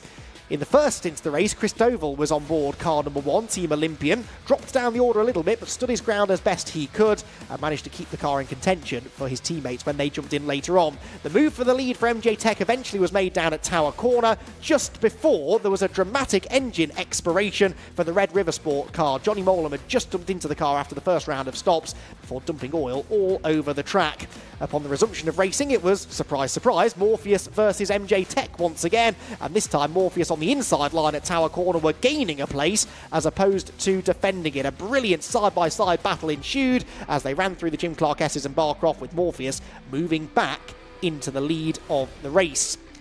Behind them, Olympian had now put one of their quicker drivers in the car. They were moving up the order. Uvio were also gaining ground there at the expense of EDF in the 246 car that, having led earlier on, would eventually finish 10th.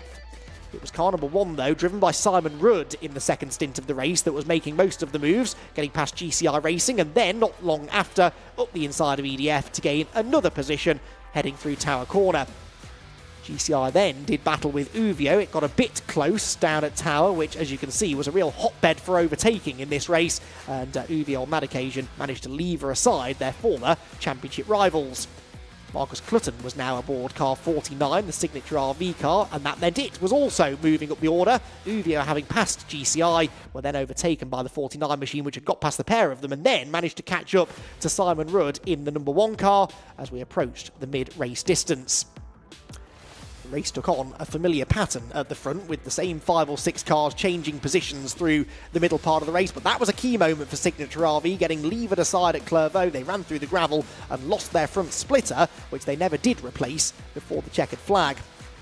Morpheus were trying their best to negotiate the PLR racing car, which was getting all defensive down at Tower Corner, and that backed them up into Team Olympian. This was a 3-way fight outside of the podium places, as Morpheus had actually slipped backwards slightly in the mid part of the race, but they were playing a slightly different strategy to the rest of the teams. They were taking on fuel earlier in the race than some of the others, and they were also saving their fastest driver, Ted Bradbury, for the final 2 stints of the race. He very nearly, though, found his way into the gravel trap after contact with Olympian at Clervaux that could so easily have ended their challenge for a race victory. PLR were having a solid run, and they were on course eventually to finish second in the Masters and notch up some more good championship points for 6th place by the end of the 3 hours. There were a couple of spins mid-race for Sport 77. Both Alex Jones and Nick Wallace at various points found themselves pointing the wrong way, but learnt a lot on their Fun Cup Racing debut. GCI battled with the number 22 machine as they went through sunny. In the mid part of the race, though, there was some question about the rain starting to creep in. It never did fully materialise, but there were a few sketchy moments as the drizzle came and went heading in towards the final hour. Olympian and GCI were side by side on a number of occasions. Olympian now starting to make their move back towards the front, having done a similar thing really to Morpheus by saving Riley Phillips and Simon Rudd for the final part of the race. They guaranteed that that car would be in contention. However, a late stop-go penalty would take them out of the running for the race win. That all came because of track limits. Perhaps track limits infringements incurred whilst overtaking drivers and trying to charge up towards the race leader. Morpheus Racing, though, became the team to watch. After the penalty for Olympian, they fairly obviously were then the biggest challengers to MJ Tech, who by this point had been out in front for an awfully long time. But in the final couple of stints, they had slow pit stops, did MJ Tech, and Ted Bradbury was setting fastest lap after fastest lap in his pursuit of the race leader. He caught them with about 10 minutes of the race to go, but for one reason or another just couldn't really put the move in for a good number of laps. Traffic wasn't helping. The Ratters racing car was dispatched eventually by Ted Bradbury, who slid up the inside of the hairpin and once again set off after the race leader. Having caught Scott Jeffs, though, he could not find a way through because Scott was getting very defensive. Right, the outside at Tower didn't work. Ted then tried to switch back on the next lap, and still there was nothing doing. Scott Jeffs was placing the 249 car perfectly until eventually Bradbury found a gap on the inside at Tower and managed to go through into the lead. This was with 2 laps to go, and Scott Jeffs wasn't going down without a fight. Got back up the inside of the hairpin beginning the final lap of the race, but couldn't quite do to Bradbury what Ted had done to him a lap or so earlier. On the final lap of the race, it was 7/10 of a second between them at the flag after 3 hours of racing. Morpheus Motorsport victorious, Neil Burrows and Ted Bradbury. Ted's second career victory in the championship and stops the charge from MJ Tech, who had won the first 2 races of the season and had to settle eventually for second in round number 3. But celebrations all round, an emotional and well-deserved victory for Morpheus Motorsport, who win round number 3 of the championship. And that, everybody, was that. Rounds 2 and 3 of the Fun Cup Endurance Championship, giving us 2 absolutely classic races. And if you enjoyed it, well, I've got good news for you, because we have full live streaming of every one of the races this year. 10 races coming your way in 2024. We head next to Anglesey, the coastal circuit on Anglesey on the 15th of June. Then on the 20th of July, we're at Snetterton on the 300 circuit. The 17th of August, Brands Hatch. The 21st of September at Donington Park.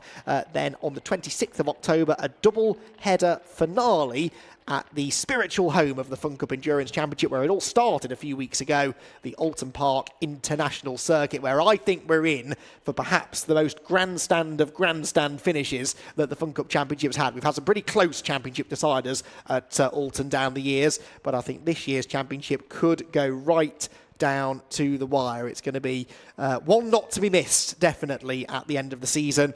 We've got a few of the big characters starting to take centre stage now, haven't we? MJ Tech obviously have got off to a really good start, but Morpheus, once the dropped scores are calculated, are going to be almost level with MJ Tech on points, I would say. Olympian you can never count out. They've got a really good driver lineup this year. Uvio likewise. They seem to lose pace a little bit towards the end of that race, but they will bounce back and win races before the year's done, I'm sure. And it's going to be a really intense battle between that group of teams. But who comes out on top, you'll have to tune in to find out over the remaining 8 races in 2024. Don't forget as well, this is only day 1 of this Brscc race meeting here at Alton Park. We've got another full day of racing tomorrow, brought to you live on the Brscc YouTube channel. We kick off at about 1 o'clock with our first race tomorrow, the Fiesta ST150s. They will have 1 race. There will be 2 races for the Nankang Tyre BMW Compact Cup that put on a thrilling race earlier on. And we are also joined by the Evolution Trophy. They have 2 15-minute races. And there's 2 hours of BRSCC, PBS Brakes, Supersport, Endurance Cup action as well. An eclectic mix of 20-odd cars will do battle over 2 hours around Croft. So if you like your endurance racing, we've got another mini enduro tomorrow, but that one very different to the Fun Cup. Lots of different cars on the track, multi-class racing as well. And it's... again, going to be a good day of racing. That one all kicks off at 1 o'clock. So you all get a bit of a lie-in on the Sunday as well, which means that the parties will go on late into the night, I suspect, here at Croft tonight, as the teams who have had success will be celebrating. But such is the camaraderie in the Fun Cup paddock. It's a celebration for all, really. It's too cliche maybe to say there are no winners and losers, because obviously that's not the case, but even the losers are going to be leaving Croft feeling like they've had a really enjoyable weekend, and I hope they have anyway, and they will be looking forward now to that next round of the championship, where perhaps they can try and bounce back. Anglesey is one of 3 double headers this year, and the Anglesey Coastal Circuit with those 2 3-hour races, 6 hours of racing. It's a busy day, and quick turnaround for the teams as well if they're both going to be daytime races this time around. But the Anglesey Coastal Circuit has produced some cracking Fun Cup racing down the years, and the stage is set, isn't it, really, for the same thing to happen this time. I just think we're going to have a great day's entertainment, and every race is going to take on extra significance just because of how evenly matched these leading teams are. If you're, if there's a season where, one team quite clearly has a pace advantage, then they can sort of afford to have a bad round or two. We've seen that in the past, but this year the pressure's on for every race, isn't it? You can't afford a bad result, because one bad result will put you out of contention in the championship, even with those dropped scores. Inevitably, bad luck will befall everybody at some point. It's how you bounce back from it. Perhaps MJ Tech have had their bad luck today with those issues in the pit stops, the car not firing up properly after the final 2 stops. The time they lost there likely lost them the race, but if that's as bad as it gets and they still managed second place, then that's not my going either, is it? And Olympian and Uvio as well, they both had a stop-go penalty in that race and still finished 3rd and 4th respectively, only 1.1 seconds apart at the flag. So we are waiting, I believe, for drivers to gather down at the podium. We should hopefully have them there within a few minutes' time. So whilst we're waiting, don't go anywhere. We're going to take a very short break here at Croft, but we'll have podium celebrations for the Fun Cup Endurance Championship in a few minutes.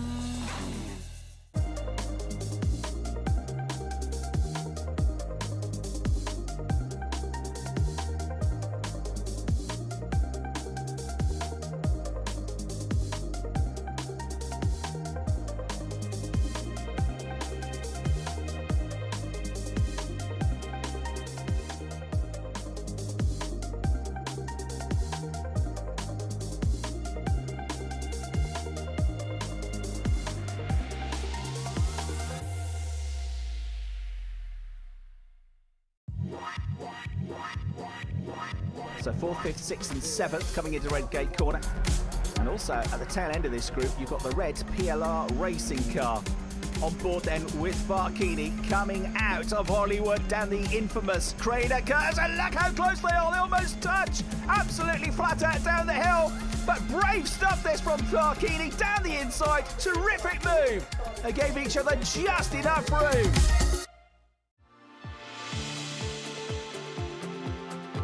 I think it's the camaraderie and then also the close racing. There's some fantastic drivers out there. Very fair, you know, they'll leave enough room, but there's some really quick guys, you know. You get a lot of seat time, pound per minute, it's cheaper than pretty much any other series I've looked at. And then everyone's so helpful, you know, the top teams are giving you their data and supporting you, getting you up to speed. So the level for club racing is as good as it gets. I've got clients that described it as a 4-hour sprint race. It's fun, it's intense, it's friendly, it's just mega racing, mega close racing. Lots and lots of people taking part in it, good atmosphere, yeah, generally great fun. It is some of the closest racing I've done, but also, you know, everyone is very friendly. Just an amazing atmosphere, whether it be on track or off track as well, so yeah, can't recommend it enough.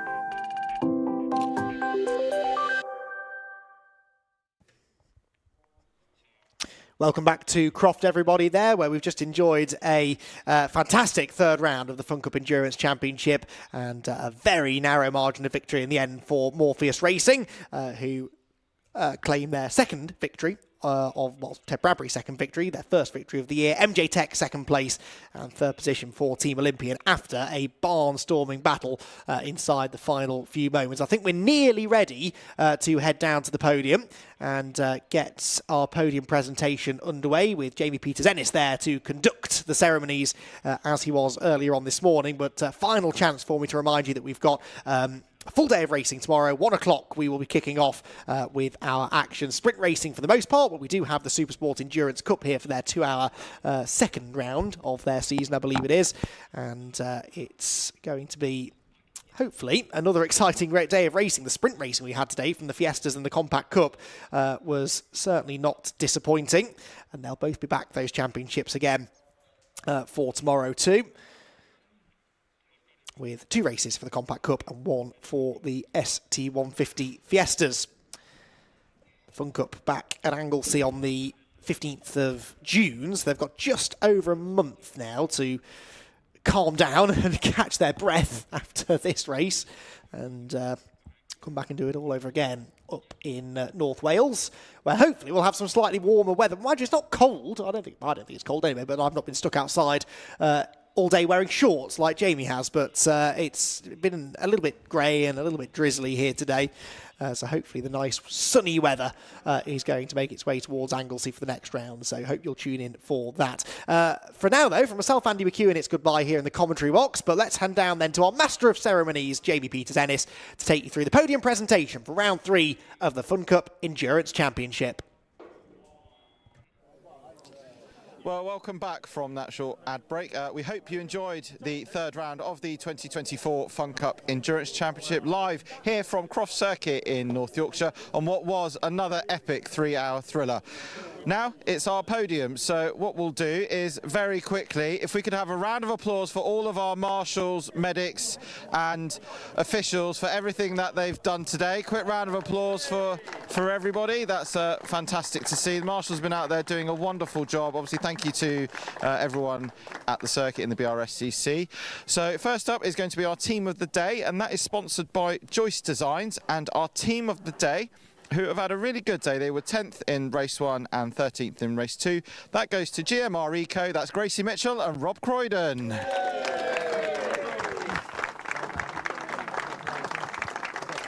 Well done, guys. Handshakes from Russell Joyce of Joyce Designs. Of course, Russell was out in his own car in the 22 Skull Club car, and quick photos there. Well done. That's your team of the day, guys. Give them all a round of applause, and congratulations to Rob and Gracie. moving on to our Masters podium, and in third place in our Masters class was Axiometrics. That's John Relton, Greg Evans and Chris Weatherall.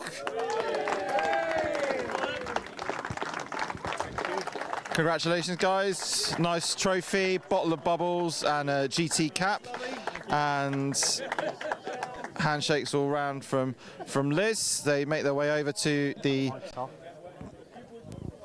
backdrop.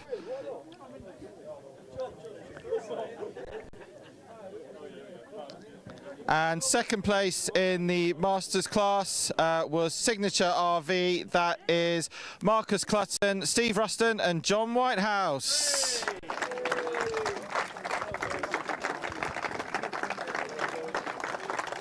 Congratulations, guys. That's a trophy, GT cap and some bubbles for Marcus, Steve and John as they make their way over to the podium. And your winners of the Masters class and former Masters champion goes to PLR Racing. That's Neil Plymouth and Ben Pitch. Congratulations to Neil and Ben. Trophy, GT cap and some bubbles handed over as they make their way over to the podium as the rain starts to fall here at Croft. So just handshakes all round. And now the guys know what to do with the bottles. It's time to get busy with the fizzy. So pop those corks, guys, and give it up for your Masters podium, everybody.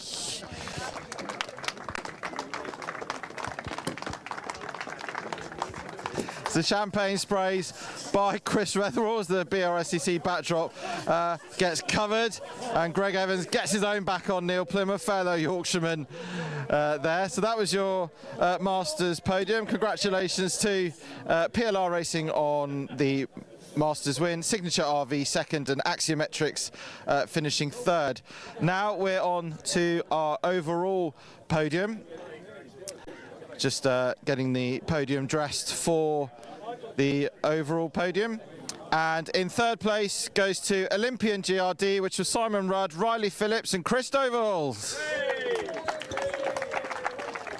Congratulations, guys. That's a third place trophy, GT cap and some bubbles given by Liz Hanley. And that's third place for Team Olympian. In second place, after a hard-fought last 30 minutes, he fought all the way to the end. It was MJ Tech, it was Will Abraham and Scott Jeffs. Congratulations, Guy. It's a trophy, some bubbles, and a GT cap for Scott and Will.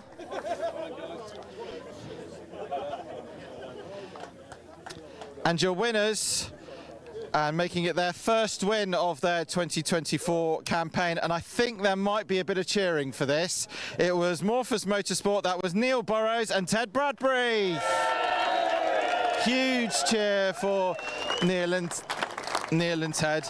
Neil, affectionately known as Sparky, as he gets the trophy, some bubbles, and the GT cap by Liz as they make their way to the podium. Go in the middle, guys, as you're the winners. So you see the top three in the overall, and it's time for the boys to get busy with the fizzy. So off we go.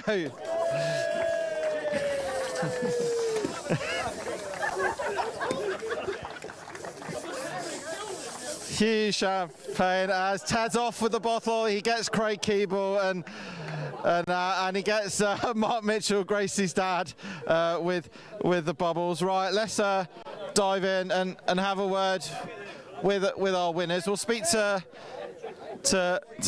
Neil. We'll just wait quick, get photos for our podium. As we get the trophies all held up as the as the bubbles gets poured over Neil. And there we go, there's your top three. Round of applause for your overall top three, everybody. Right, don't go anywhere, guys. Let's have a word. Sparky, just handshakes all round. Right, we'll quickly dive in. We'll have a word with Neil. That's a nice way to end the weekend, isn't it? That's my first win. Ever? Ever. Wow. we had plenty of seconds and other bits, but yeah, absolutely awesome, emotional. I'll put it on that category. That was a great rescue drive back. A couple of little bits we fell over on, but oh no, it never ends, does it? Oh. No, absolutely delighted. Massive shout out to the Morpheus team. What an outfit they are. How good is that racing? 3 hours, literally split by a few tenths at the end. That is absolutely epic. That's proper racing. Yeah, you might want to throw yourself in the shower before you go home. Yeah, I've done that once already after I got out, but I'm going to have to do it again, so yeah. Excellent, well done, mate. That was Neil Burrows from Morpheus Motorsport. Right, where's MJ Tech? Here they are. Right, there's Will and Scott. You fought to the very end, but a first and a second, that's big points. You've still got to be happy. Yeah, we're very happy with it. We had our issues in the second race, but I mean, Scott held on way more than I expected, to be honest. He did a brilliant job at the end, and yeah, we'll take second definitely. And it's nice that so far this year that is our worst result. It feels a bit crazy to say that, to be honest. So yeah, hopefully we can continue for the rest of the year. And Scott, Anglesey, you don't have to start last. Yes, well, I quite like starting last. It's exciting, but no, it was a good race. I thought we were going to win it towards the end, but do you know what? Ted was absolutely rapid, and I have to give him all the credit because I thought I was going quite well, and yeah, I saw him coming off my mirror, so it's going to be a tough end to the race to hold him off. But yeah, we were carrying a few problems, so I don't think we were quite 100%, but we're still quick. But we'll get him next time again. Excellent stuff. Thanks a lot, guys. And third place was Team Olympian GRD. That's Simon Rugg, Christopher and Riley Phillips. P3. Yeah, we are absolutely live. P3. Bit of a stop-go at the end for track limit abuse. It happens. It's one of those things, but still a good result and still decent points.